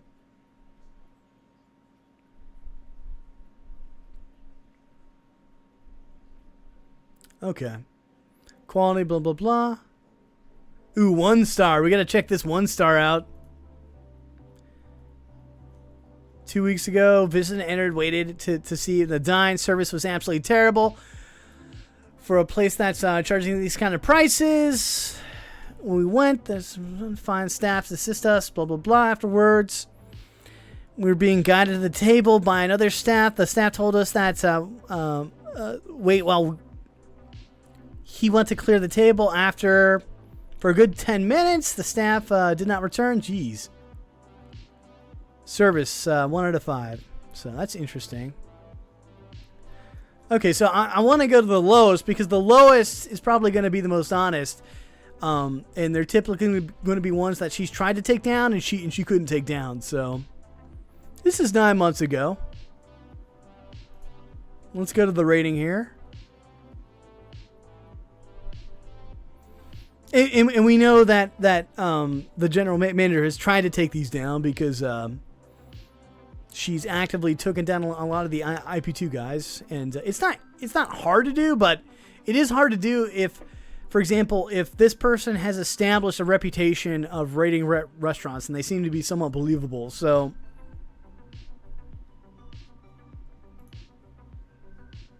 food 1 out of 5, service 1 out of 5, atmosphere 2 out of 5. So vertical 16 years. Unfortunately, there's been last time. Okay, I'm just thinking of that one. I'm just kind of curious what goes on in this place. There's almost zero responses from the general manager when it comes to this. I have read through these, and some of them she does respond to, but not all of them. Same thing, 2 out of 5. Overrated place, bad service, average cocktails, moon prices, blah, blah, blah. Nobody cares about us. Nobody cares about us. Okay. So then we're going... So this is just the rooftop type, but the actual hotel is a different story. So... how do we do this? Reviews. Let's go to most recent right now. We'll just see what's going on. Most recent, 5 out of 5, 5 out of 5, 5 out of 5. So we're at the Banyan Tree Bangkok Hotel now, and that's just the rooftop review basically. So now we're going to the actual hotel. Which I'm not even sure if you can't have 2 separate things. It shouldn't just be one thing, because like the hotel, the rooftop is a part of the hotel though, so it's a part of the experience. Gave it 5 out of 5. Good service, hospitality. I don't know. This is 13 hours ago, 14 hours ago. 5 out of 5, 5 out of 5, 5 out of 5. A day ago, like consistently 5 out of 5, just about every single day. These people, I can kind of tell they're being for real when they have pictures like this, but you never know if it's like the hotel staff like constantly making up names, and you never know. Cause like the way you know it's real is when you look at the lowest common denominator, the people that are upset. So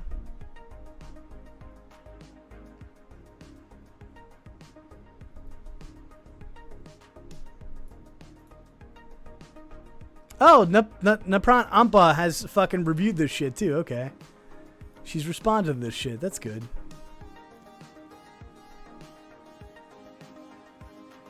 She responds to all the positive ones so far, but I've seen her respond to the negative ones too, so... Okay. Alright. I don't want to sit here forever.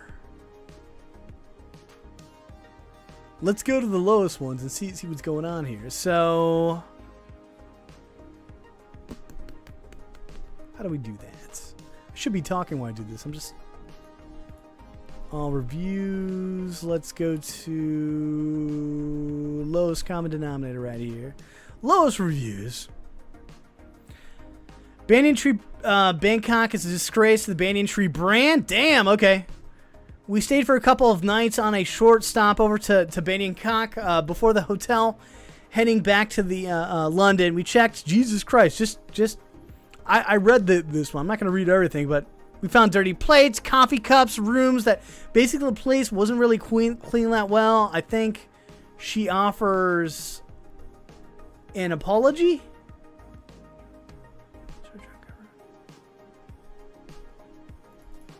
Well, that's nice. She offers an apology, even though she's a complete bitch. Poor service for a 5-star hotel. The rooms don't get cleaned. Damn. The manager of the hotel should be instantly removed. I agree.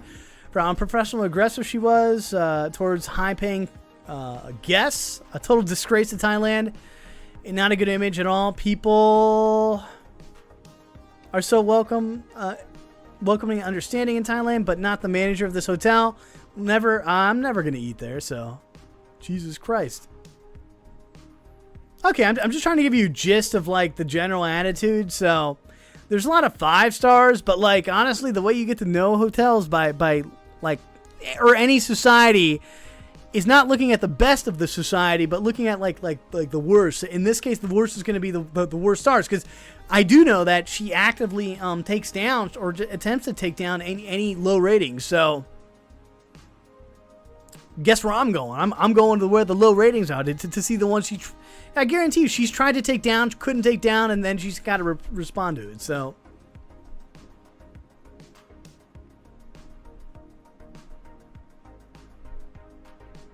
interesting. Okay, let's go to the next shit. What's this? So this is the Banyan Banyan Tree hotel brand. So this is the brand that she's a part of. She's a part of Thailand, Bangkok right here. She's the general manager of. So per hotel, there's different general managers, I assume. Or maybe she's the general manager of all these hotels. I don't know. But I'm assuming just this one, because every time I've seen her in video, when she does an interview, she does Bangkok Hotel General Manager. So they've got all sorts of fucking hotels. A lot of them in China, some in Indonesia. So yeah, so she not the complete owner. She's a fucking general manager. So I'm just kind of giving you a perspective of this is a brand of hotel chains, but that are in a variety of different areas of the country. So. Oh, definition of hospitality. And we got more shit here. So let's just play this really fast. Come back. They're not in jail. They're in the lockup. They're in the. But they may end up in jail tonight. Yeah, tonight. If we don't figure it out. Yeah, or if somehow the police press charges. Well, they are going to. It depends on the owner now, man. If not, it's not a serious thing. To be really honest, if she wants to fuck with you, she will fuck with you. Well, I asked the lawyer, like, are these... Yeah, so I posted this because I don't know who the fuck this guy is, but, like, he seems to kind of know that if she wants to fuck with you, she will, and she is. They're just, like, small or big, and he's like, well, one of them's, like, kind of moderate, like, or, like, kind of big, which is, like, making money from sexual content. Like, that's prostitution. That's porn or something. Yeah. But they're considering porn away. They're trying to, like, get him on a porn charge, basically. They're what I said before. They're gonna try. Is that considered porn in Thailand? You're from Thailand. It doesn't matter. Lingerie and live stream. No, listen, man. It's all it's interpretation. Plus, it's inclusive. It's not outside. You can't do that shit in public. Yeah. You know, because it's so normal out here. There's certain spaces you can do that shit in, like strip and do all that shit. Public spaces not allowed. Yeah. I asked the lawyers also because they talk to the cops and they're Thai, so they understand. Okay, so the guy that lives in Thailand is basically saying it's a matter of interpretation and if they want to do it or not. So they have a Discord comment where he said live streaming myself taking my shirt off. That's a chart. Okay, I'm reading like this is backwards. Okay.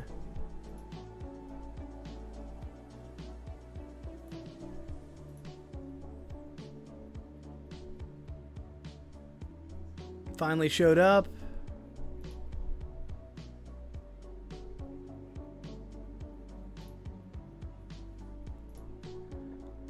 Excuse me. I wasn't facing 5 years last night. Last night it was just a civil suit, but now it's turned criminal. I'm not trolling. facing 5 years in prison. All of us. Not trolling. Oh my god.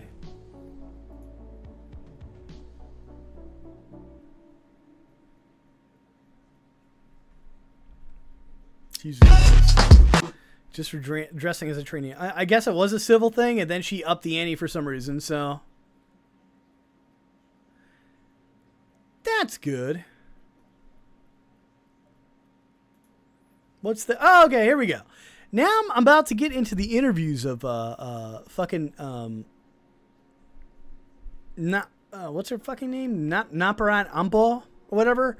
We're gonna get into actual interviews of the general manager, the bitch so far. So she's kind of hard to understand, but like we'll get into it because I'm gonna play an interview with this. But then even in this stuff, they interview other general managers. I kind of want to give you guys a taste of like other general managers outside of her, basically. That I think they got the worst one out of the bunch. David. Talking about the minibar? I usually see you at the 7-Eleven. No, I don't think you ever see me at 7-Eleven. Look, these guys are supposed to be portrayed like old people that want to have fun, like in foreign countries. This is supposed to be like that type of attitude. With the plastic. But, like, this is the vibe that they're trying to portray, basically, when they do this shit. They do their fucking YouTube and stuff. Old people trying to have fun in foreign countries. Look, he's got like kind of a suitcase thing, and what the fuck is going on? That's just going to be one of Yeah, so the things that we're going to be talking about in her session. Next up, Kun Gai. Thank you. Thank you. Well, my name is Nopparat Aumpa, so I'm the general manager and senior assistant vice president of Banyan Hotel and she's a woman general manager. Resort. So very glad to be here, and thank you very much for asking this question. I think that since 1st of November, our hotel is doing very well. Not just only that the domestic market, which is we have a lot of guests from staycation. Restaurant is super popular now. We are like doing very well every weekend. Okay, so she's saying in the domestic market, and you know, I want her to go into the actual hotel chain. She's fucking lying her ass up. There's no way she's doing well comparably with foreigners. They charge foreigners usually in that country more money than they do. But I mean, it's a 4 to 5 star hotel branch as well. So they either lower the prices to attract more people to domestically, but you're not making the same cut. But no hotel probably is making the same cut pre-pandemic as opposed to pandemic level revenue. So I don't know what she meant. Like they're probably down like every other fucking hotel chain. So she's clearly fucking lying or kind of flubbing the numbers. And however, with this first of Thailand visit, we found out that a lot of booking coming from overseas. So far, so a lot of bookings coming from overseas. Probably not after this shit though. I wouldn't go over there. Well, and also and that's not the same case with other hotels. We're gonna go and we're gonna fucking see other hotel general managers being interviewed and shit, and you'll see it. I think there's even a graph here that shows some shit. So all the time. We're gonna spend a lot of time on this video. Our guests is have expectation of safety, so which is our priority also. All our staff had been like vaccinated for 2 doses, and then we are CHA Plus already. Besides the CHA Plus, we also like have standard international by our brand, which is the plus to the Bureau Veritas. Safe sanctuary is a priority, and when the guests coming, the guest will be checked at the airport by escort to the limousine separately. They will go directly to check upon arrival by RT-PCR test, and our B&H hospital is our business, our partner. So then they will be checked by the nurse of B&H hospital. After that, the guest will be... Okay, so she's just talking about like procedure before they go to the hotel. So their BHM hospital is like a partnership with maybe Bangkok or Banyan hotels. Okay. They stay in the room for 24 hours. When they got the result of their check already, they can go out. I think that it's perfect for this concept. So far, I think that our business, both domestic and also then overseas, would be right. more domestic. So she's saying that they're attracting more domestic people within Thailand as opposed to overseas. Probably because they've been hit hard, just like everyone else, and they're trying to figure out a way to make ends meet right now. So, but I mean, like, probably the foreign investors are probably going to make a lot more money up until that video. So, good result for November and December. After COVID-19, our hotel takes its opportunity. We have a kind of re-engineering. We look into all the process. Okay, so she's saying COVID-19 because it's very hard for. I would imagine if it's hard for me to understand her, it's going to be hard for other people. But that's fine. She's saying COVID-19 they had to re-engineer things, so. And improve it another level. Also, we have a chance to create a lot of superstar in our brand. Our staff learn our. Okay, so they're talking about staff and creating kind of a different dynamic within the reason I'm doing this is I want to get a vibe of who this chick is. Okay, so associates take a chance to learn our standard, learn to what do you call a program of multitask. Learn. Okay, so basically, staff have to learn more shit basically and probably get paid the same basically for learning more shit so they can save money about do the new thing that they never do. Yeah, pretty much. Okay, so it's like a team lead, like pay. It's like a title change without money. They have to learn and take on new responsibilities because there's a lack of customers coming to the hotel. That's what's occurring, but. I think that so far I have to say that our Banyan Bangkok have very good moral. Even though like at the beginning it might be tough for them, they feel like that. Wow, example, the front office staff they have to learn about that food and beverage. Our food and beverage from each outlet, they learn to work in another outlet. So they basically re-engineered things because the hotel part wasn't doing good enough.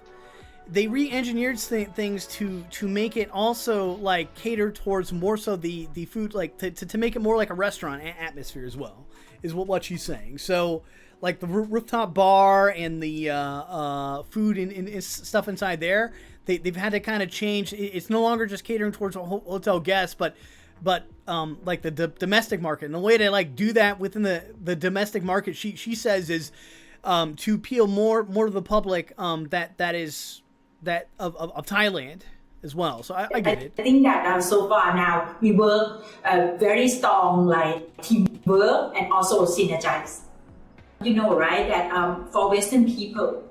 So the way she said is they have to run it less like what they were doing before, and more kind of like a folksy type of way of running things. Where I get that vibe. So start quietly.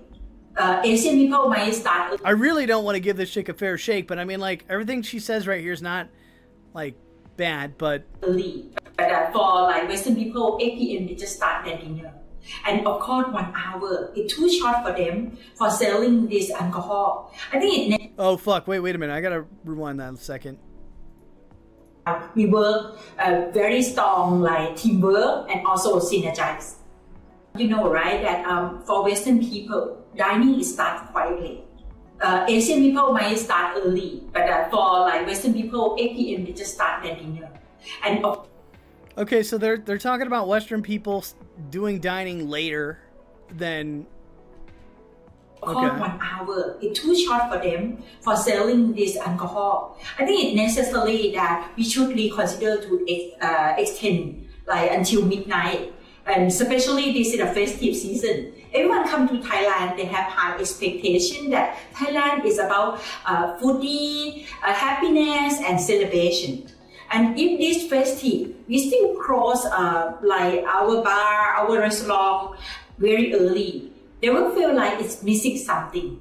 So I do believe that all their industry, like tourism industry, expect this extension hours also. Okay, so she's saying extending the alcohol hours. I don't completely understand what she's getting at with the Thailand thing, but something with alcohol needs to be extended to cater towards the Western audience. But I would also argue like not being a bitch, basically, when a foreigner like dresses in a like what ICE did would also be good. Like getting the facts is good, not going down like a crazy historical Karen lady and fucking yelling at people and going completely nuclear. Okay, would also help things out as well, and like trying to cater towards like foreigners that don't know the laws. What you did is completely horrendous, and I vehemently would say you don't need to be a general manager at that branch. In Bangkok, now all our restaurants reopen. Our vertical rooftop still popular as Okay, she's talking about the vertical rooftop right now, so. usual. And then we also have seven cruise, which is I can see that the demand. People really want to be relaxed and experience a new thing. All right, look forward to welcome everyone. Yeah, people want to be relaxed, but you weren't doing that. To our hotels. We have to have social distancing.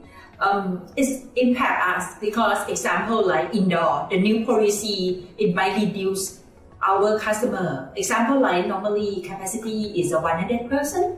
We might have to reduce to be only 50%, which is. Oh wait, what? wait, what the fuck? He's up. Wait a minute. Indoor, the new policy, it might reduce our customer. Example, like. Okay, so there's a new policy. Normally capacity is a 100%. Normally the capacity is 100 people. I don't know where. We might have to reduce to be only 50%, which is that you know that the food cost is very high, right? In that case, then I think that menu engineering is gonna be like impact. Each of a business unit have to thinking about it. Restaurant or outlet have to be thinking about it.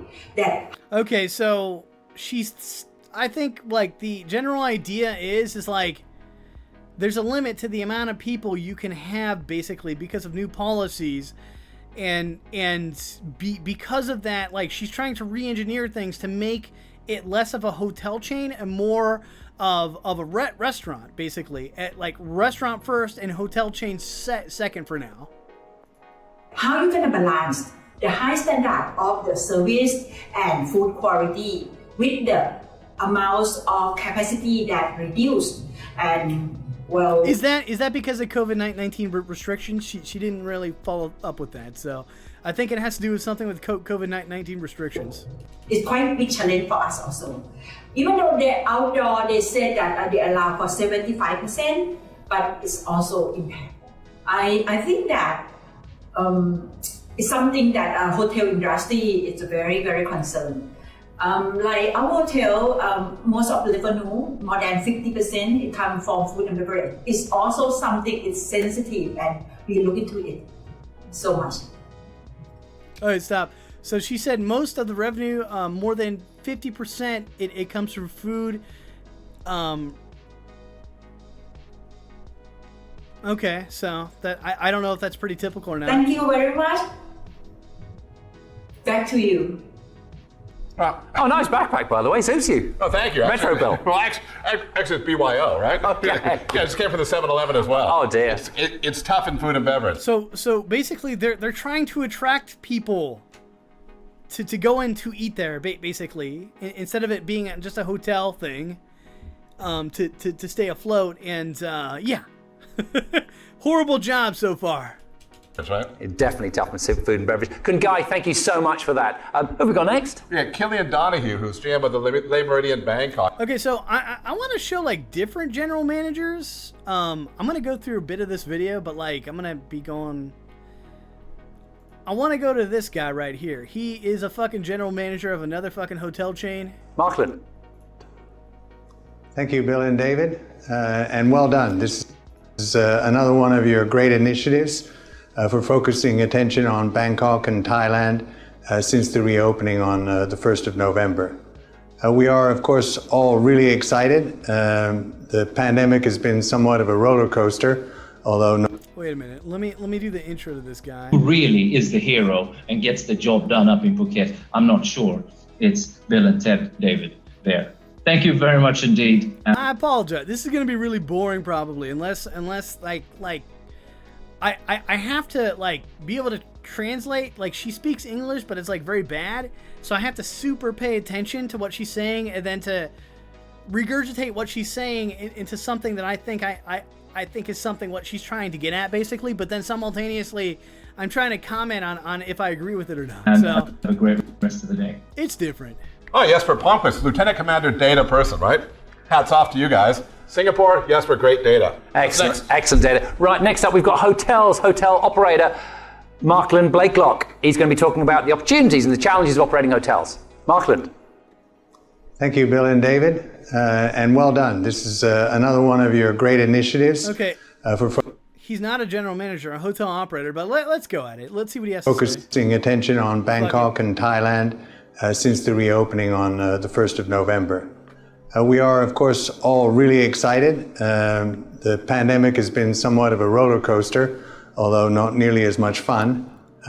We were leading up to a good year-end last year, and then, of course, the second wave hit, and then things started picking up again, mostly on the domestic side. And just prior to Songkran, we were looking at a great Songkran holiday period, and then, of course, the third wave hit. So we're a little bit cautious in relation to this latest reopening, but also very enthusiastic and positive about how the outcomes can evolve. In terms of the guest experience, we're trying to make it as authentic as we possibly can. Of course, we have our Centara Complete Care in place, and having a strong focus on the safety protocols is very important. In fact, for the industry as a whole, I think the most important elements are, of course, ensuring that everyone is vaccinated. Thailand has made some great progress of late, and we're nearing that 70% threshold across the country. I think in Bangkok alone, it's close to 90% that have had both vaccinations, and that's great news. And the other factor is, we do need to maintain some level of safety protocol, especially as it relates to social distancing. But beyond that, we want to make the experience our guests have as authentic, as real, as enjoyable as it has been. And those are the reasons why guests are coming back to Thailand. They want to experience that. How have our staff been coping? Of course, it's been a horrendous 2 years. The opening of hotels, closing, reopening, staffing levels have been reduced. So now we're dependent on, or we generally have minimum staffing levels in the hotels, and then a variable element that comes for the busier periods. But we're fortunate to have great staff that have been with us for many years, with great attitudes, people for whom offering traditional Thai hospitality comes naturally, and they have really responded to the challenges as they've come along, and we're really very, very proud of them, and really happy that now we're able to give them more work, and we see a light at the end of the tunnel. The test and go is just started in the 1st of November.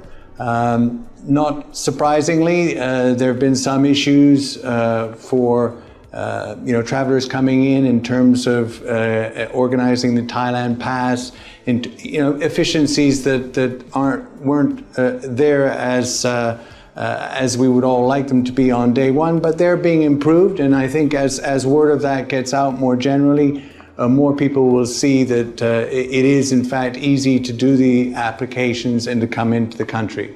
We still need to work at reducing some of the costs. PCR tests are still very expensive. Travel from the airport in a bubble car is a little bit expensive. So those costs have to come down. They're costs that weren't normally part of a package holiday in Thailand. So whatever can be done to do that, and whatever can be done to further reduce the restrictions that are in place. One of the key ones is of course bars. They're still closed in Bangkok until now mid-January. People come to Thailand to party, to have fun, and a lot of that happens socializing in except in Banyan Hotel in Bangkok. You can't party there. You can't have fun there. Nice spots. You can't dress up as a trainee and give your girlfriend a lap dance. And that's all we hopefully with some restricted numbers in those areas, maintaining social distancing, the government will see fit to open that up. We in fact have a bar here in this hotel at the Centaur Grand Centre World that was ready to open middle of last year. That we're not yet able to open it. It's called Coco XO, and it'll be a great place to relax and unwind, but still not available yet. Looking at the remainder of the year, we're as I mentioned earlier, cautiously optimistic. We're seeing booking levels increasing really positively in Phuket, finally, looking at the mid-80s right now, which should mean that for the peak period prior to Christmas through into the new year, we should be filling in Phuket. We have our Centaur Reserve in Samui that was supposed to open in August. Of course, at that point with the lockdown, no ability to get there. We delayed the opening to the 1st of December, and there too, we're seeing great pickup in the last half of the year and really looking forward to welcoming our guests to that first venture in the luxury segment. In Bangkok too, things are picking up here, most importantly with the relaxation of some of the restrictions on the restaurants where we're now able to serve wine, a great accompaniment to any meal. Awesome. We've seen some very good pickup in the restaurants. So not only the rooms are benefiting, also the restaurants. It's a great ending, we hope, for this year, and hopefully a preparation for what lies in store next year. We're all, full of energy to receive increasing numbers of travelers from overseas, to also take care of our domestic travelers that have been supporting us more, and really looking forward to the new year. Hotel Thanks again. They don't want any overseas people. They were back. Excuse me. Back to work here. Thank you very much. Markland, thanks very much for your Okay, so that's just kind of like a hotel operator, and then I think this is a general manager right here. This is the next one. We got Sunny Bajaj, the hotel owner. It might be the worst time in the world to be a hotel owner, but hey, it's always sunny in Bangkok. Sunny, over to you. Maybe it's time to move on to an owner's perspective. I'm with Sunny Bajaj, who's the managing director, and Baraya. Sunny, owner perspective, is this the best time or the worst time to own hotels? We're coming out of the worst time we've ever seen in the hotel industry, at least for Thailand, for sure. So it's only upside. We're starting to see some light, particularly in some segments, not all, and not the whole country immediately, obviously. But it is a move into the right direction, and you have to at least commend the Thai authorities for really opening up the country way before our neighbors. And I think it's a positive step in the right direction. It will still take time to start seeing numbers creep up. I think there are many issues there that we still have to deal with. A number of them, like flights, there's still not enough airlines coming in, making sure that we let go of semi-commercial requirements and going into full commercial again. Everyone's probably read that 80% of airlines have let go of their slots. I think that all needs to start being pushed back. Our biggest issue will be Thai International not being able to fill up all their slots that they used to have. Certainly. Airlift, right? Airlift is and as it is, I think it'll be an uphill challenge to get numbers back up. And many other things have to align, and airlift is one of them for sure. There's nothing about Mojo. Did anything really change November 1st? Yes, absolutely. I think November 1st gives us all a little bit more hope that things will start improving. At this point, like for me in Bangkok right now, things have become worse because the good thing is COVID numbers are going down. One of my hotels are hospitals. Right. So that number has gone down. The other one's an ASQ, and that number has gone down as well. But we always knew that this transition period will be the hardest for us. Like I said, we are heading towards a full reopening and normalized travel eventually, I hope. So yes, while this period for us in the mid-scale will be a little bit more challenging, I'm understanding that the upscale hotels are already starting to see some traction. Certainly. So as long as upscale hotels start to see that traction, eventually it'll filter down to us. You've had 18 months of the pandemic. How has your working relationship with your international operator changed? Look, we are partners, and in the long run, hotel operators and us are still going to have to stay together and work together. Better or worse, right? Yeah, exactly. And there have been ups and downs, but overall, I think it's a partnership. We continue to work at each other. We're not always going to see eye to eye with everything, But it's something that we continue to work on, and we're going to come out of this together. How do you view maintaining the assets? Some of these hotels have been not fully occupied for periods of time. How are you viewing CapEx going forward, or FF&E? Funnily enough, I was always a strong believer in not closing my hotels. Besides the 3 to 4 months last year in 2020, where we were all forced to close our hotels, besides that, all my hotels have been open. Every single hotel during its period of, in these last 18, 19 months, I put CapEx back into it as well. So I've been working on my hotels. Some people probably think that was probably a bad idea, but we have to believe in our business. Shutting down hotels will make them rot. Sure. And there's no way of coming back out of that other than putting on a lot of CapEx. So keeping it open, keeping it running, keeping it maintained, and then putting some money back into it is just the perfect time to do. Time will tell whether that was the right decision to make or not. But what about the attitude with the banks right now, lending institutions? It's been a tough road, certainly for 18 months. But the banks you're dealing with, how is that going? Just as you asked with the operators, banks are our partners in this as well. Without them, we're not going to be able to survive. At least most of us will not be able to survive. I've been fortunate that I've had some decent bankers out there who have supported me through this. We've received soft loans, we've received deferrals of interest, principal payments, like a lot of us have. But there's more that needs to be done. And I think every single owner will have their own challenges. Just like us, we are continuously working with the banks and trying to get out of this, stronger than we came into it. Maybe hopefully. Quickly as we're winding up today, 2022. Yeah. Any crystal ball? What are you looking forward as a hotel owner? Really saying. Look, there is no crystal ball here, and really, I don't think anyone knows what next year is going to be like. I'm not very optimistic in the first 6 months of the year, but the second half, we do believe that we will start to see a much more serious traction. Great owner's perspective. Sunny Bajaj, thank you for joining us today. Bangkok is back. And Okay. This is kind of boring, but what's the opportunities they're facing? What are the challenges? It's a whole new game out there, but again, for hotels, power to the people. Excellent. Killian. Hi guys, thanks for having us, David and Bill. Great to be here. I'm Killian, I'm the GM at the Le Méridien Bangkok. And what a time. Liberty of Bangkok, okay. The last months and years were, right? So the past 14 months we've been... So here's a guy been operating.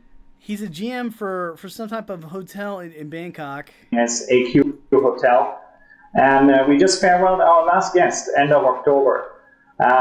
So right now, as we sit here, we're actually in the process, together with the support of our owners, Asset World Corporation and Marriott, to completely revamp the hotel.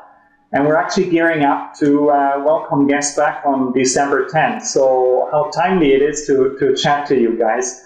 And today I actually brought one of our team members with me, Kunwan. Hi guys, my name is Wan, the duty manager at Le Méridien Bangkok. Nice to see you. Yeah, so Kunwan is the duty manager here, and I thought before I, as a GM, tell you all the stories on how things have been and how we feel about it, I think it's a better way to ask actually Kunwan directly. Oh, Ice got fucked so bad, man. He got fucked hard. He just got the wrong person. What she feels. So, Kunwan, what do you feel? Like, how has your job been affected? Like, in the AQ environment, and how was that different to the time before when you were working here? Okay, honestly, first of all, I would say that it's changed a lot from my normal operation. Not only the operation tasks have changed, but also I need to look into more about creating emotional connection with the guests as well. That is very important, because it's not in the normal operation or normal situation where when we have the AQ operation, and then the guests need to lock themselves in the room and with many regulations that is unusual. So it was very challenging. My operation tasks changed, for example, how I welcome the guests. Right. How I handle the tasks connected to the guests without seeing them. Yeah. And then we need to understand the guests more in terms of the feeling, and we need to make the guests feel more at home, as comfortable as possible as well during I the remember stay. that was a really big change, right? Because like in hospitality, as hoteliers, we love to talk to people, we love to be with people, we love to be amongst each other, but all of a sudden everyone was separated, right? So you talked about how to create like this emotional or personal connection to people, right? That was very challenging for us, but in time we could, we may have many adaptations on our work, but in time we could achieve this success together. And in terms of the understanding as well to my team and my concerned departments, because we could talk more, understand each other more, and be supportive to each other more during this hard time as well. So there is actually nice things that came out of this, right? Right. Now looking forward, so we're obviously planning to reopen the hotel on December 10th, right? With all new rooms and all this. But what do you think will be the guest experience now? With the test and go, Shop Plus, and all the other things that guests will experience. Right. To welcome an international Shop Plus guests, starting from 10th of December, right? And I think regularly the regulations slightly differ from the AQ or ASQ operations. We will have the private limousine taking the guests from the airport and then taking them to the B&H for a drive-through PCR test at the B&H, and then get back the guests to the hotel. Then we will have the fast track from the check-in to the guests. And then they go up into the room, right. And then I guess once they have the test, they can basically go out and explore Bangkok. Right? Correct. Right. Okay. Actually, I hope they will stay a bit longer than just one night, because I think with the new pool area and the new restaurants and a lot of outdoor spaces, I hope guests will really enjoy their time here, right? Right, one day might not be enough for them as well. Yeah, and I think maybe it's actually, it's not going to be all that hard, right? To only be in the room for one day and then ready to my... Rohit Sachdev, CEO and founder of Soho Hospitality. We're an interior design, F&B consulting, digital marketing agency, and lifestyle restaurant group. Okay, we're done. Okay, so let's go to the other interviews here. Let's go to this one. Sawadika Kun Kai. Sawadika Kumekala. How are you? You? Very good, thank you. How are you in Bangkok? This is another interview with the Thailand Karen. Today? Excellent. Yeah, beautiful. I miss Bangkok. It's such a beautiful city. So much happening, so much energy in that city. Are you from Bangkok? No, my hometown is the north of Thailand, the first capital city of Thailand, Sukhothai. Oh, beautiful, beautiful. Now, Kun Kai, I've looked you up in LinkedIn, and I've read your very impressive career from when you started in hospitality. And you have worked for the Banyan Tree Group for 20 plus years, is that correct? 26 years. Yeah, this year is 26 years. Oh, wow, congratulations. It's very impressive. And you started at front office, is that correct? Correct. My first career in Banyan Tree Hotel Resort as a duty manager. So in 1996. And did you come with previous experience, or was that your first role? Before I worked with the Hilton Swiss Hotel, a few hotel when I start my career. But like my education background is when you hear it, you're gonna ask that why I joined the hotel industry. In fact, I'm a historian. My education. Okay, so her background is bachelor's in history from Thammasat University, one of the best university in Thailand. But I passionate about history because my hometown is like the ancient city. The last year that I studied in university, I have a chance to train in the hotels, and then. Well, she should have fucking worked more in the hospitality thing. From that part make me passionate about service, and I feel like that as a Thai lady, to do what you call service other is come from heart, and it's easy for me. We can see how the come from the heart was certainly with ice. So enjoy to to take care of people. So that is the starting point of my career. Enjoys fucking throwing a nuclear bomb. And did you vision yourself working in prison hotels? people? So was that a goal growing up that you wanted to work in hospitality? Good question. In fact, not really though. I always think that I'm gonna be historian because I love reading so much, and I always like research, and I also love to visit all the what they call like the ancient city. But again, the second part of me that I like to service people. Then at that period, people said that it's not safe to work on the field. So maybe you start. Because my second major is English, right? So tourism. So I think that okay, never mind. Use my second major, which is about tourism, to do this hotel industry first. But after that, I falling in love. Every year I achieve something. I always enjoy to make people happy. So when they're happy, she's very true. She enjoys making people happy. Ice is a very good customer of that. He's like, I'm happier. When you started as duty manager at Banyan Tree, from office, fucking crazy, man. She's out of her was general head. manager in itself ever? I guarantee you, I 100% guarantee, like, this bitch did some bad shit to get to the GM position, threw people under the bus, I mean, that's the problem I have with this bitch. I just know. I knew. I was like, oh shit. A dream for you? Or did you have other... Has nothing to do with the female. Has everything to do with... There's a certain personality trait that you just got to watch out for. Plans in the hospitality industry? Not at all. I always try to do the best of each month, each year. I just set short-term goal first. I want to be, whenever I do something, maybe somebody said that I'm perfectionist, right? I'm passionate to do something all the best. So when I do the best, I did not look at myself, but then people look at me. At that time, the first general manager of Banyan Tree Bangkok, he is a French guy, Mr. Michel Gide. He looked at me, and then all the people who work as a duty manager or chief concierge, they are all male. As you know that our hotel industry is like background is dominant by male gender, right?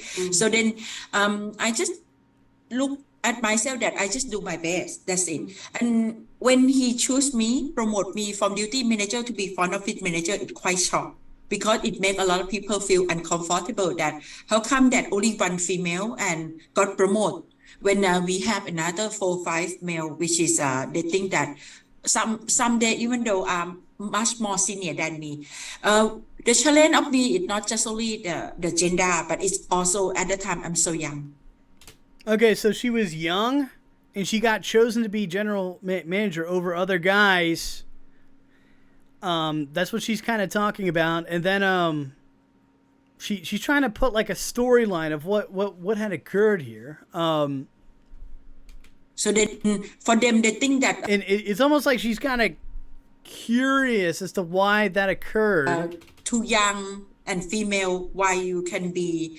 And then you know, she's putting this stereotype inside of her head that she's too young and female. And that's like the stereotype that she has in her head as to why things are held against her, basically. So when she, I mean, you know, it was probably true because, I mean, she even said it with Ice. Like, there's no reason to say fucking female and like stuff to Ice. Like, you do this against Thailand females. It has nothing to do with Thailand females, okay? Like, she's projecting her own insecurities to other people all the time. Like, it has nothing to do with her. Front office manager, like, to be a superior or something like that. Yeah. Why do you think that he promoted you? I asked, every time when I got promoted, right, I always ask question back that, why do you think that I like good choice for you? Because I also see all those people, they are very good. But they always laugh. They say that, guy, you know, you are so passionate in what you are doing. You always... Or she has some type of network or connection to something that allows her to get these promotions. Because I can't imagine...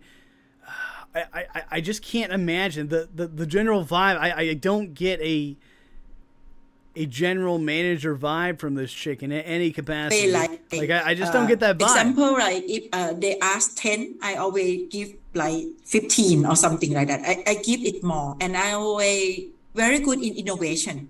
I always think out of the box, you know, like if they have an obstacle, I will not complain about the obstacle, but I see challenge as an opportunity. I think it's good opportunity for me that to try the new thing, and I think I think that's a good trait to have whenever there's a challenge, but I don't think she saw ICE as I think she just throws a nuclear bomb at challenges. I think if the incident, like a real world incident with ICE, basically, where she's fucking, we're gonna get your passports and we're gonna fucking imprison you for 5 years. I think the way she does shit, the way she got those promotions is blackmail, scheming, and things of that nature. I don't want any of that shit representing my fucking brand. Okay? That's way too much. She did a very horrible fucking thing. There's a difference, like, in trying to get promotions, basically, but not like in this. I suspect she does very cutthroat shit, basically, and she's not being truthful about it, which is understandable. But lucky Banyan Hotel Resort is strength. That strength of this company is about people development. Our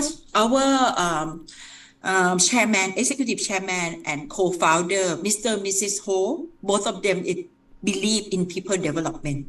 And they are the people who are inspire me. Every time they always offer me opportunity. I think that sometimes some people have very good knowledge or ability, but no opportunity. But in Banyan Hotel and Resort, it comes with the opportunity.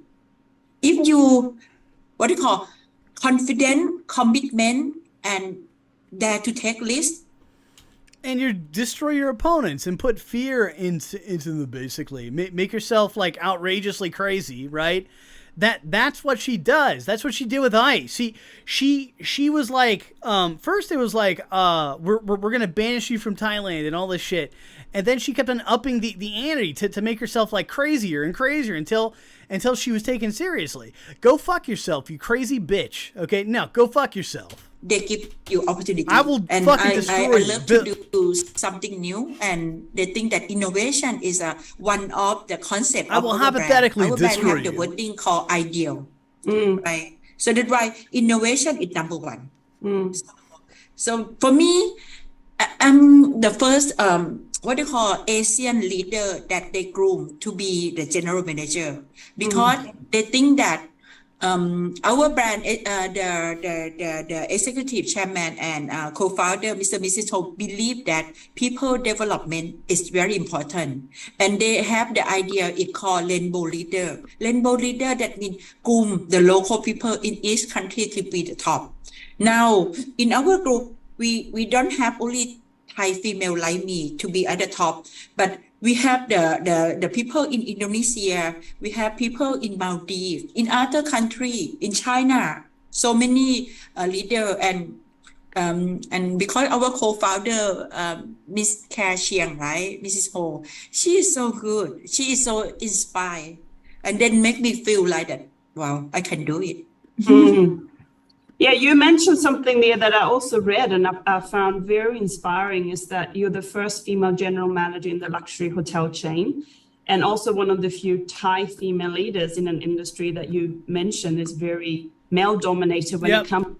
First female general manager, man. She pimps that out. To senior leadership positions. What are some of the biggest challenges that you have met in your career by being that female that are being promoted before your male colleagues that might have more experience, or they might be more senior in age? What are some of the challenges? What are some of the bias that you might have come across? What should I say? I did not measure myself with others. I always like try to prove myself. You know, I like play the game. Because example, like if you are the runner, right? You achieve yourself by the way that how you run faster. That is the way that I drive myself. I got promoted 12 years ago when the society is not accept much about like female to be the general manager.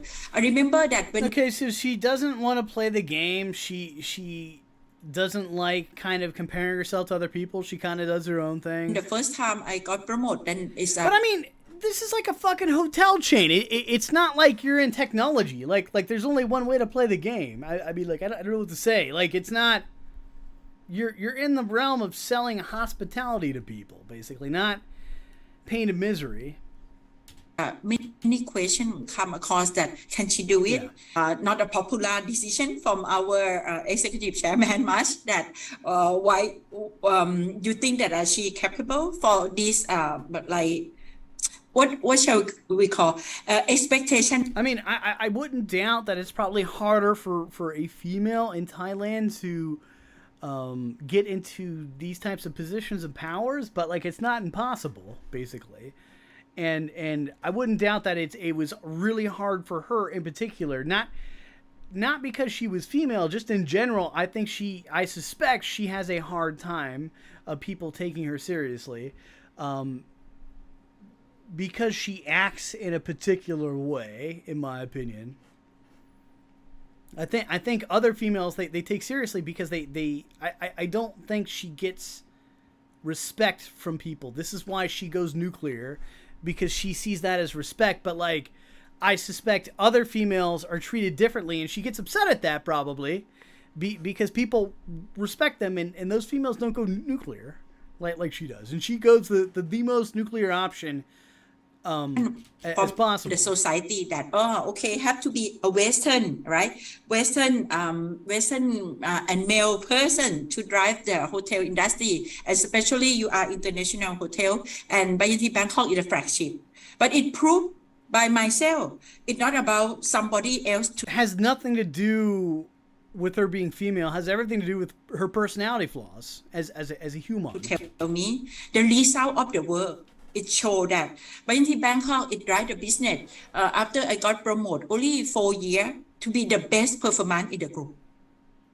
For 2 years consecutive, 2018 and 2019. So we can make achievement from all the area. I think as a female is a plus point. Female not looking to only result from the financial, but female looking to people. We got the best score for associate survey. We got a 96%. How many hotel can make the associate survey? 95% consecutive, about 10 years. This is the... I don't know what this means. SOS. She's talking. She's bragging about she's humble bragging about a SOS score or something. I don't know what that from score the means. passion that I look after people. I believe that if we look after people very well, result is driving well. When the staff, our associate happy, my colleague happy, they can drive the business it better. And okay, so she's talking about staff being happy and how that helps the business drive itself. I like synergy. I think female... she brings up synergy again. That must be a buzzword for her. Have a character of like mom, right? Mother. So you always get people together. I drive business between that. Listen to all the family member. We think that Banyan Bangkok are our family. Everyone have the right to say something. But again, when we discuss... That's not true. When I saw the incident with ICE, the staff were making up shit that they said to them to stop many times, and that's not the case at all. I don't think there's any synergy. I think it's completely one way. I think it's just top down. There is like no like dialogue with this bitch. But I mean that's pretty typical of a business. But no, I mean she's just putting a false thing. But I mean she's just. I bet it's really bad with her. I bet the staff like secretly hate this bitch. And what she makes them do. We agreement and we have agreement. That means not that you should like your boss, but like, I bet they have a passion of just like hating this bitch. We drive the business in the same direction. So that's why, as a leader of this team, I think that my team is one of the strongest. Because even though, as you know, Makaya, that I just come back from opening the new property in Banyan, Saudi Arabia, Banyan Alula. I just left the hotel 1 month. And nothing happened. My team which is all the department head can run the hotel by themselves. This is a way that I think. Oh, so she's saying that the team ran the hotel they didn't need her at all. So I mean, she says that she's able to delegate things, so she can do other things outside the realm of Bangkok, but apparently that's not the case, because I mean, she did get pretty involved in ISIS shit. It's time of our hotel have to groom people until they are mature enough and they can empower themselves to drive the business. If one man show, it doesn't work anymore. I don't believe. Well, she handled that situation in Bangkok. I believe that each of them have their strength and their area of improvement. But if we are look after everyone and we overcome together, we will have the best result. It has proved that when we pass through the pandemic COVID period, right?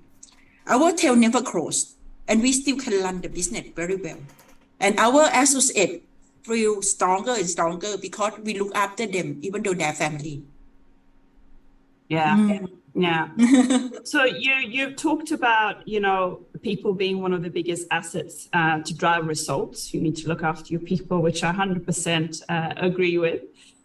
What do you think are your biggest strengths as a leader that helps build those strong teams? Because it looks like you've done it throughout your career. And you build strong teams, then you move on to the next senior leadership role, and then you build a strong team, and then you move on. What are your strengths that you can? People development.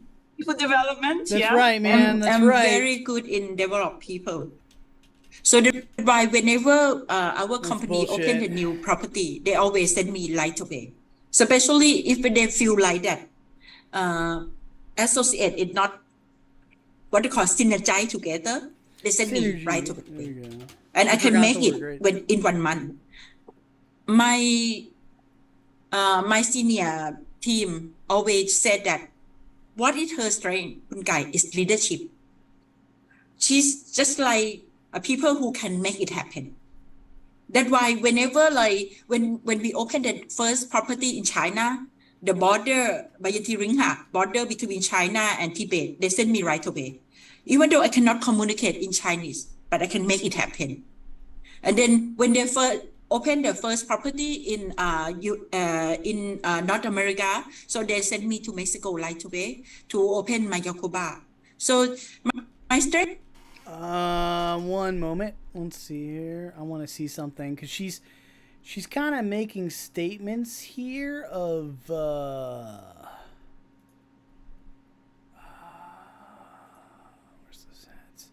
So she said they opened something up in China, basically, and then they opened something up in North America, in Mexico. Don't know what the fuck it is. I mean, on this site... Okay, so maybe she meant Mexico, not... Well, technically North America is meant Mexico, so...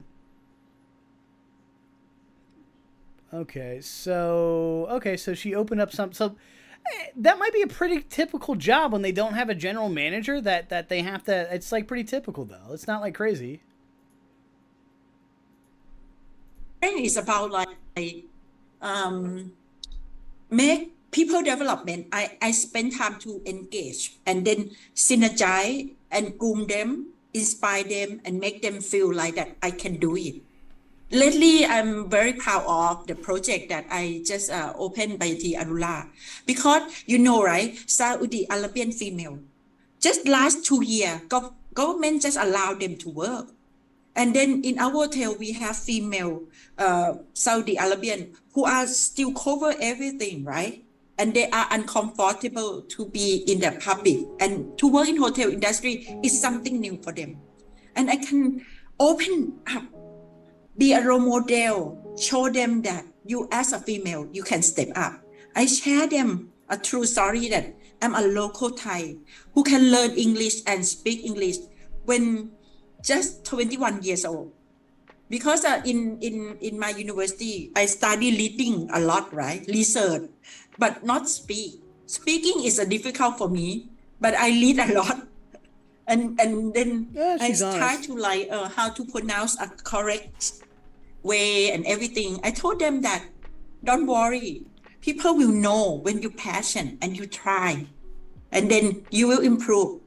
So I think that is my strength. And I can make people feel that my associate in Saudi Arabia said that you believe in me and you bring the best of me out. So that is the way that I think my strength. Multiplying the talent that you can see in each person. Yeah, it's a very good leadership trait to have. What's your proudest moment? For me, proud that a lot of people that I groomed in my career, now they are like coming up to be hotel manager already. That is my achievement. Every time when people tell me that, because somebody who I groomed from the trainee, now they are like coming up to be hotel management. I mean, that it make me. Somebody asked me that, Kun Kai, now you are senior assistant vice president. What is next step? You know what? I never expect any position. For me, I feel like I'm a teacher. My law is how I can groom more people, how I can teach more people and make them succeed. Here's a problem. She's like bragging about her teaching skills, but I didn't see that with fucking Ice, okay? And we gotta judge people in real world environments. Okay, so I like the fact that, like, I like what she's saying, but like I honestly am like, okay, what do you do? Like what are you actually doing? And like, you judge a person on the worst of their moments, how they handle the situation. She fucking handled this awful, okay? And that's all we have to judge her on is that one example. It's like the economy. The economy could go 99% correctly, but it's that 1% that matters. All right, and we see what happens. That little sliver right there. It's crazy. She's just a maniac. The more people every year that I can grow. People are like learning from this bitch. Like, I don't know what they're like. You could learn from a crazy person. I'm sure there's some things, but secretly they're like, she's fucking crazy, man.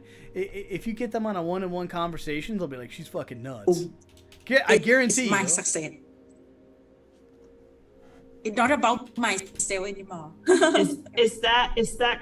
Do you feel like that's your purpose? Yeah. In life, it's to develop people. I hope not. I fucking hope not. I hope not. Service has always been very important to you. Service to people, but you got like a position where you have the ability to give the best service to our customers or your customers and travelers around the world. At the same time, you can also channel that energy into your team and your people. What a crazy bitch. Exactly. Because every time when I receive any compliment from our guests, right, about our associate, oh my God, like mother, like big smile. Because I'm a single person, right? So then whenever I heard that anyone compliment about my people, I feel so proud. I feel like, wow, that is the best achieved. And for me, the more and the longer that I work, I feel like that is really make me feel what you call like fulfilled, Now I'm not only doing about running the hotel operation. I also help the company do business development, so expansion our brand, and also other thing that I help Banyan Academy, which is a Banyan Hotel and Resort. We have Banyan Academy in Laguna, Phuket, right? I also be a part of facilitator. That part I'm very, very passionate about. Of course, financial of the hotel, I always drive all the best. So Banyan Bangkok, one of the best financial always. And I also running the business in the way that not only good in rooms, but we are very good in food and beverage revenue also, and spa. So all these, I mean, I'm a multitask person, I think. I can like think like a man, think like a woman, and also as a business attire also. So she can be both. She's both lady and lady boy. Perfect. I thought she said like woman thinking is the best. Like woman power and all this shit. So I'm always enjoy. Is she a lady boy? That's my question. my career, and I appreciate our executive chairman and chairwoman, and also our Banyan Hotel and Resort that give opportunity to everyone equally. We believe in diversity. We believe in empowerment. So that's why all these points it make us to pass through a difficult time, because when we groom people good enough, they will try to. I just want her to talk. I thought I would go in like hard, but like I do at times, but it's I'm like simultaneously having to fucking translate her shit from English to like English, and then try to interpret that information, and then like trying to interpret, you know, like I'm trying to give her a fair shake. I really don't want to, but bring the best of them. Yeah. Only reason I don't want to is because she didn't do it for fucking ice and a nothing type, something that should have been a nothing situation. Yeah, agree. And what gets you up in the morning? You know, when you wake up in the morning, what kind? Because you have a very positive mindset. So what's your purpose for the day? I always think that like each day I gonna split my time, right? So I gonna spend time with the guests. I gonna spend time with my associate, and I will spend time with all my what they call like planning. I'm like a kind of strategy planning, you know. I do things like short term, long term all the time. Until people say that, well, you always like can manage your time very well. I say that one thing that people have equally 24 hours. So when you said you cannot do it, it's about yourself. You don't know how to spend time wisely. Kungai, what advice would you give? She needs to fucking delegate her power. She can't be dealing with the guests anymore. She's nuts. To women in the industry. She's literally that fucking nuts. Might have just started a career, or, you know, maybe they're one of those leaders, maybe they're a duty manager or front office manager, and they have dreams in the industry. What advice would you give them as a woman in our industry? She's got some great Well, I think that passion. You have to passion what you are doing. And then you have to try to take risks, try to do a new thing. One thing that I'm different from others, that I like challenge, I think. Whenever that have a challenge, I feel that... Oh, she likes a challenge because she'll throw a nuclear bomb at it. It's opportunity. I feel like she'll that. Go the extreme. If you give me opportunity... She'll try to fucking decimate you, destroy you, eradicate you. I will do it. I will try. And then I also multitask, right? So then, example, when I work as a duty manager, I also train in like PR, marketing, or even though like check about F&B, because I want to know what are they doing. So I think that you have to be knowledgeable. You should like learn a lot of things. You have to check your concept. You need to know that what happened in the world. So when you are like keep yourself up to date, you're gonna make yourself passionate enough. In hotel industry, we have so many departments. It's very good opportunity for you to try many departments. Example, like if you work at a front desk, you feel like you're a little bit tired now. Maybe it's time for you to move to try in marketing, sale, or otherwise, even though F&B. When you try a new thing, you will feel that, wow, it's interesting. Lucky that our brand, Banyan Hotel Resort, we also have the program that you can be like change department. It's a cross exposure. And I think that most of the hotel nowadays, they have.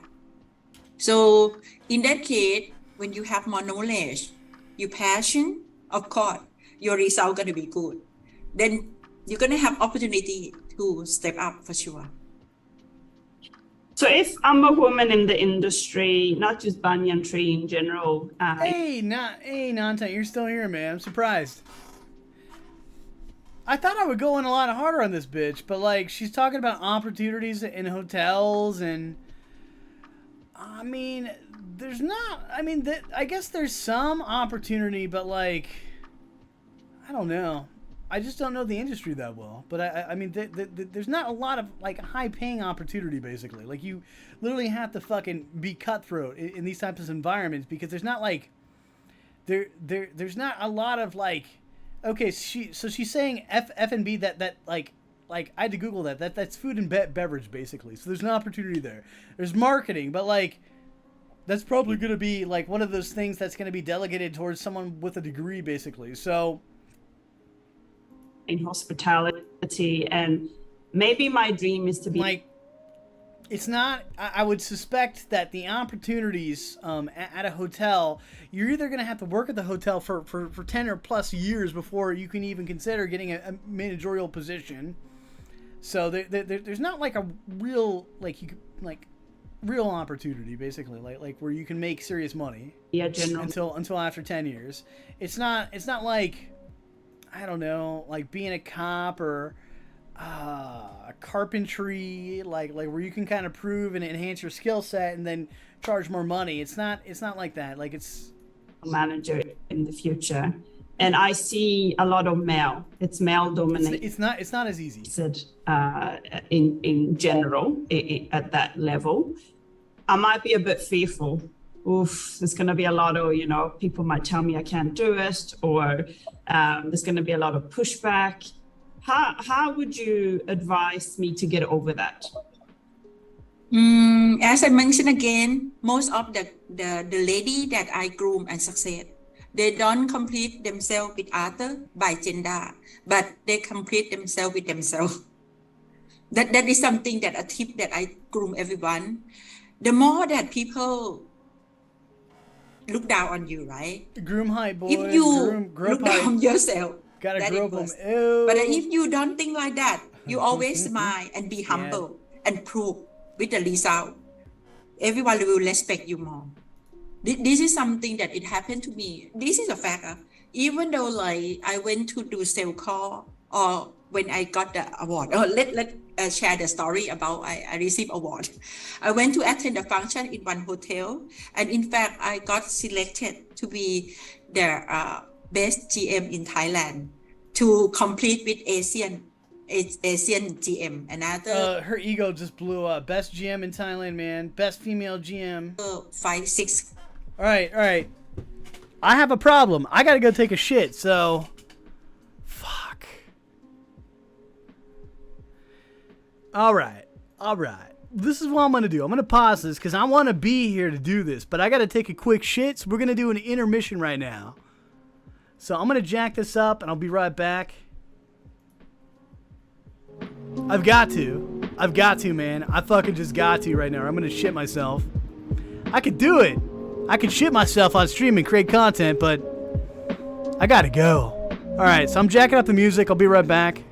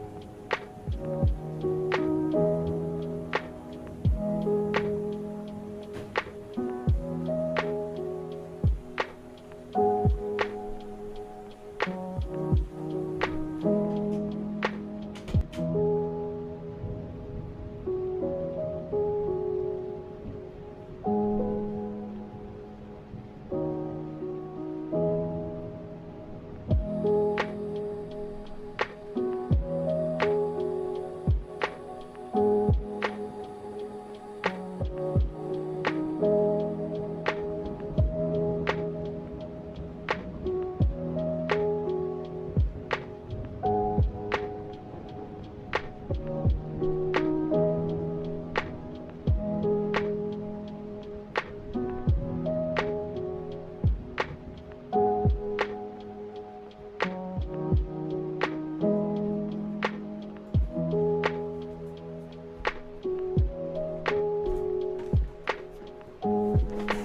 back. All right. Let's go back to pain and misery now.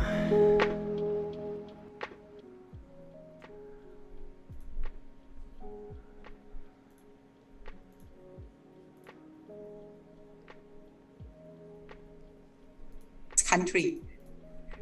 When I went there, I went with my resident manager. He is Western guy. You know, when I attend a function, everyone like greet and meet him and ask me that, did I come with my boss? They think that I'm secretary. You understand, right? So okay. And then I just smiling and I even though I introduce myself and give the business card. But you see, this is the perception. They cannot hear. Even though I already said that my name is Nopparat Aumpa, I'm a general manager. And then my hotel manager said that, okay, my name is this. Well, it's always a serious... Everyone contradicts themselves. And she's like, well, it's funny how, she's saying, when she's training staff, she, like the lady asks, perception, and she's like, well, I don't compare myself to other people. I only compare myself to this. I don't play the game. But then she recognizes that the game recognizes her as a woman, and so she totes herself off as the general manager woman, basically Thailand first woman award, right? But she's like, I don't play the game, but she does play the game. But everybody does it. A series of contradictions. She's no different from anyone else. The hotel manager. The only difference is she will fucking cutthroat you. She will kill you. She will hang you. She will gunshot you in the head if it means that she can get any sort of up on you. Basically, she will hold you down as she props herself up, basically for quote unquote success. Until he feel shy and he said, "This is my boss. She is my boss."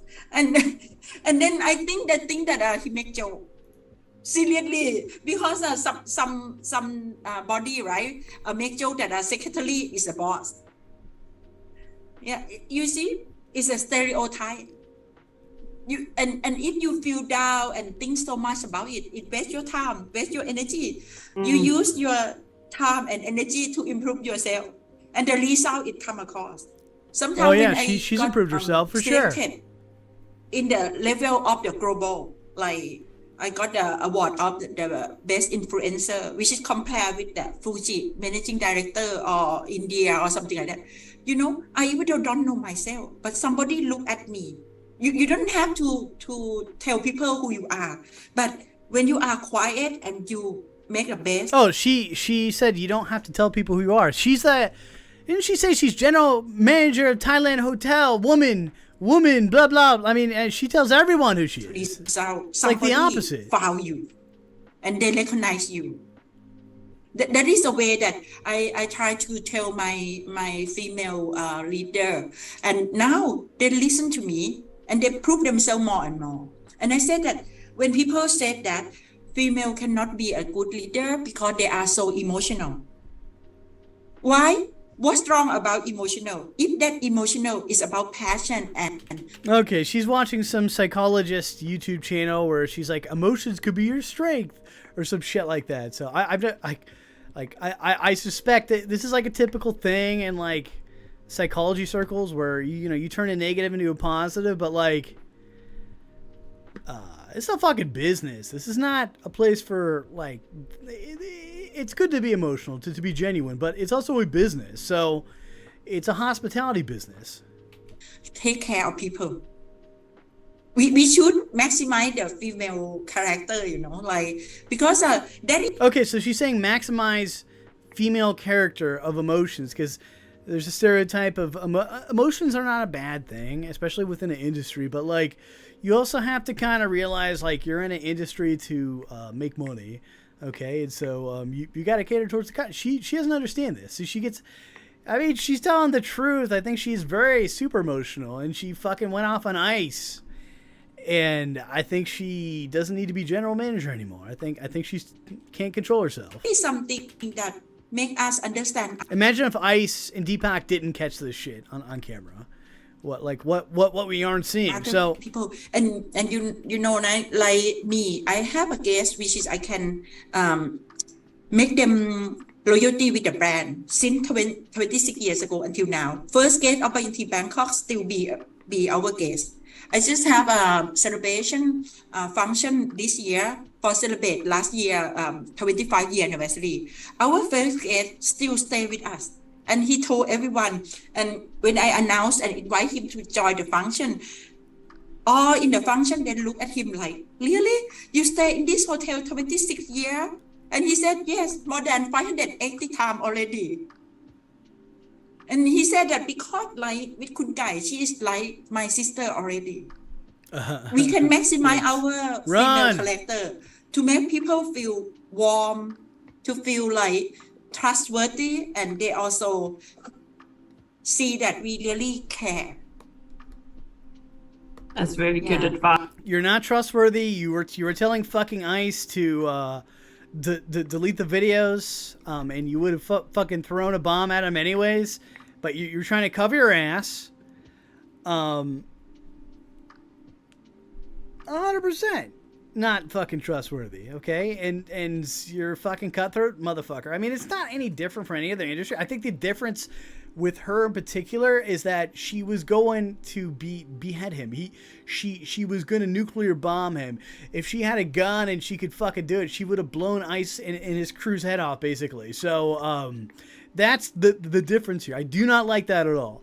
That is like, there's a world of difference in leadership, and she'd be a good leader in like a militant army, basically. Not a good leader in like hospitality in any capacity. So she has no business being in hospitality. But she has every right to be like, she could be the fucking leader in like a military female movement to fucking control people's assumption about you, right? But you can control what you do and how you act, and the work that you put in to yourself more than anything. You're a mentor, to a lot of people. Have you any mentors that have really inspired you throughout your career that's helped shape you to the leader that you are today? Well, of course, my idol is Mr. Mrs. Ho. So then both of them are really professionals, and they are like a kind of strong leader that make me feel like that whatever happened, any pandemic, any crisis that happened, we're going to pass through it. So that is my idol, because we passed through the crisis together in Banyan Hotel Resort, since like crisis from financial, crisis from tsunami, crisis from like all the pandemic. So we always be there and then look after people. So this is a little idol. Sounds like very good mentors to have, for sure. Yeah. Kun Kai, thank you so much for your time today. I've been very inspired listening to your story and how passionate you are about people in general. I can tell that passion is what really carried you through to where you are today. So congratulations on your journey. And I hope I get to meet you one day in person soon. Certainly, Makala, I have to thank you so much for giving me this opportunity to share my story, and I hope it's gonna inspire more people to be as a leader. I think it's not only the hotel industry, but I think that we can do more and more. And as I said, that we can turn the negative to be a positive by ourselves. So, thank you very much for this opportunity, and look forward to seeing you in person also, Magna. Thank you. Turn a negative into a positive, man. Like positive reinforcement of fucking trying to imprison Ice and his goddamn. Thank you. All right, we got more. This is only 1 minute and 31 seconds, so this is a lot shorter.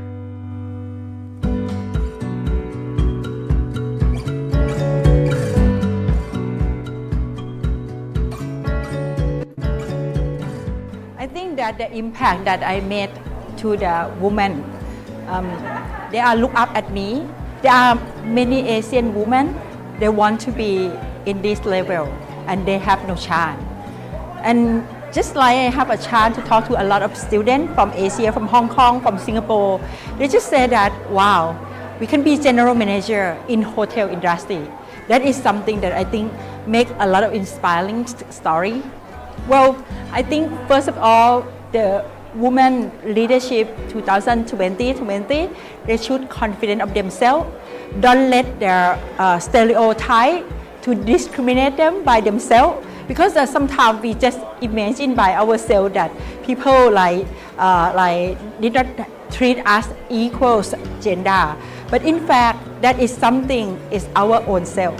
We have to believe that what we can do, and we just make it, maximize it, and put yourself to let people listen from you. Thank you.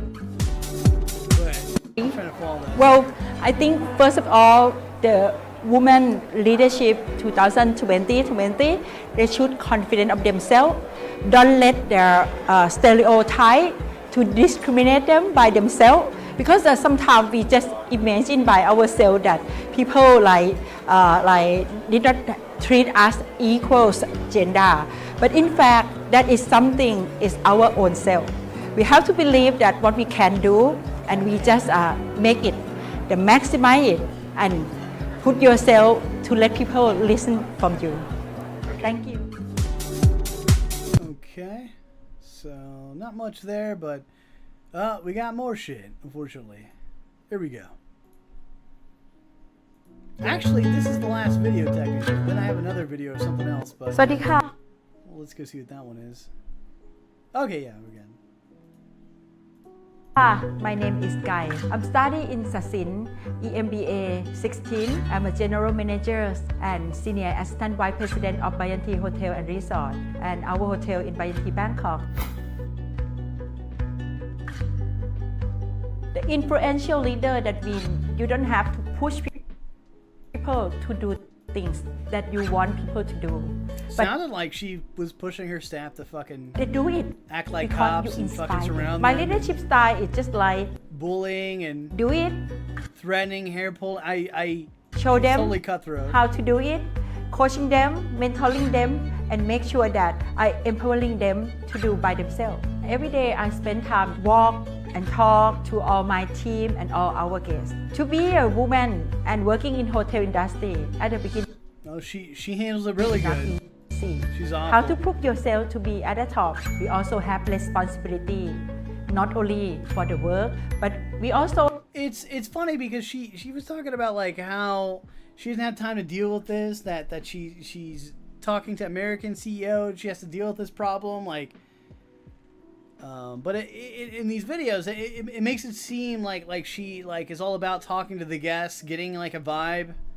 Completely the opposite. You have the responsibility for family. You have to prove. You have to show that how you can justify things by result oriented. I know she's full of shit. Okay, but let's go on. People always like, do you really know what you are doing? That make me feel like a challenge, make me achieve. Because you can prove that you can do it and you feel like achievement double. Many people use me as their mentor. They always ask me the question, how can I be like you?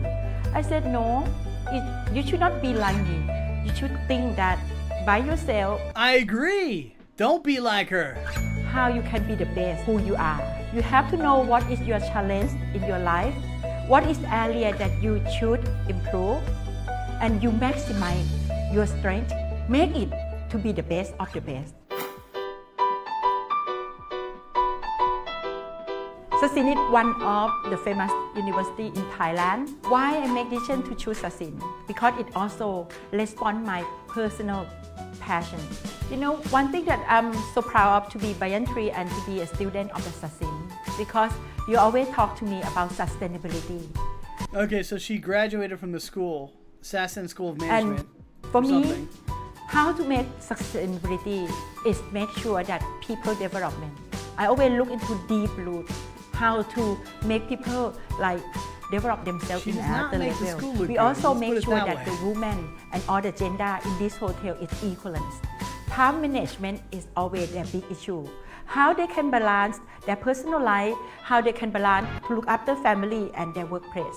So Banyan Tea Bangkok can make it happen. We have the child care, which is in the morning, parents come to have breakfast with their children and send their children to the child care and spend time with your children. So that make our Banyan Tea Bangkok get an award. I'm so proudly to present that we got the award of the Best Employer of Thailand. I want to inspire that other organization or other business unit can create something that look after your people and deeper and sustainability. I'm proud to be Sasimpa. Thank you very much. We're done. That's all the videos I could find on this bitch on the internet at least. So we're gonna watch this video. This is the how competitive are Thai hotels? Just like more about the hotel industry a little bit. I thought I found this enlightening, but let's watch. Let's see what I find. In Thailand, what we have really seen is that the rate has really been pushing up. So this is 6 months ago, so there's two lines that you need to look at here, the gray and the blue. So basically what we have seen is that on 2022, by about half of the year, we already have seen that the rate has been pushed up and it's already have overtaken the rates of 2019. And so that's a good thing. Now, what would be interesting to see is this comparison between the average daily rate and the consumer price index. So this is actually a good news. We are seeing a healthy rate for Thailand market. Now, what does it mean is that the rate, the ADR, is growing faster than the inflation. So that's a good thing for everyone here. Now, interestingly, so this is what we have forecasted for Thailand. So there's two markets here that we are showing, Singapore and also Bangkok. Now, the music has kind of stopped because we are seeing that for the next about 15 months, rate is going to flatline. So it doesn't mean that the rate is going to drop, but it's not going to grow as expected as like of 2022. Now let's talk about choices. So when the borders has opened, two markets here that we are showing, Bali and Phuket. Now Bali obviously has a good upswing in terms of occupancy. They have the G20 that has pushed up some demand and also more flights towards the end of the year. But Phuket is also has enjoying a good year end with the demand. So you got the Indian tourists, you got the Russians, and also some other key markets that has pushed up the demand for Phuket market by end of the year. And of course, take note, this particular upswing in terms of occupancy is not driven with the Chinese tourists, so with the absence of the Chinese tourists. So that's a good thing for Phuket market. Now let's look at the growth across markets. We got the beaches, we got the south, and also the city. Now when you look at the green line, you got Bangkok also at the same level in terms of performance. But when it comes to the rate, it's kind of not winning against the other markets. So whether it's in the beach central or in the south, Bangkok, the city, is not fairly doing well when it comes to recovery or pushing up the rates as of the end of the year. Okay. Now, the global story generally is the demand in terms of recovery came from the lower tier. Now, interestingly for Thailand, it's the other story. It is the luxury and the upper tier basically are the ones that is driving the recovery for occupancy. So that is a good thing. So whether in the beach, in the south, or the city, it's really about the upper tiers that are moving past recovery rate in terms of occupancy. Okay. Now, when it comes to the rate, so this is for the fourth quarter. So the South Thailand is generally enjoying a good performance. So in terms of rate, we've seen Krabi, we've seen Pattaya also growing, Koh Phangan and Koh Samui. Now, interestingly, during the pandemic, it was the Hua Hin that's generally on the positive side when it comes to the rates, but South Thailand is definitely enjoying a good performance by the end of the year. Okay, now let's put our finger into Bangkok more. So we're gonna dig deeper into Bangkok market.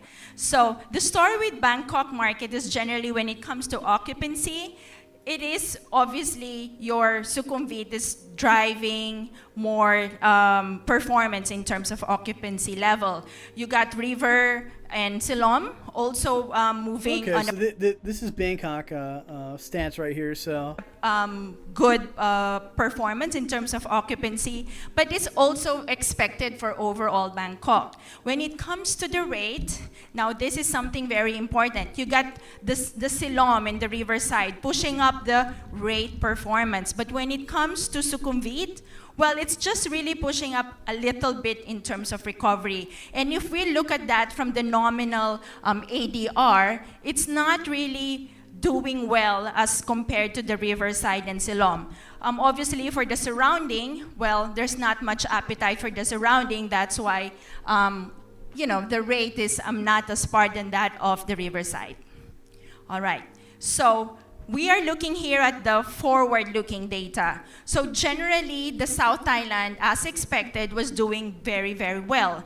However, that when we looked at the 90 days performance, well, you've got a good base of business. So okay, this is Bangkok right here.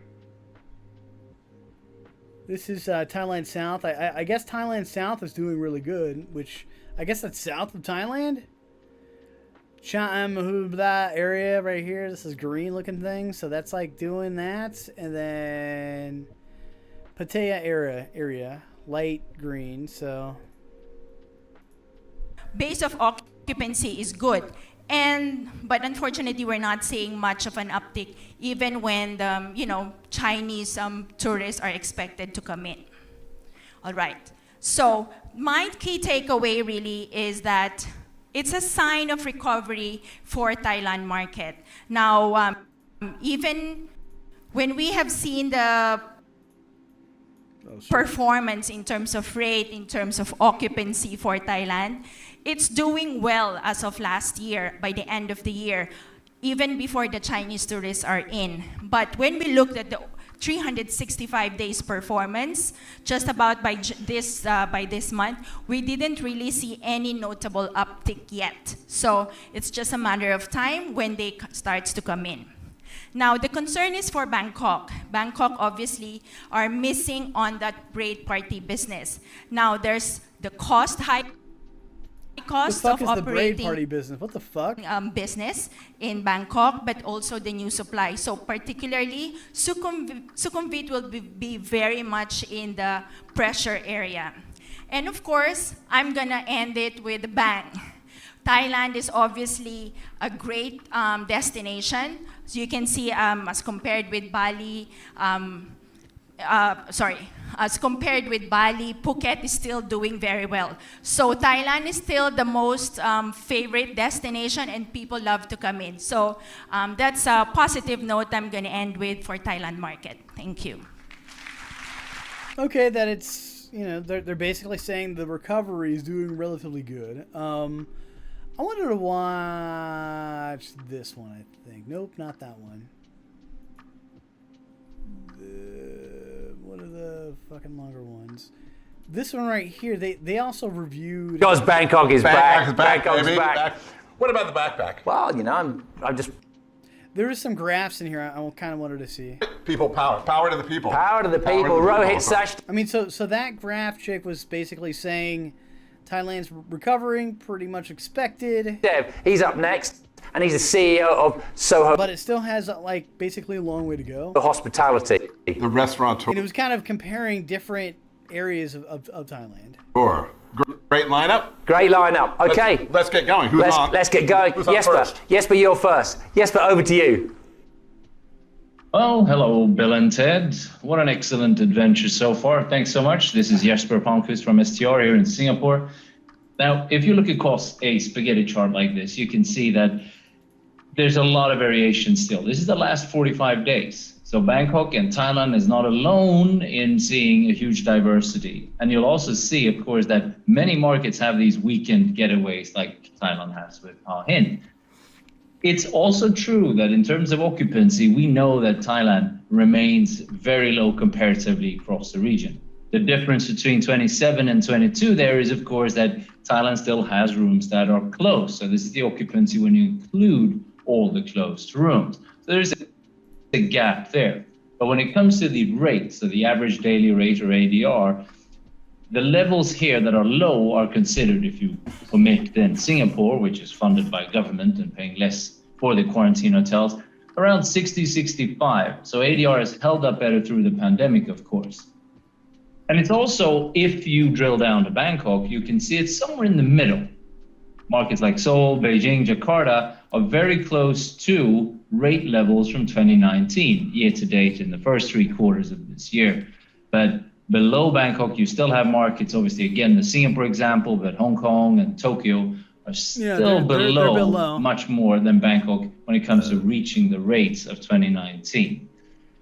But at the flip side, of course, is that occupancy, that's where these heavily restricted markets that have seen many different challenges like Kuala Lumpur and Tokyo and Bangkok is really at the bottom on a year-to-date scale until end of September. So is there any profitability at all to talk of in Bangkok in 2021? Not really. Total RevPAR, 16% when you want to be at 100, right? To reach the index of 2019. Yeah, so what's kind of interesting here is Nopparat Aumpa with her particular hotel. She was talking more about the food and beverage, like the restaurant industry, and trying to attract people to come and eat inside there rather than occupying the hotel. And there, she was talking about a mandate I don't completely understand, but I guess that mandate was you can only occupy 100 people within the hotels. But it's like per hotel or something like that. And so they were having a huge problem with that, and they probably took a huge hit. And GOP per available room is even worse. And if you look at the graph here and study the light pink graph, you can see that averages out to minus 31. Now it is gently striding upwards in the last few months, and hopefully that starts quite soon. One thing you should bear in mind, though, that when recovery happens, we've seen this over and over again. When it happens, it comes. So she, you know, when she says re-engineering, they have to figure out how to make some type of income to get by, to limp by. Maybe they even laid off staff to just limp by to get some type of profit from this. Quickly. So I know it's a huge distance to get from down here up to 100 to 2019 levels, so GOP par, but it's still massive shifts, goes very quickly across markets, not just in markets like China where they have that zero tolerance and V-shaped recoveries. If we look across Thailand, of course, the drive to markets of Hua Hin and Pattaya has continued throughout this year, in April there, and then in July and before the lockdowns again, seen that market go up, and is usually the Saturdays. Then, of course, helped recently in the last couple of months by holidays, driving it even over the 29. Look, there's a fucking there's a place called Fuck It. I love it. Levels for that particular day. That speaks again to the area, Bangkok. So that's purple right there. So yeah. We know that Bangkok sits down here in that dark purple line here. Oh, I thought Bangkok was up here. That's Chama. I can't even pronounce that, but here and not really seen anything. And I suppose Phuket, it is notable. You remember what happened after the sandbox? It drove up from those 3-4% to 20 or 30 or even 35% on average, and that's obviously better than nothing. So it's driven by weekends totally still for the drive to. The weekdays in Hua Hin, for instance, remains around 25 or 30%, so nothing massive there yet. So when you compare the two metrics to 2019, we have an ADR level that sits there around 65% or so of where you want it to be of 100. So an occupancy gently moving up. So it's interesting then to see which hotel classes in Bangkok has been most affected in this scenario and what to expect coming out of that. So this is luxury and down to up economy overall. And again, 100 means you're back at 2019 levels. Now let's zoom in because this is below. Oh, okay. So they're saying the normal level is at 100. This is what's happening in 2020 and 2021, basically. The right side here, luxury, upper scale, upscale, upper mid-scale, and economy. They're like versions of a hotel, basically. So if you're at a 4 or 5 star hotel, you're looking at luxury, upscale. Low 50, all of it. So change the graph. You can clearly then see that in 2021, from this starting point, it's luxury that struggled to keep up with the pace from 2019, and the other hotel classes move very similarly and sit up here around what that 30 mark. So yeah, so luxury and upper scale is having a hard time. Lower in luxury from that sense. But then we switch to ADR, to the average daily rate, and it's the reverse, where economy throughout the entire crisis have seen lower rates compared to the other hotel classes and not been able to do that. So the takeaway there is in 21, luxury hotels are way more behind 2019 occupancy levels, and economy hotels are way more behind 2019 ADR levels. And if you combine that for RevPAR, you can see here on the big scale. So let's change that again and zoom in to 50%. And what you see, because demand and occupancy fell much more, and this is a demand crisis, it's luxury that remains behind 2019 levels the most because of that combination. The other markets are gently striding upwards there, but only marginally. We're not seeing a massive trend there yet. So what's ahead? If you look at occupancy on the books using Forward Star, what is in there? Well, you shouldn't be surprised to see or hear again that there isn't much. Two things to call out perhaps is that staycations, I suppose, these Saturday spikes that you see that happen across these. Quick, we got the they're between 3, 4, 5 percentage points, so not a lot, but it is something to some hotels. And just like in Singapore and other markets, it's hitting some hotels more than others. It's not a broad impact on staycations. It's a few hotels that are getting that, particularly in the high-end hotels. And also the second point is, of course, how low it is after the new year. That's where she was talking about, like, the domestic market. They seem to have an increase in occupancy from but they probably lower their rates down to no longer foreign rates, but like to speaks to the uncertainty. People are booked, they're ready to go to Thailand, but they're not yet ready to go and stay in the amazing city of Bangkok, at least not the international travel. They are looking to go to the islands, they're looking to go to the resorts, and potentially there as well. They don't. Yeah, so she's definitely that industry. It's not very obvious to me that she's being truthful up until a point that you know, but they're hurting big time for sure. Know if they need to isolate, and therefore they will stay there rather than being in Bangkok. It's better to looking at this fucking graph and so kind of going like that's probably the current trend that's going on. We can see that in the pickup pace because these numbers are very low. Apart from that first week when this was set at November 15th with some numbers in high single digits, after that is extremely low. There's no confidence in recent pickup in booking Bangkok just yet. We need this to work coming into peak season a little bit closer. But what about supply effects, how that affects the outlook as well? Well, we know that it will impact differently. Now, some markets will have more measure. And what I mean with that is that the volatile demand will beginning to spread across more hotels than before as new rooms open up. So these are numbers of sample growth in rooms until end of next year compared to what's existing in market already. Vietnam, clearly a lot coming. And it can't be said across total Thailand with 7%, but Phuket definitely has more impact. We talked about in the past. And Bangkok at 6% increase. Listen, it's not nothing. Anything will help and put pressure, and I say hope in a negative connotation, so it will put some additional pressure on the market, absolutely. And at the same time, you still miss a number of hotels that have yet to reopen. Thailand sits around 7% of hotels still closed, and we know that when that reopens, it can also take time, especially if they've been used for quarantine. So it may mean a competitive advantage if you weren't a quarantine hotels, because it takes time. Overall, the market number will be pulled down for a little longer before that normality comes back. But listen, we have a great scenario building because this is an important piece. Up to 70% almost by now with Thailand complete vaccination, a target that seems so far away and hard to reach. The vaccinations are getting across Asia Pacific. And why do I include the other markets? Well, they matter as well. If they have high vaccination rates, they are willing to travel to Thailand and they're willing to go there. So that's obviously a big, strong signal that we have high vaccination in the region. And obviously, a lot of this we're hoping to come into Bangkok now is coming from Europe. And it isn't without concern. You look at the recent data coming out. They have fourth or fifth waves. They're looking at working from home again. But listen, the important thing may be that looks so far to address and be a situation within their countries and within Europe. And this is where you come. They have high vaccination rates and still cases go, but mostly that's unvaccinated. So hopefully all those can still travel and get out, because the restrictions are really what's killing this. And as Thailand look to improve that and open up, that is happening around the region.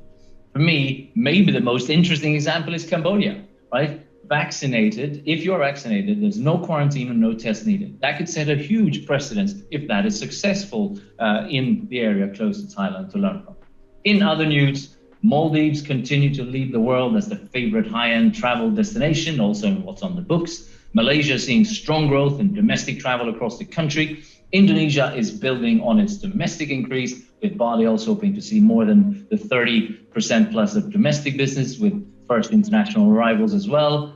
And Vietnam is hoping to build on its first international and controlled arrivals in Nha Trang and beyond. So it's looking hopeful for sure. So we're hoping that Thailand can now look and get some of that peak season to solve a few percentage points at least with that. And with that, obviously, be excellent to each other. I want to switch back to the dudes. And I love how they printed these amazing shirts to show who really is the hero and gets the job done up in Phuket. I'm not sure. It's Bill and Ted David there. Thank you very much indeed, and have a great rest of the day. Oh, Jesper Palmqvist, Lieutenant Commander data person, right? Hats off to you guys. Singapore, Jesper, great data. Excellent, excellent data. Right, next up we've got hotels, hotel operator Marklin Blake. All right. So, how many hours I've been on this shit? What, 6 hours? 5.5. So, I'm gonna shut this stream down. But, you know, in general,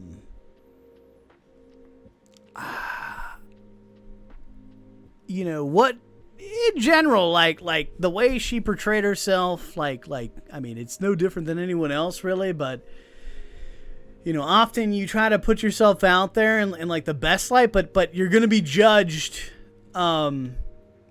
by people, basically. Like, you should be judged on how you handle situations at like the worst of times, right? So that's when you know, like, who's like a real motherfucker and who's not. And, in the worst, I guess, in her version of a worst situation, I call it a very mild thing.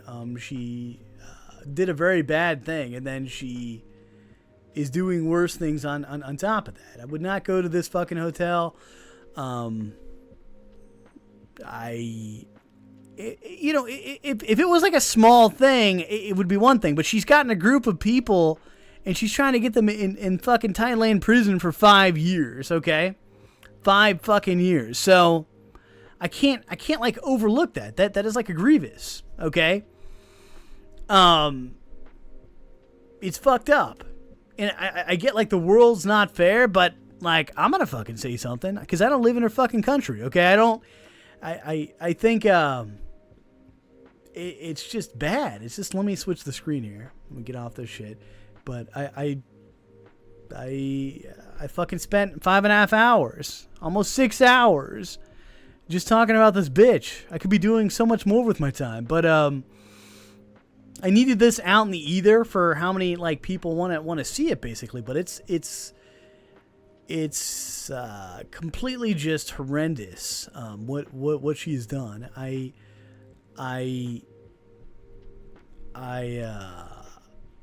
don't disagree with what she said in the video for most of what she said, except for I can't believe she's allowed to fucking teach people and stuff, and I can only imagine the people she teaches think she's out of her fucking mind, right? But what she did in that situation alone, in my eyes, like I'm a person that will give people the benefit of the doubt more times than not, but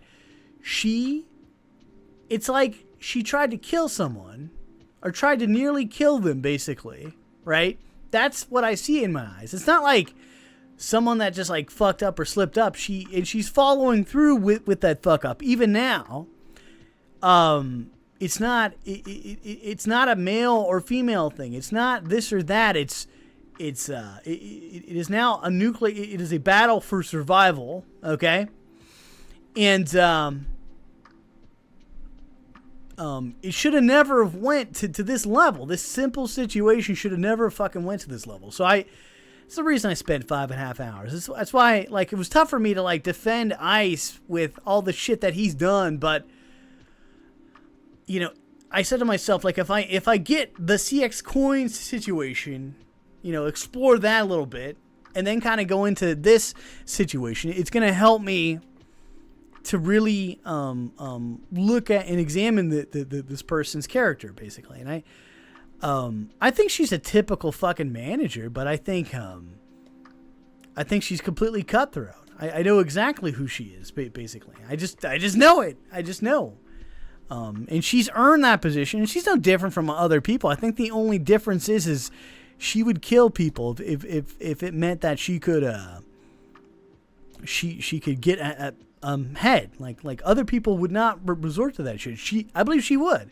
Just on that 1% that I watched her with this, I would stay away from this. I'd stay away from her hotel chain. I would stay away from her as a human being, basically. So just bad. I would warn people to fucking stay away. I am now like, stay away from Thailand. That's my mentality. Go to other countries, even Nepal, but stay away from there. She threw a nuclear bomb so fast, so dispassionate, not caring, blah blah blah. Like it's very evident to me that you know, I need to make a video about this, kind of exploring this topic, exploring who this person is that is now has other people's lives in jeopardy. Is she gonna waste ICE and his crew's time of 5 years to send him to Thailand prison? Is she gonna fucking do this shit? Is she or are we gonna call her bluff and you know, is she a fucking human? Okay, like obviously not. They're still in fucking Thailand.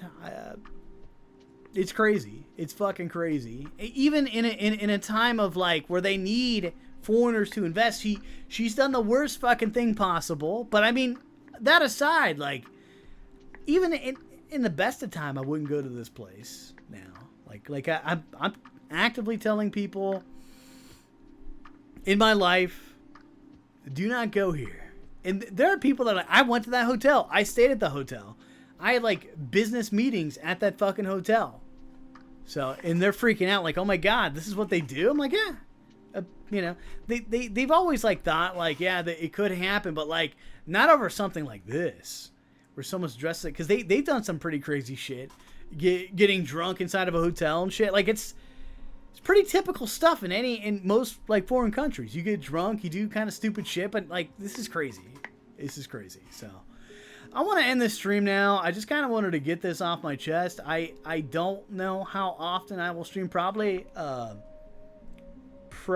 not much, but I think I'm gonna try to open another stream and see who shows up.